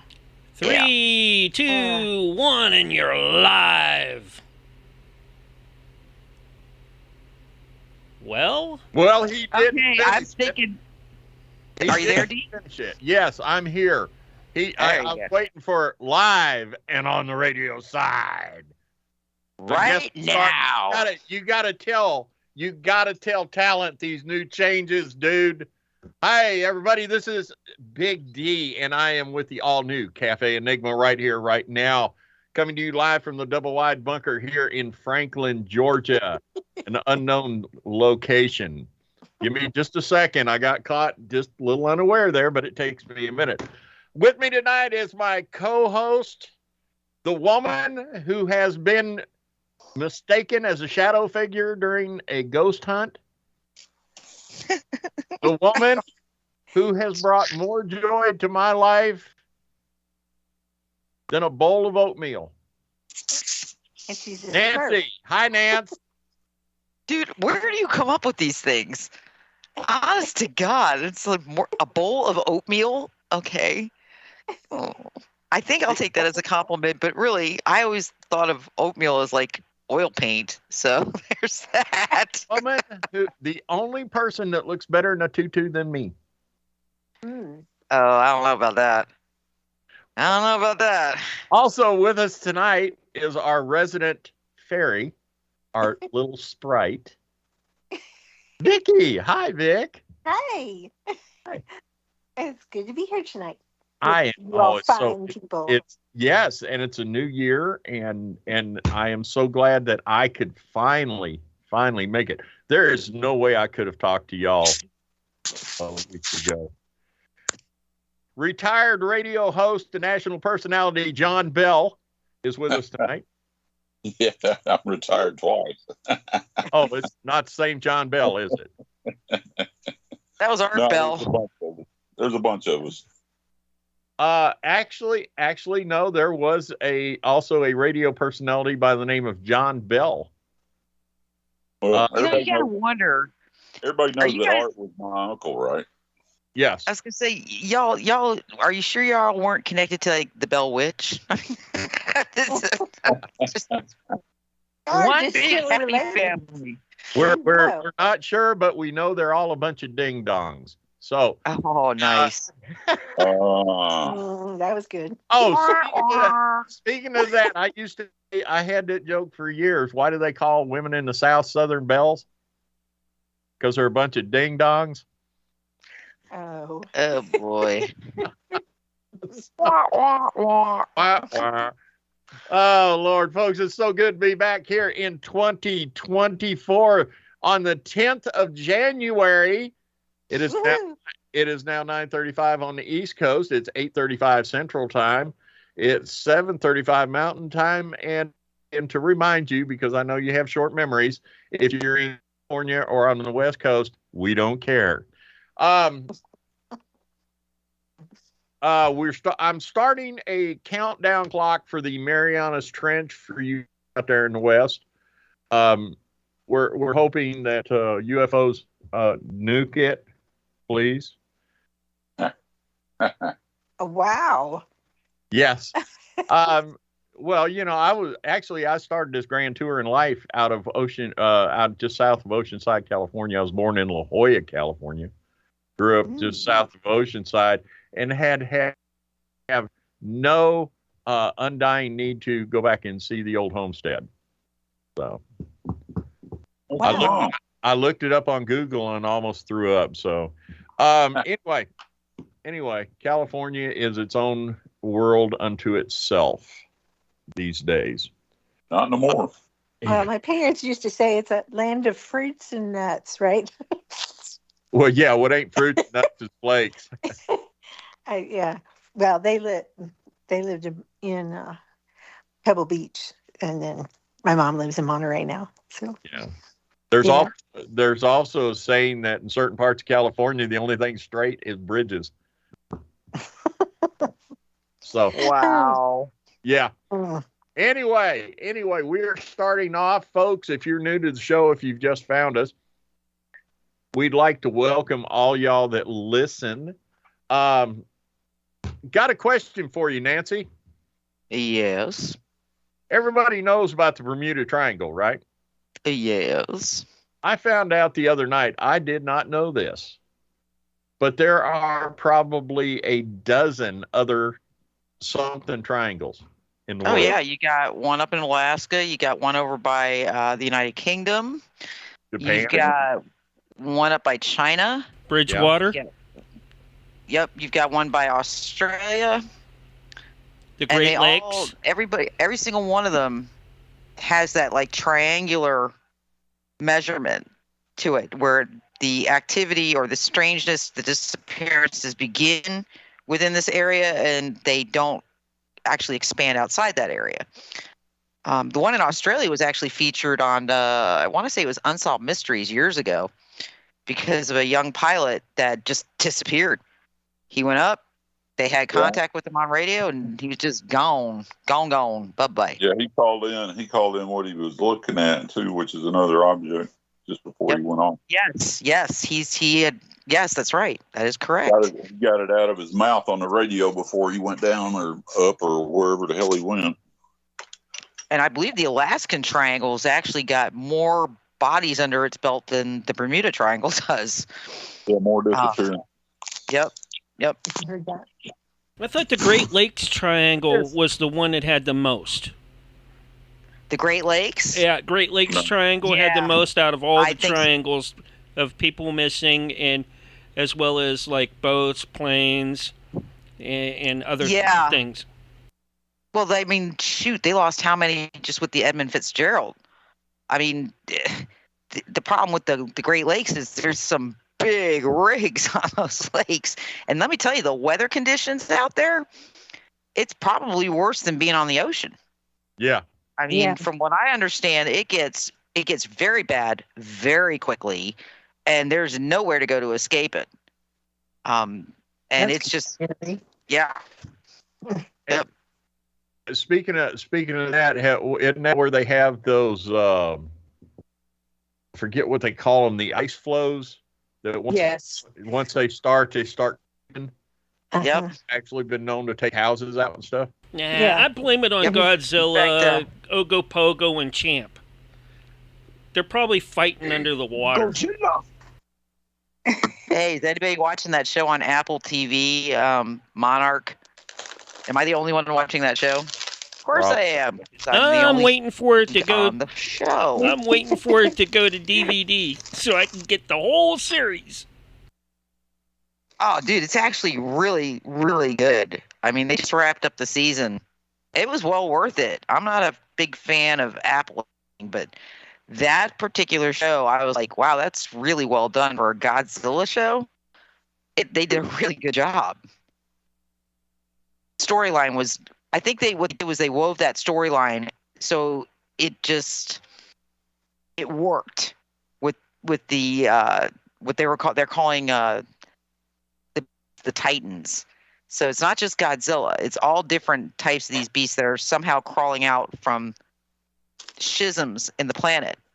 But there's like a dimensional twist to it. It's just really well done. Like I said, I was impressed. I'll have to go check that. And what's it called again, Nance? Monarch. And that's on Okay. Apple TV. Apple TV. Okay. Definitely well worth it. If you have, No, I was going to say, which means half of our listeners won't be able to get it. well, you can actually, I mean, you can get an iCloud account without having an iCloud. I mean, I have an iCloud account. I don't have an Apple device.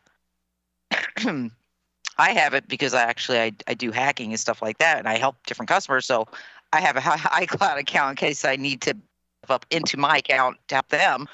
But all you need is an iCloud account to sign into Apple TV. I think I pay $4.99 a month. And the streaming shows on there, some of them are horrible. I mean, there's another show on there that I watch called Silo, which is another excellent show. So it's you got to cherry pick the shows, but it's worth it. I mean, Monarch was definitely worth it. But have you noticed shows that are written for entertainment purposes, period. Put nothing else behind that, for entertainment purposes, period, seem to be some of the best shows out there with some of the highest ratings. Well, you know what? And I think what I like is, everybody seems to do the same when it comes to a subject matter that's been a lot of movies have been made about, Godzilla, the Transformers. It's always like rinse, repeat, rinse, repeat. Yeah. They didn't do that with this show. With this show, they took, like, it's a flashback type of genre where they're flashing back to the 1940s, 1950s, 1960s, but yet we're still in modern times, and they've taken the whole thing and kind of brought it into the 21st century, which is it was, like I said, I was impressed. I was impressed with how it's done. I'm impressed with the cast. They did a good job. That's nice when they do a good job of, That's because When Toho Entertainment was involved with it. When you have a show that is for entertainment purposes, Yep. they always seem to do way better. It's these woke shows. And what they're not telling you folks is people don't want to be lectured to. They want to be entertained. We get enough lecturing during the day. Mm-hmm. We don't want to come home and watch a show. And the other thing that a lot of people don't want to watch is don't take a criminal and write a sad sob story about their life. Okay? They had 2 or 3 of those come out over the past couple of years where the poor, pitiful drug dealer's having a time trying to make his organization go. Nobody cares. and they couldn't understand why the ratings were so low. Anyway, we're going to talk about happy stuff today.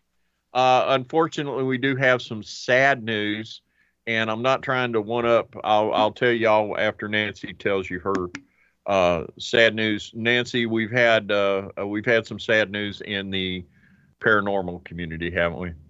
Yeah, Paranormal lost one of their long-standing investigators, Scotty Burns, Marla Burns, for those of you who don't know her by her nickname. But been in the field. I've known her 20 years. Have done, I can't tell you how many cases she and I have done together. Just years and years and years of investigating together. She was diagnosed literally on Halloween with cancer. And it was a turbo cancer. And unfortunately, we lost her last night. And at the same time, we lost her dog this afternoon, which was so crazy. Just the timing of it was just insane. But she will be missed. I will miss her tremendously. Although I always feel I'm one of these people where I always feel connected to somebody, even though we lose them on this plane. I don't know. I don't ever feel disconnected from them. I feel they're lost physically, but mentally and on an emotional level, I don't feel it as much, I think, as other people do. Maybe it's because I keep their memories so alive in my head, or because I just sense them. But she made a huge impact on a lot of people. She did a lot of charitable work. She was always there for anybody who needed her. Either give a hug, an arm up, help you. She just never said no.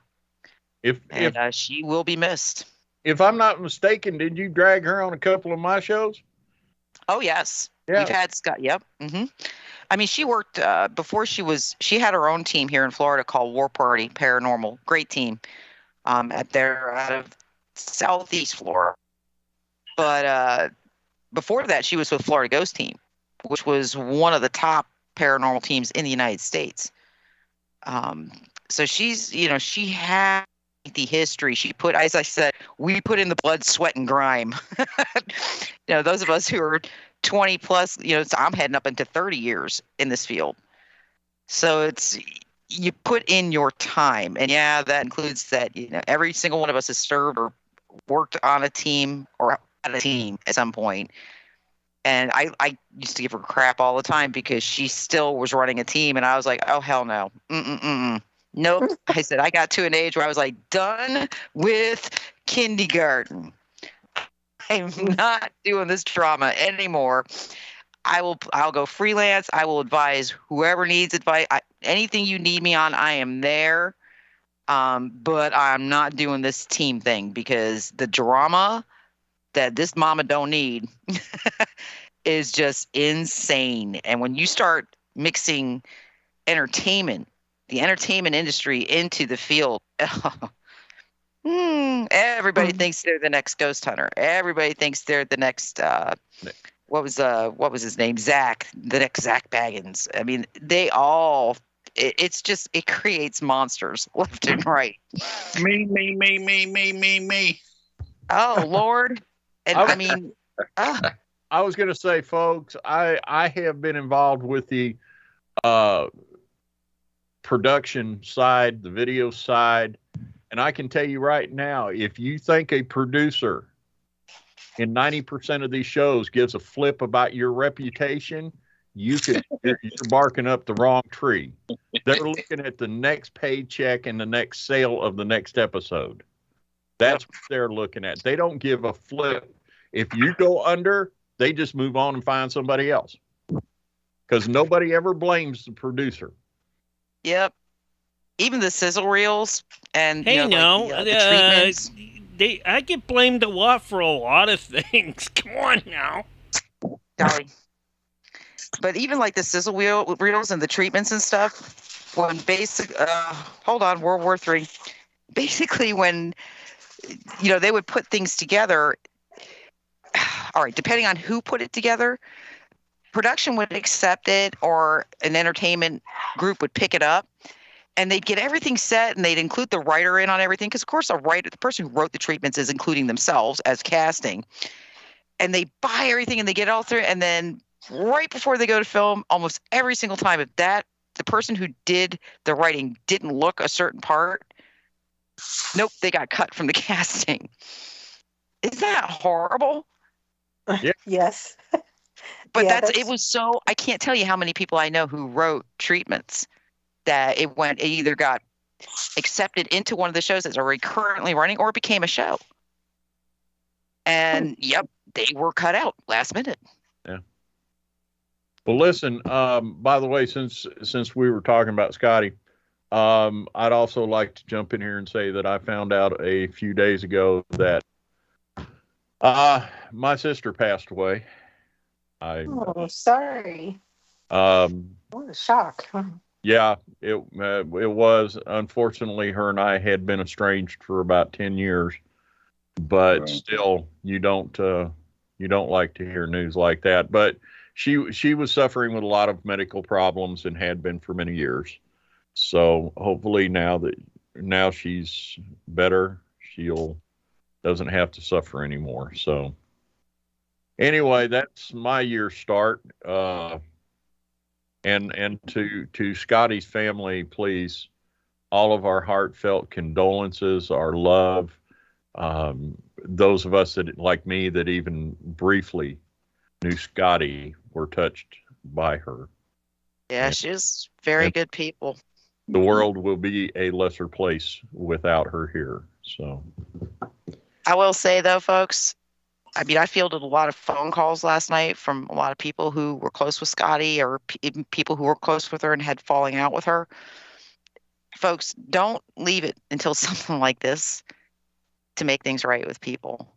No. You know, it's not, you're not doing, by taking yourself away from an equation, even if you think that person is toxic to you, you can't do that forever, because it does nothing really but damage you inside in many ways. You have to learn to forgive people, and you have to learn to go back and let that person know they've been forgiven, or even that, you know, you let bygones be bygones. That's what I always say. Never, ever, ever let a soul pass that doesn't know you loved it or cared about it. Yeah. Be peaceful, or, you know, get to a peaceful place. Yep. You know, I feel like a priest saying, I have no fan of priests usually, but it's just, you don't want that blight on your soul, and you don't want to think about people like that. I mean, again, I fielded a lot of phone calls from people last night who had guilt. Yeah. If I had known she was going to go this quick, I would have called and made it right. No, well, she knows. And that's what I said. She knows. Scotty was a very smart and very wise woman. She knew. You know, don't let that eat you up. Just say a prayer for her, or, you know, whatever your belief system is, you know, offer that up and just smile and know she's in a better place and she's not in any pain anymore. And I'm also a true believer. Don't walk around with the feeling that I wish I had said this or I wish I had said that. Right. Stop. Survivor's guilt. Go someplace quiet and tell that person. They can hear you. They can hear you. I'm a true believer that they can hear you, and they will hear you. So don't walk around with the guilt that you didn't say something. Go ahead and say it now. They'll hear it. They'll know it. So, let's. I hate to do like this, but let us not dwell. No, I don't want to, honey. You know that. No, it's one of those things. It's done. It's over. Let's keep Scotty in our hearts, our minds, and our thoughts. You know. So. Absolutely. I mean, and like I said, I will, though. I will be posting on my Facebook when I hear what the memorial service is going to be, or the funeral. I'm not sure which way they're doing it. And I will post that for those of you who knew. There are listeners right now that know who I'm speaking of. So I will post it for you guys. Speaking of things that have passed on, you guys are familiar with Expedition X with Josh Gates, correct? Yes. Are you're familiar with Phil Torres? Are you not? Yes. There's a running joke now. Every time something can't be explained, it's probably a misidentified bat. Oh boy. We were sitting around laughing about that the other day because there are several episodes where he tells Jessica Chobot that apparently she's misidentified something. And it just seems like a lot of us can remember him using a bat as a misidentified animal. You know, it's funny because I don't know about you, because I mean I know Josh. He's another one. You forget he was like when I started in this field, he was pretty much nobody. But it's that's something Phil is like. I don't know if he had like a candy crush on Jessica or what it was, but it was like he picked on her intentionally. And I remember thinking, I wonder if they're writing that in there just to kind of keep drama going. But it's like he always had something to say. Oh, you misidentified this. It was like an arrogance. You know, you did this, you did that, and, you know, you're not smart enough to look at it correctly. That's basically how I would always take it when he said it. I was actually watching the episode where they had to separate them. Ooh. Yeah. She got so angry at him. You could see it. There was no way they were going to edit it out. And they finally had to take him off one way and her off the other way. And they did about half of the show out of each other's eyesights. Well, like I said, he can be, to me at least, condescending. And not saying that she's a genius or anything, but there's a time and a place, and you can't pick apart everything somebody's telling you they saw because their perception is different than your perception. Well, what's it? Mulder and Scully. Reverse the roles. Mm-hmm. Mueller could show her something. She could see the monster. And yet, it didn't happen. That's why I quit watching the X-Files, because it was the same tired routine. The monster peed on her, and yet it didn't happen. Okay, actually, with that thought in mind, Jesus. Sorry, didn't mean to say that, but that was perfect, Dee, because I'm going to take us out to break with the thought of a monster peeing on Scully, because that's freaking awesome. Folks, hang in there.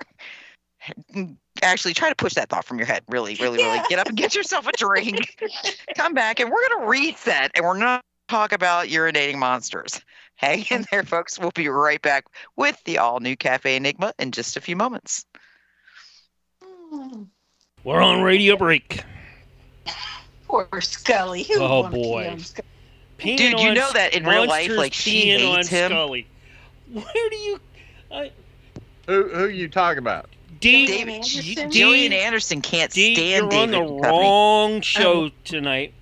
You need to keep that energy and come on Sunday nights with us with Willie.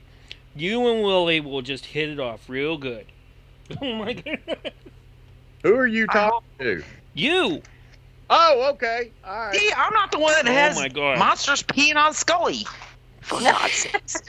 Well, they found that they finally solved the Mothman mystery. It was a drunken wino, homeless wino. But, you know, again, the one thing I will say about X-Files is, as annoying as the repetitiveness could be, if you watch like the 2016 episodes of X-Files, trust me, you will question everything that's happening right now. Yeah. Because Isn't it pretty much was a red pilling. Oh, it was a huge red pilling. Yeah. I mean, right down to the virus, all of it. Yeah. Yep. But if you watch it, it will freak you out a little bit. But yeah, it's amazing. Oh, let me tell you what I have watched the other night. I like my old campy late 50s, early 60s sci-fis. Okay.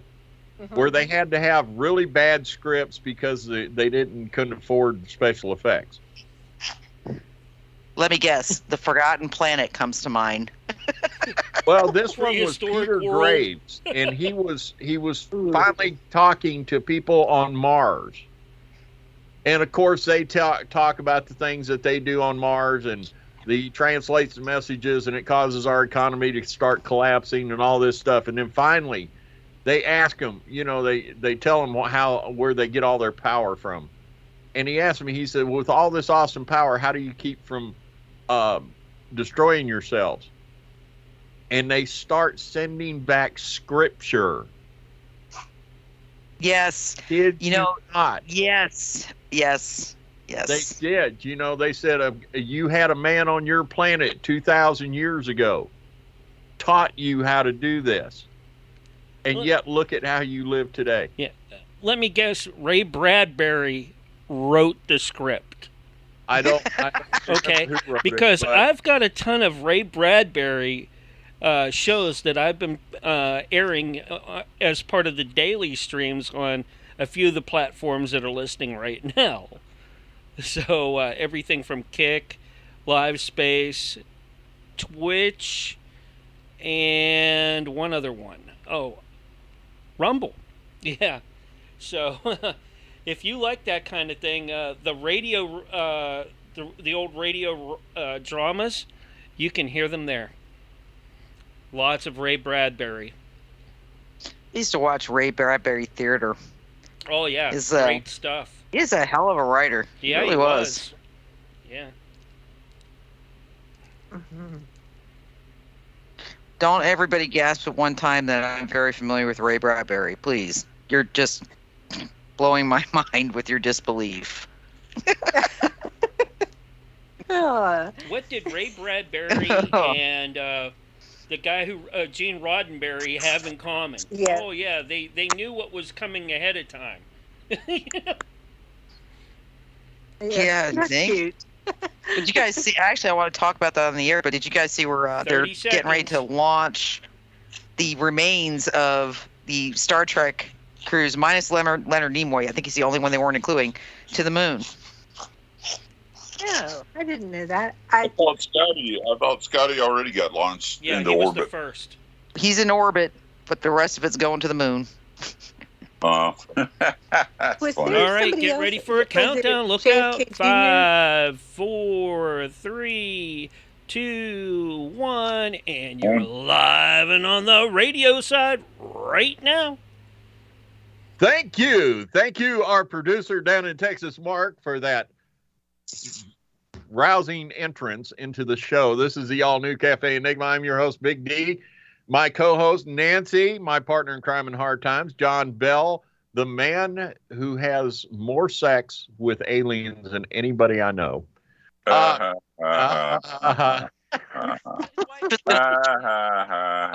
just saying. Hey, let me tell you, John has forgotten more about UFOs than most UFO researchers will ever learn. Probably so. John, I was watching that last video, John, and I only have one complaint or just suggestion. I'm going to send you a tripod. I don't need a tripod. If I got a tripod, I'm all steady. It makes it look like it's fake or something. Nobody believes a lot of these videos anyway. Son, if an alien came down and stuck a probe up a lot of these people's behind, they'd claim it was fake. So, well, there's a problem with using a tripod too. If I capture a UFO that's on the fly, say it's moving very, very quick across the horizon, I can't follow it with a tripod. That's true. And if I shotgun it, then I can go all the way from one horizon to the other horizon and capture it going out of the state of Florida, which I've done several times. So I'll tell you what I wish we could get our hands on for you is that the camera that picks up and identifies. Yeah, the damn thing would burn up and start smoking if I held it. It would literally implode. But seriously, I really, really wish we could get you one of those.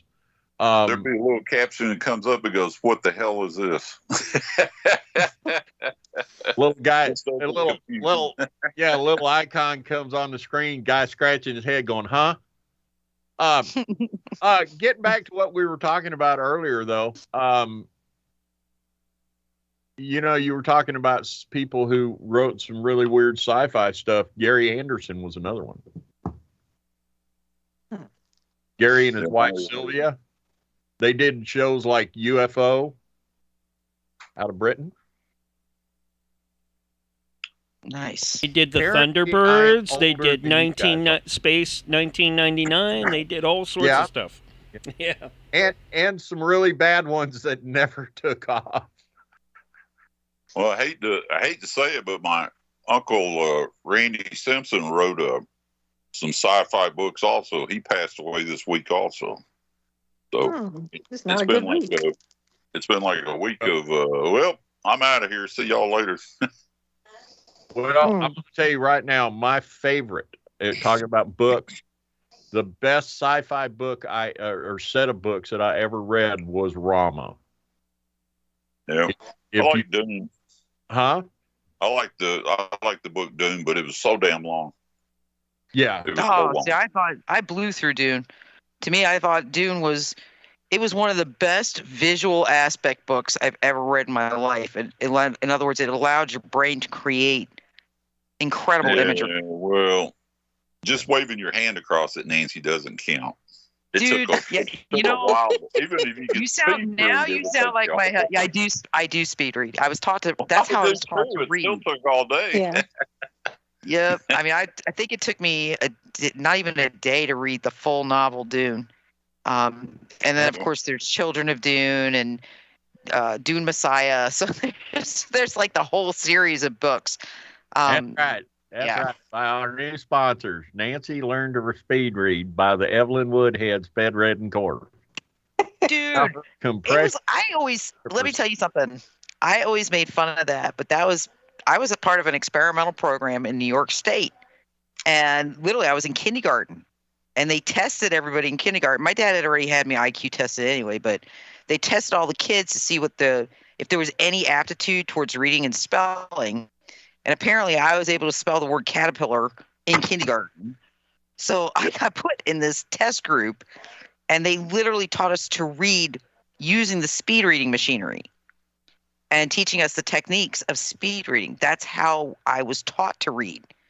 So now I have to I don't have a problem. Like Rafi will tell you, anybody who's I've done research for will tell you, I have no problem with reading it, comprehending it, making sure I have in fact, I have a really good recall, pretty much verbatim recall. I don't miss anything. So it's, but it drives everybody nuts. Like Raphael, it just, we'll get a magazine. He'll be like, here, scan this. Then tell me the good pages. I'm like, oh, you suck.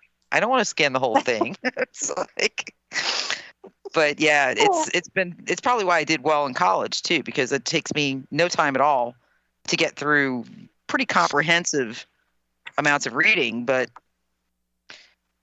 yeah, it is what it is. Yeah, you'd have to, especially if you're doing anything, with technical, you have to know how to read fast and absorb quickly, to get through those courses.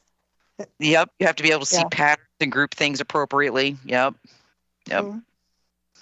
I'm laughing. I got to tell you guys, I do want tonight to touch on the Miami event from last week with the whole it went by net with the whole quote unquote alien in the middle of downtown Miami. Trust me, that was not an alien. That was definitely an artifact on the camera.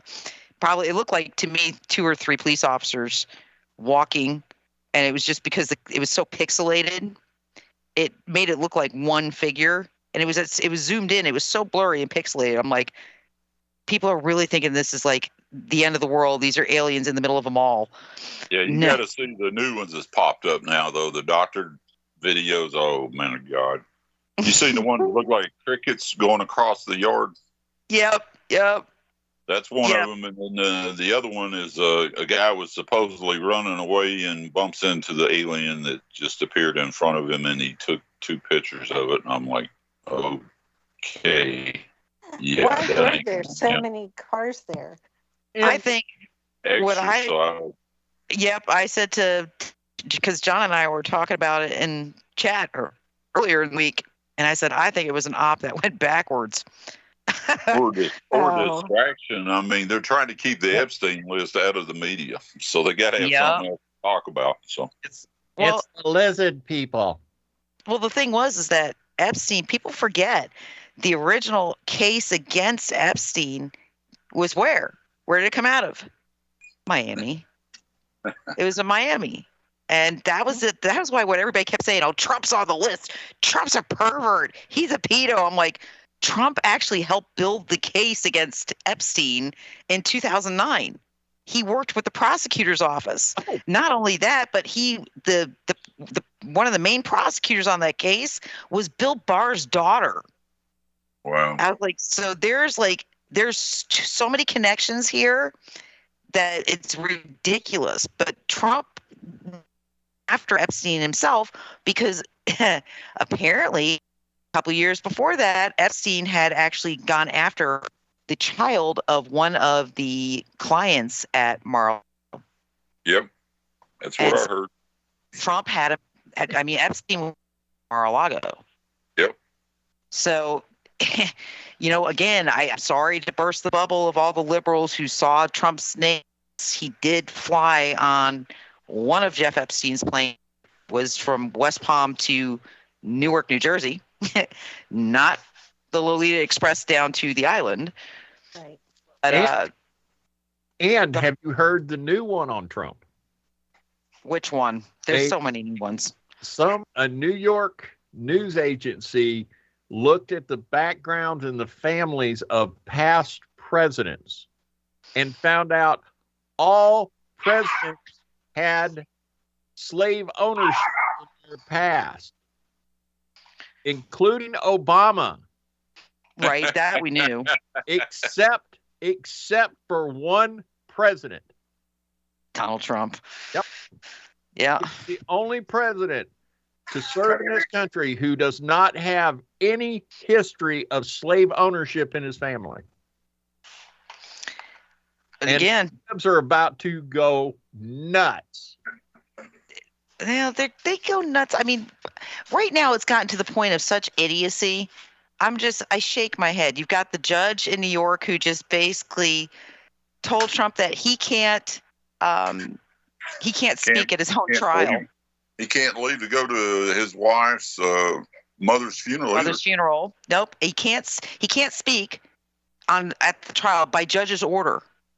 I've never even heard of it. They can't do that. He did it. Oh my gosh. Did. Not only did he do that, but he convicted the man of fraud before there was even a trial. Yep. Yeah, all that's come out now, and the follow-up to it is I understand now that the judge that ordered that is the bar has no exception but to investigate him. Yeah, you think? Because on top of all that, it was Trump's choice to go up there. He didn't have to go up there. He could still be on the campaign trail. So that could also be counted as election interference as well. Yep. Oh, but all of it's election interference. So what's going to hang that judge, what is already hanging people, is the DA in charge of that was behind a lot of that, has already come forth and said, look, I ain't going to jail for nobody. Here's what happened. And she spilled the beans. And she came out and said this judge had him convicted before a trial ever started. Yes. I knew that before that was actually, I had read that in several different very prominent financial papers that he had already been convicted. So how does that work? I mean, and not only that, it's not a trial by jury, it's a trial by, what is going on? I mean, some of these things I'm just shaking my head. And then, I mean, you've got that fiasco. Oh, there was also the clerk that works for that judge who was passing the judge notes and letters correcting different things. Basically, the clerk was running the courtroom. And when they tried to call him out, they got put in contempt for calling it out because it can't happen. there were so many breaches of legal, not just ethics, but laws. Yeah. And here's the thing. Our judicial system is not in jeopardy because Trump is not immediately being put in handcuffs. Our judicial system is in jeopardy because it's being so convoluted to get one man, because these liberals and these Democrats know that the next election that comes around, people are going, we made a mistake and we're going to correct it. Well, they didn't vote for him anyway. It was the stolen election. You know that. Yeah. But here's no doubt about it. It wasn't even close. I mean, how many cell signs did you see in Georgia? And how many Biden-Harris signs did you see in people's yards? And I guarantee you, every time the yard sale will win. Oh, I'm telling you, you were hard pressed within 200 miles of me to find a Biden-Harris anything. You know, somebody double parked at Walmart. All you had to do was slap a Biden-Harris bumper sticker on them down here, and every corner of the car would have probably been dented and scratched. And all the tires have been deflated. Story. That's true story. That's like after Barack Obama was elected president. You couldn't find anybody who voted for him. Yep. You know what's funny? I didn't vote for Barack Obama. Well, you should have been living in Atlanta when he got elected and heard all the machine gun fire go off after it was announced. Jesus Christ. Folks, even illegal aliens want Trump back in. That's saying something. Well, and it's funny because you something. It's funny because they just released the numbers on the illegals, where right now, during the Biden administration alone, more than almost 7 million documented illegals. In other words, ones they're aware of have come across the border. Yeah. Yep. Now, you have to imagine that up until that point, remember they kept saying it was the same number every year, which actually cracked Raphael up because, as you guys know, he was a special agent for ICE. So he was very well of the actual numbers. Mm-hmm. But every year was always 11 to 12 million. Every year. It was like clockwork. The illegal aliens, there's 11 to 12 million illegal aliens in the continental United States.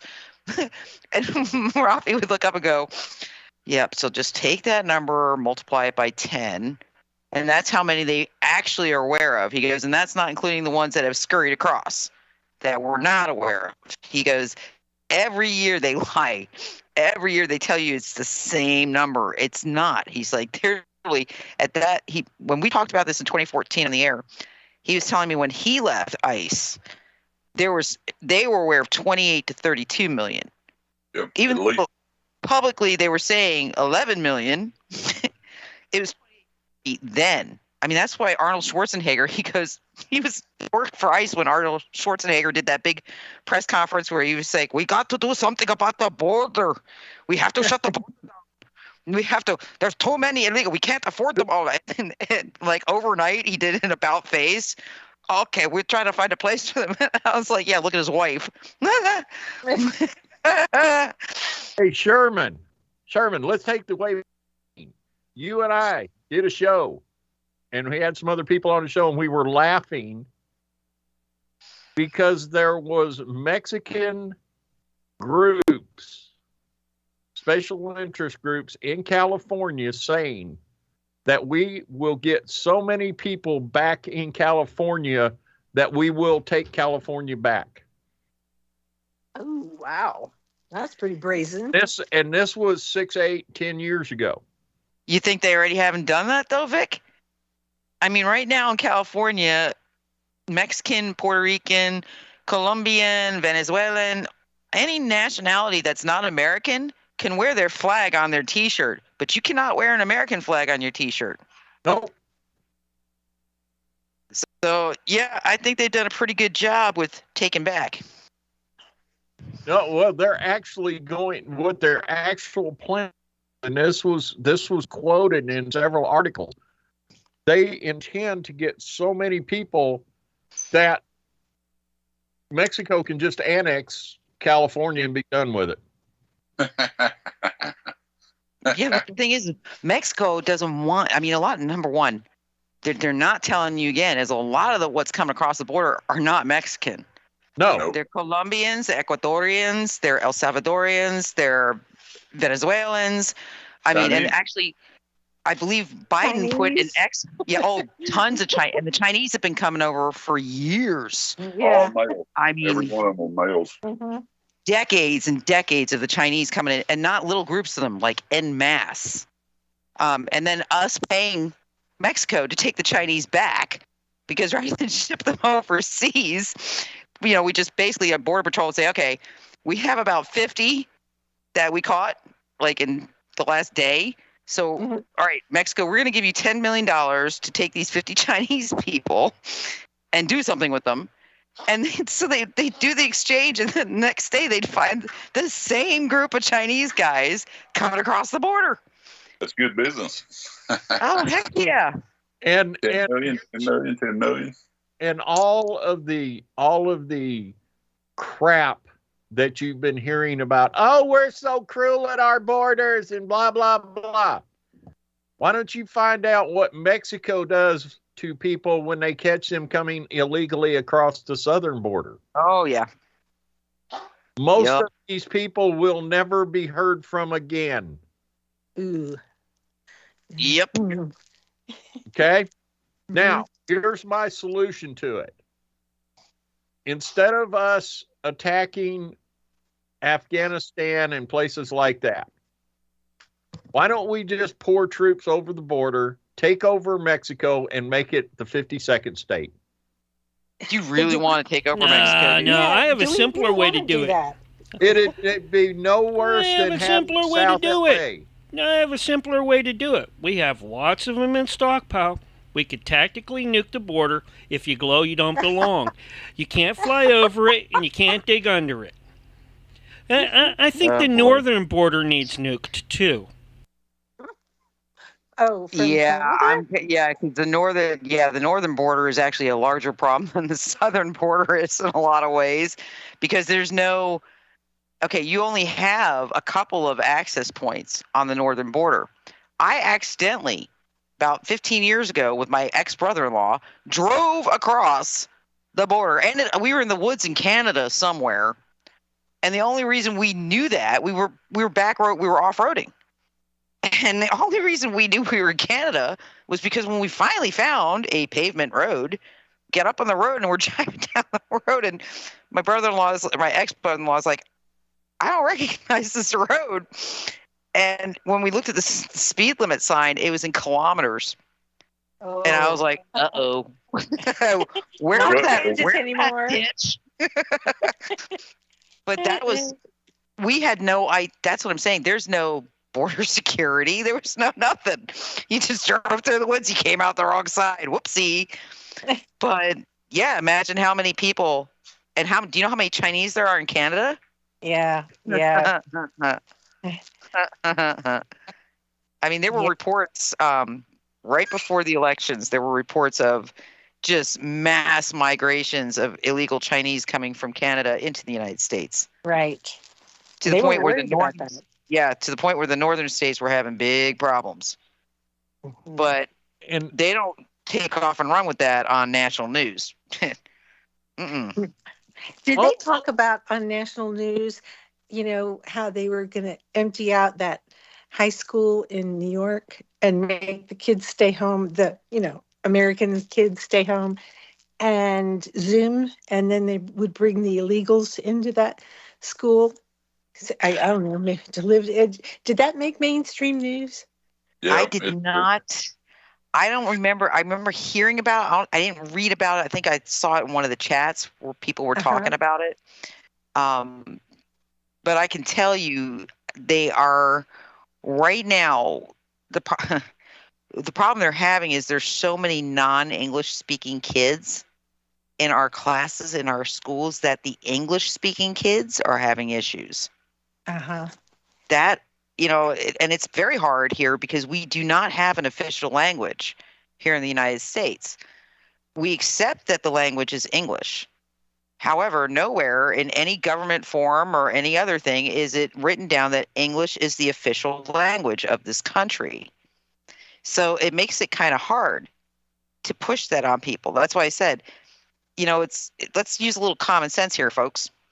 We don't have stop signs with 5 million different translations of the word stop, do we? No. We don't have, road warnings and things as such with a bulletin board that is in 3 or 4 different languages.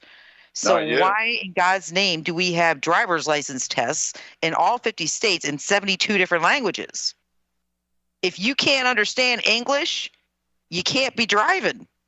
And, and here's the reverse flip side of it. If you go to Mexico and you have to fill out paperwork in Mexico, you either speak and read Spanish in most cases, or you have to hire a translator.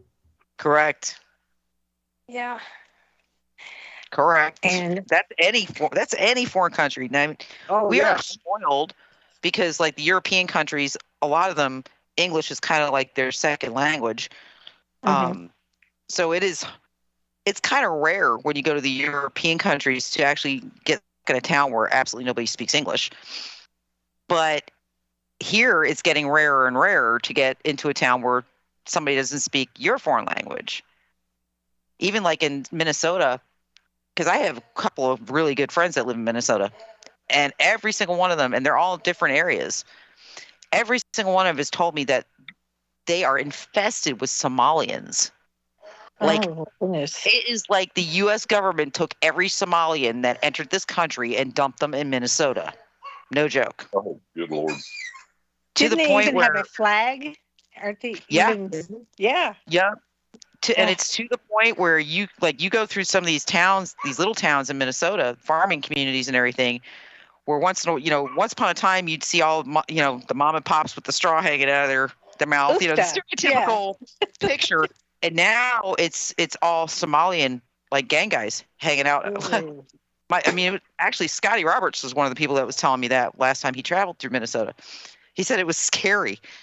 He was like, I was like, oh my God, am I in a foreign country? What the hell? Where are the American people? Yeah. It was that bad. And again, it's something they don't talk about. But, has anybody asked where the hell did all the Afghanistan people that they brought in, where'd they go? Sorry, my dogs are being really, really, really difficult right now. Where did they go? Good question. Apparently, a lot of them went to North Carolina, South Carolina, and Georgia. Atlanta. Yep. But nobody asked. We took in, ridiculous amounts of people from Afghanistan. Tons of them. And the sad part is a lot of them were not the guys that were helping us over there. Those guys got left behind. And here's the other thing. The Democrats... Time check. Oh, yeah, that's right. Sorry, got to take us out to break. I just looked down. Sorry about that, Mark. Folks, continue this conversation when we return. Just musing. We're just musing. Hang in there. We will be back in just a moment. I just can't imagine parents and having in New York school, having the kids have to homeschool, and go to school by Zoom so that their school could be taken over. Although maybe they are school, they're teaching you 27 vendors anyway, so you probably want to have a homeschool. Yeah. They may be safer. Hey guys, let's go back to some of my early discussions on webcasting. Education in this country was never meant to be where it's at today. In other words, you were never kids. 95% of kids were never meant to go through high school and then college. Our education system. Yeah, our educational system was designed to create functional illiterates. Yep. That's it. Once you got to the 8th grade, you were meant for factories and warehouses and farms and things like that. There was only about 5% of people the wealthy people in the world that were supposed to go to college level courses. Yep. They were never, ever, our educational system was never intended to be where it's at today. Pretty sad. Yep. And I've told people this for 20 years, and they still, or rather, they're just now starting to realize our schools are not teaching our kids anything. If all the power goes out, if the cell phone towers go out, our kids could not take a number 2 piece of paper, pencil and piece of paper and keep accounts or records or anything. That's not good. That's quite a change from, the dark ages when I went to school, and even my kids went to school, good school systems. But yeah, there's a problem. Most schools, Vic, do not teach economics. Nope. Yeah. They teach psychology, though. You can take psychology in high school, but you're not getting taught economics. And they took away home ec. And here's the other red flag for this. If you notice, most schools no longer have a valedictorian. It used to be the worst kid and tried to bring that child up. Now they take the smartest kids and try to bring them down. Correct. Kids are not allowed to excel in school. Everybody gets a trophy. Yep. It depends on where the school is. Obviously, if you've gone to good schools. But I was surprised, New Jersey is really high in the school system. I mean, as far as performance. And, that was, in Oak Ridge, we were the top 100 schools at one time. And we didn't have valedictorians in either, because there were so many that they just didn't even go there, they just because this town had a lot of scientists, so it's very school oriented. But I think it depends, because you go outside into the rural counties around, and there's a huge difference. So, Well, I mean, it's sad when you've got kids that are coming out, high school seniors that are coming out, that can't sit down and actually write out something. They haven't been able to do that in years. Back in 2005 and 2005, the literacy rates were absolutely disgusting. Forget deplorable. But you look at other countries like Japan, Taiwan, even to an extent China. Yeah, but you have to understand the A- is an Asian F. Yeah. Yes. I mean, even if you go to societies where, like Japan and Taiwan and places like that, where people go to work every day and they're proud of what they do.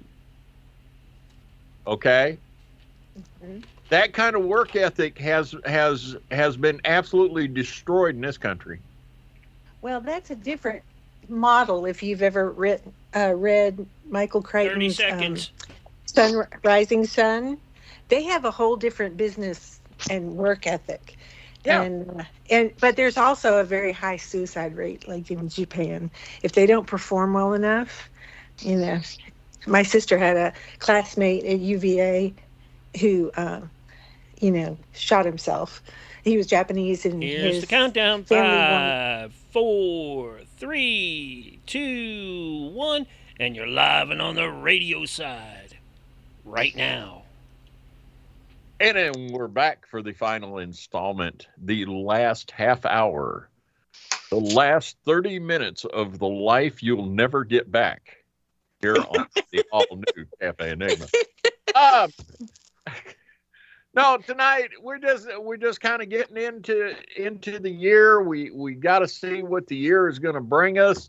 I have my personal religious beliefs, or my beliefs system, says, I want to see somebody show up in a black and white. I want to see Jesus show up in a black and white striped shirt, blow a whistle, and yell everybody out of the pool.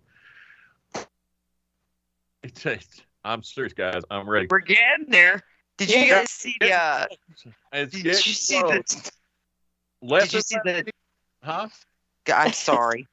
I was going to say less and less people are making fun of the revelations. Well, that's good to know. Yeah. Did you see the? Yeah. In New York City, where they? Do you remember last? Okay, so no, you don't remember, D, because you weren't on the air.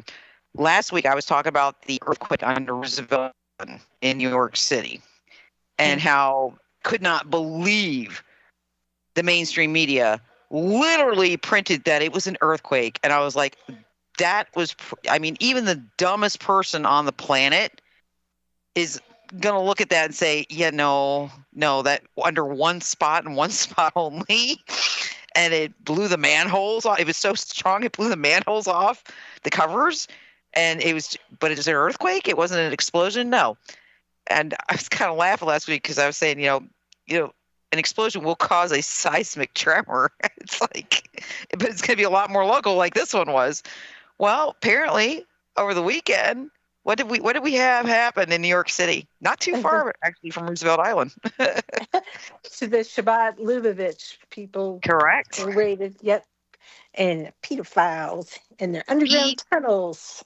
Yep, and it's funny because it's something that, you know, once again, a lot of MAGA, a lot of Anons, a lot of MAGA got made fun of ruthlessly for years because Pizzagate, you know, that preceded all this mess with the elections and everything else. But we've been saying it for years, and we're not limiting it. You know, that's the thing, folks. This is not limited to a political party. Both parties are completely corrupted and infested with some really disgusting individuals that really need to face injustice. And, you know, like I said, the whole Epstein thing, that just, all that's doing is cinching up the corners that you all have not been watching. You've kind of blinded yourselves to it. If you didn't like what the article was saying, or you didn't like the names mentioned in the article, you just didn't read it. Well, there was still pertinent information in the articles, like Epstein's connections to China, Epstein's connections to the Mossad, all these things that are now coming out through court documents. And Prince Andrew. Oh, Prince Andrew. Oh, more than just Prince. I mean, it was several royal families in Europe. Things that were out 5 years ago. Yep. They were. Oh God, I had the unredacted Black Book 5 years ago. There's nothing new coming out today that we didn't already know about 5 years ago. Yep. And I love the people, Nance. I love the people that look at you and go, "You're crazy. I didn't see that coming." Yeah. Alan Dershowitz? You mean Alan Dershowitz was down at Epstein? Yeah, he's a perv. And you should have known when he was cuddling up to Trump that, yep, he was aware that Trump knew he was a perv. And he was probably getting it to go gentler. Because Alan Dershowitz was a flame-screaming, flag-flying Democrat until Trump came along and until Epstein got arrested. Then his tune changed quite a bit. And so, yeah.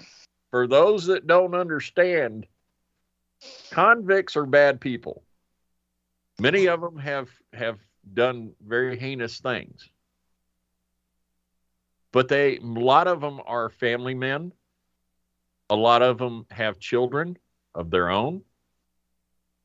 And I'm going to tell you, as people start getting busted, they're not going to be able to put them in the general population because they won't last.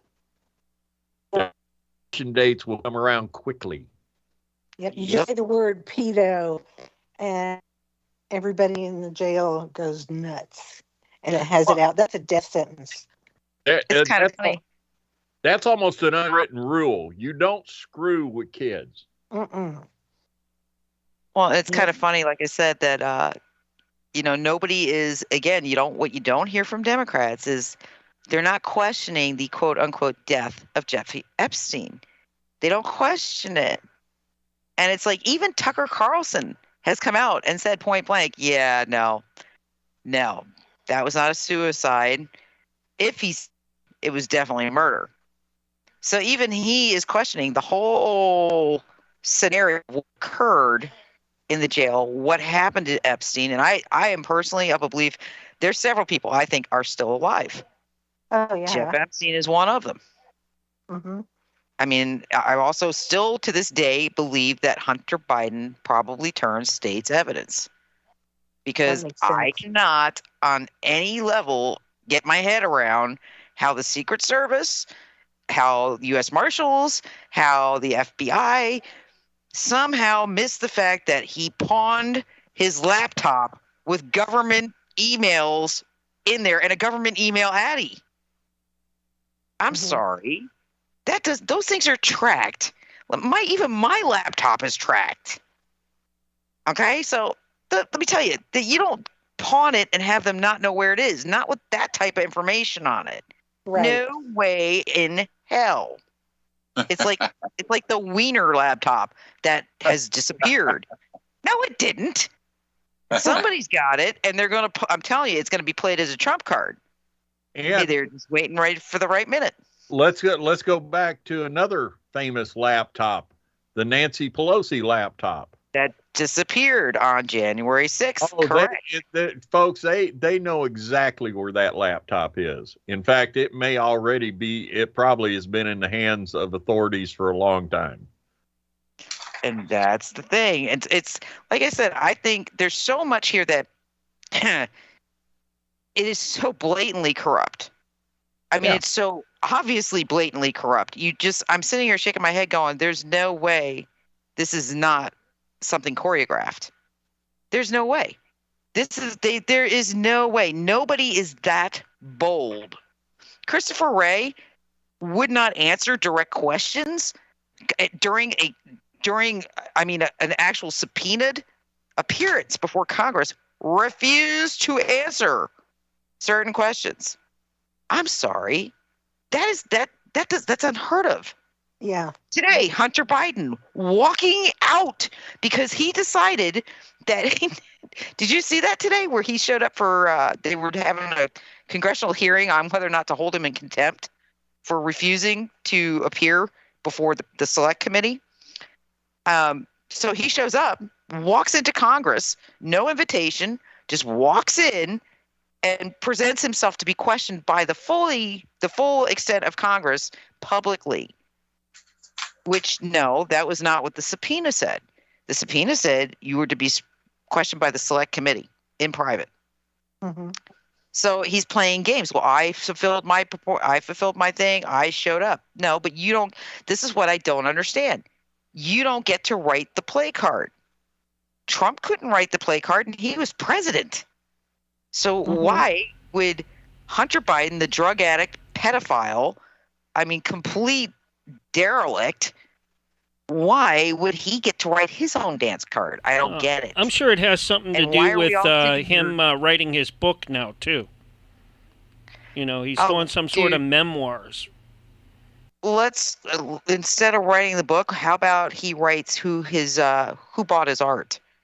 Because let me tell you something, art is the number one way to launder traffic humans. Period. Oh, wow. End of sentence. And anybody who ever worked in any kind of law enforcement that dealt with human trafficking knows that. So let's figure out who was buying your crappy art, Hunter, because we all know it's nothing to be collected. So what were you selling? Most of his art went straight in the fireplace. Oh, my God. It just makes me so mad because, like I said, and there's a lot of really good law enforcement officers out there who are speaking out about it. Yeah. But they're getting, I was going to say, let's not blame the rank and file people. Let's not blame the rank and file FBI, the rank and file CIA. These people just realize that at the end of the day, they can't do pretty much anything about it. Who was it? The FBI, I think, and the CIA said they're short manpower now because people have quit. Yep. They can't do anything about it, but they don't want to be a part of it. All of this is going on. And folks, it's plans within plans within plans. Yep. Yeah, And I'm they hoping, if that's the case, I'm truly hoping that the outcome is what I think it's going to be. Don't worry Which is the about it. whole They'll just system's gonna be- deputize those IRS agents as FBI agents now. Look at up in Canada. When you watch, they have a protest up there. Trudeau comes out and starts being heavy-handed, but yet you can watch the video. The cops are so reluctant to do anything. Trudeau's, Yeah. I mean, they just, in fact, I think it was today, just arrested, hold on, I've got to find it because I just saw it today. Who's the clown over in Africa that's been causing all the people to get in an uproar, and they've taken farms and they've killed farmers and families, but yet nobody's working the farms. And now they were having food shortages over there. And the old boy that started all of this is about to get lynched. Because who's going to grow our food? Who's we're got people starving over here. You've got I think that, a lot of people are saying you're going to see stuff happen this year. I think you're going to see a lot of attempts on people like Trudeau and folks like that. The Russian-Ukraine war is basically not doing what is the Russian-Ukraine war doing now? Nothing. Right. They're sticking their tongues out at each other right now. Yeah. Well, they did have a preview of a Civil War movie that's coming out, in March? The movie is about Civil War breaking out in the U.S. And I thought, oh, gee, but I know a lot of what's going on is to prevent people from back around. There was a little building way back in the middle of nowhere at the end of an old dirt road in where I worked. And it was very high security, and I got invited in because of what I was doing. And I was told by people there, and these were not local law enforcement, or there were a lot of people there that weren't part of our government. And they were saying then that by 2015 to 2020, and now figure this is back in 2008, 2009, that we were going to have a civil war in this country. But it not the way people thought it was going to be. You've got all these special interest groups that got to fight each other to figure out who's going to fight everybody else. Or was it supposed to be a race war? They said it would eventually deteriorate into a race war. But if you notice, all of your special interest groups, the leaders of these groups are real quick to send out the masses to do their dirty work. But if it ever goes south, they disappear. Right. Have you noticed that? Who's one of the girls, the woman that was a co-founder of BLM?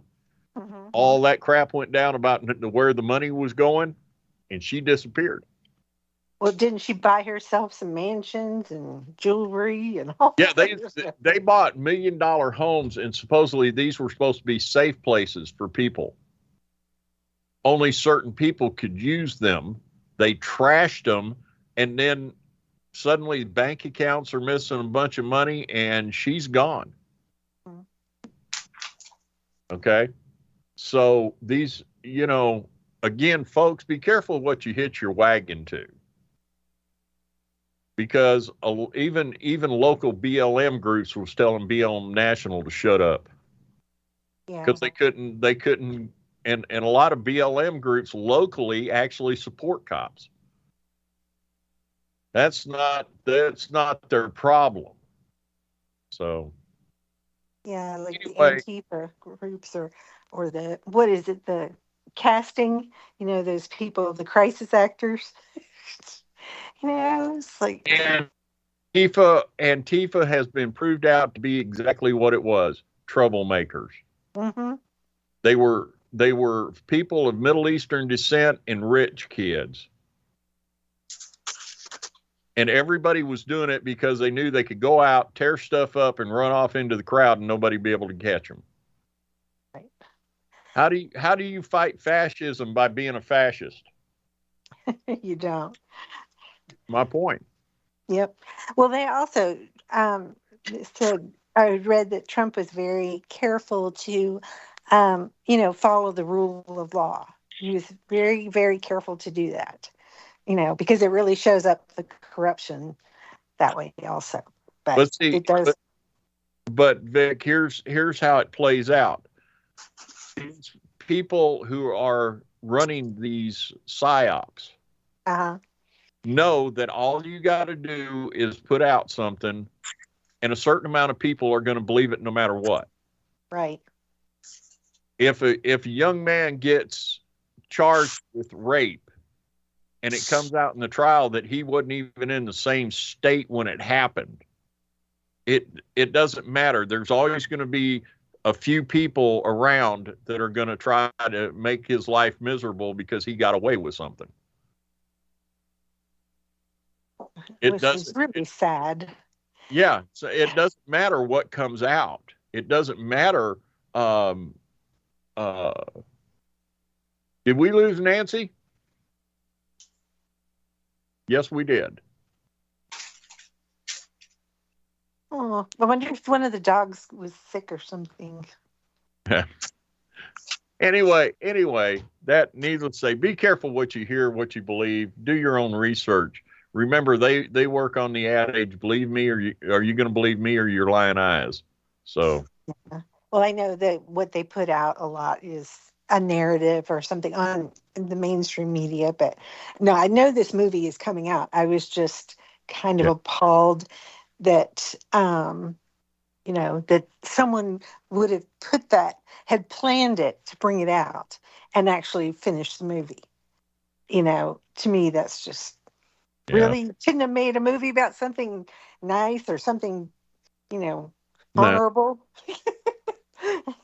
That's what I was saying earlier. I mean, all these shows that came out about drug dealers and the disparity and how they're having a trouble keeping their thiefdom running and all the trouble they go through, and like I'm supposed to feel sorry for them or something. I don't know. Oh, Breaking Bad.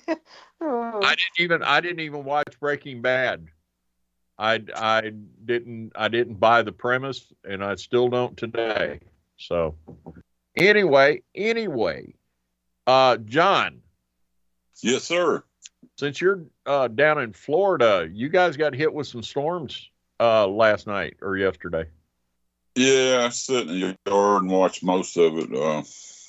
I was at the very tail end of the bands, but the people to the north of us had to have gotten a lot worse because the way the clouds were going by at such ferocity, it had to be 50-mile-an-hour winds in the clouds. Yeah, it lasted about 8 minutes here. Yeah, it was grinding on us for 3 or 4 hours. We kept having bursts of wind, and then you hear a tree crack, and then while I was sitting in the yard, a branch actually broke off the big oak tree and flew 40 feet and exploded in the yard. And I was like, well, maybe I ought to go sit in the house. Nah, I'm going to stick it out. Hey, speaking of that, here's a thought for you, John. You're familiar with Flex Seal? Yeah, that rubber spray stuff. Yeah. Or what is it, Rhino liner that they put in the back of pickup trucks? Yeah, the Rhino liner goes in the pickup truck. The Flex Seal goes in your gutter. Have you ever thought about it? Now, I'm sure you're familiar with the two products and how well they work. Yeah. I have asked, I'm waiting for a reply to find out why we couldn't use that on our roofs. Especially the Rhino liner. Could you imagine your roof covered with that Rhino liner? Yeah, but as soon as it weathers enough and cracks like it does in your truck bed, after about 5 or 6 years, it wouldn't be worth a hoot. That's why. I've got Flex Seal on stuff outside that's been outside for 5 or 6 years, and it's still as pliable as the day I put it on. Yeah, but you don't step on it all the time, do you?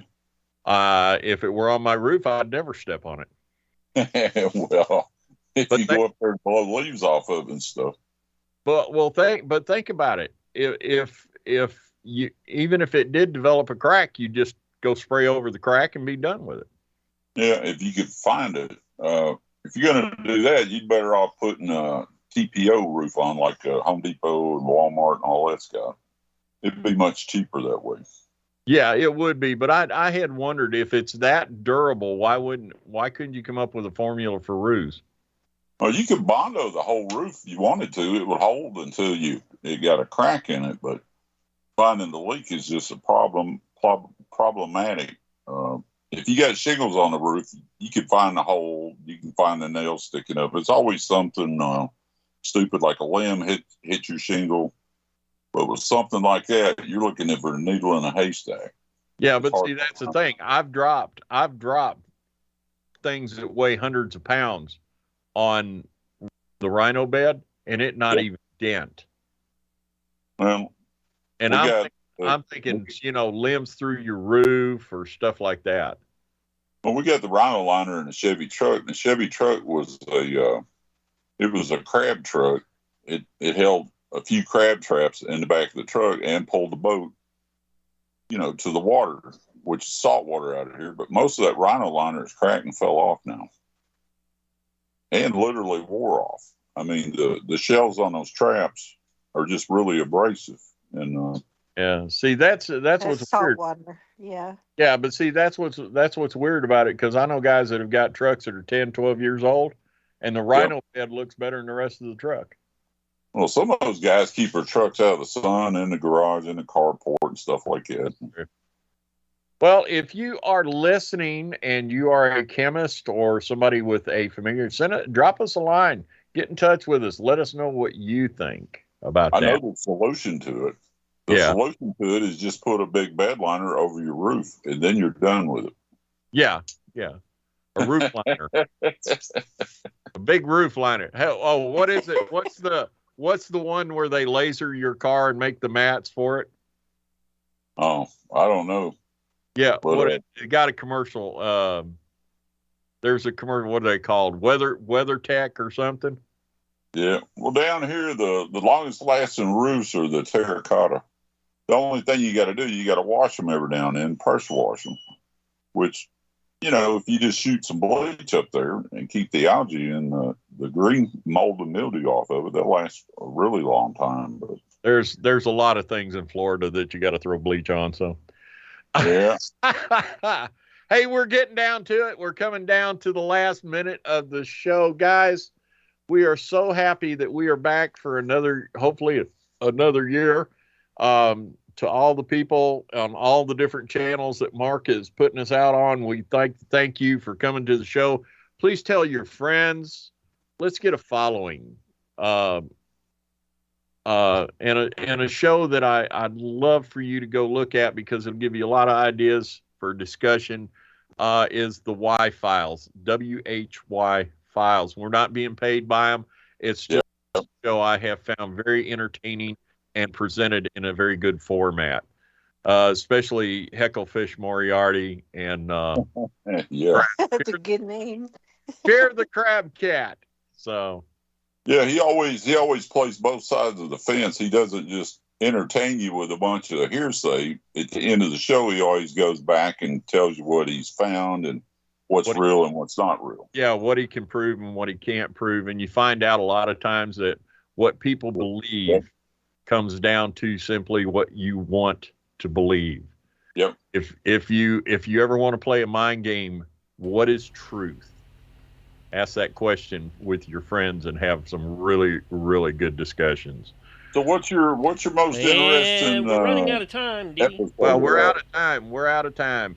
We got to go, folks. Y'all take care. On behalf of John Bell, on behalf of our little pixie Vicky, and Mark, our producer, and Nancy, Nance. my co-host and partner in crime. Y'all take care. Remember, God loves you. So do we. Talk to y'all later. Bye-bye. Good night. What's your favorite episode, D? Hey, we're not clear yet. We don't care. You already did the countdown. There's no countdown on when we go out. Exactly. So you did it already.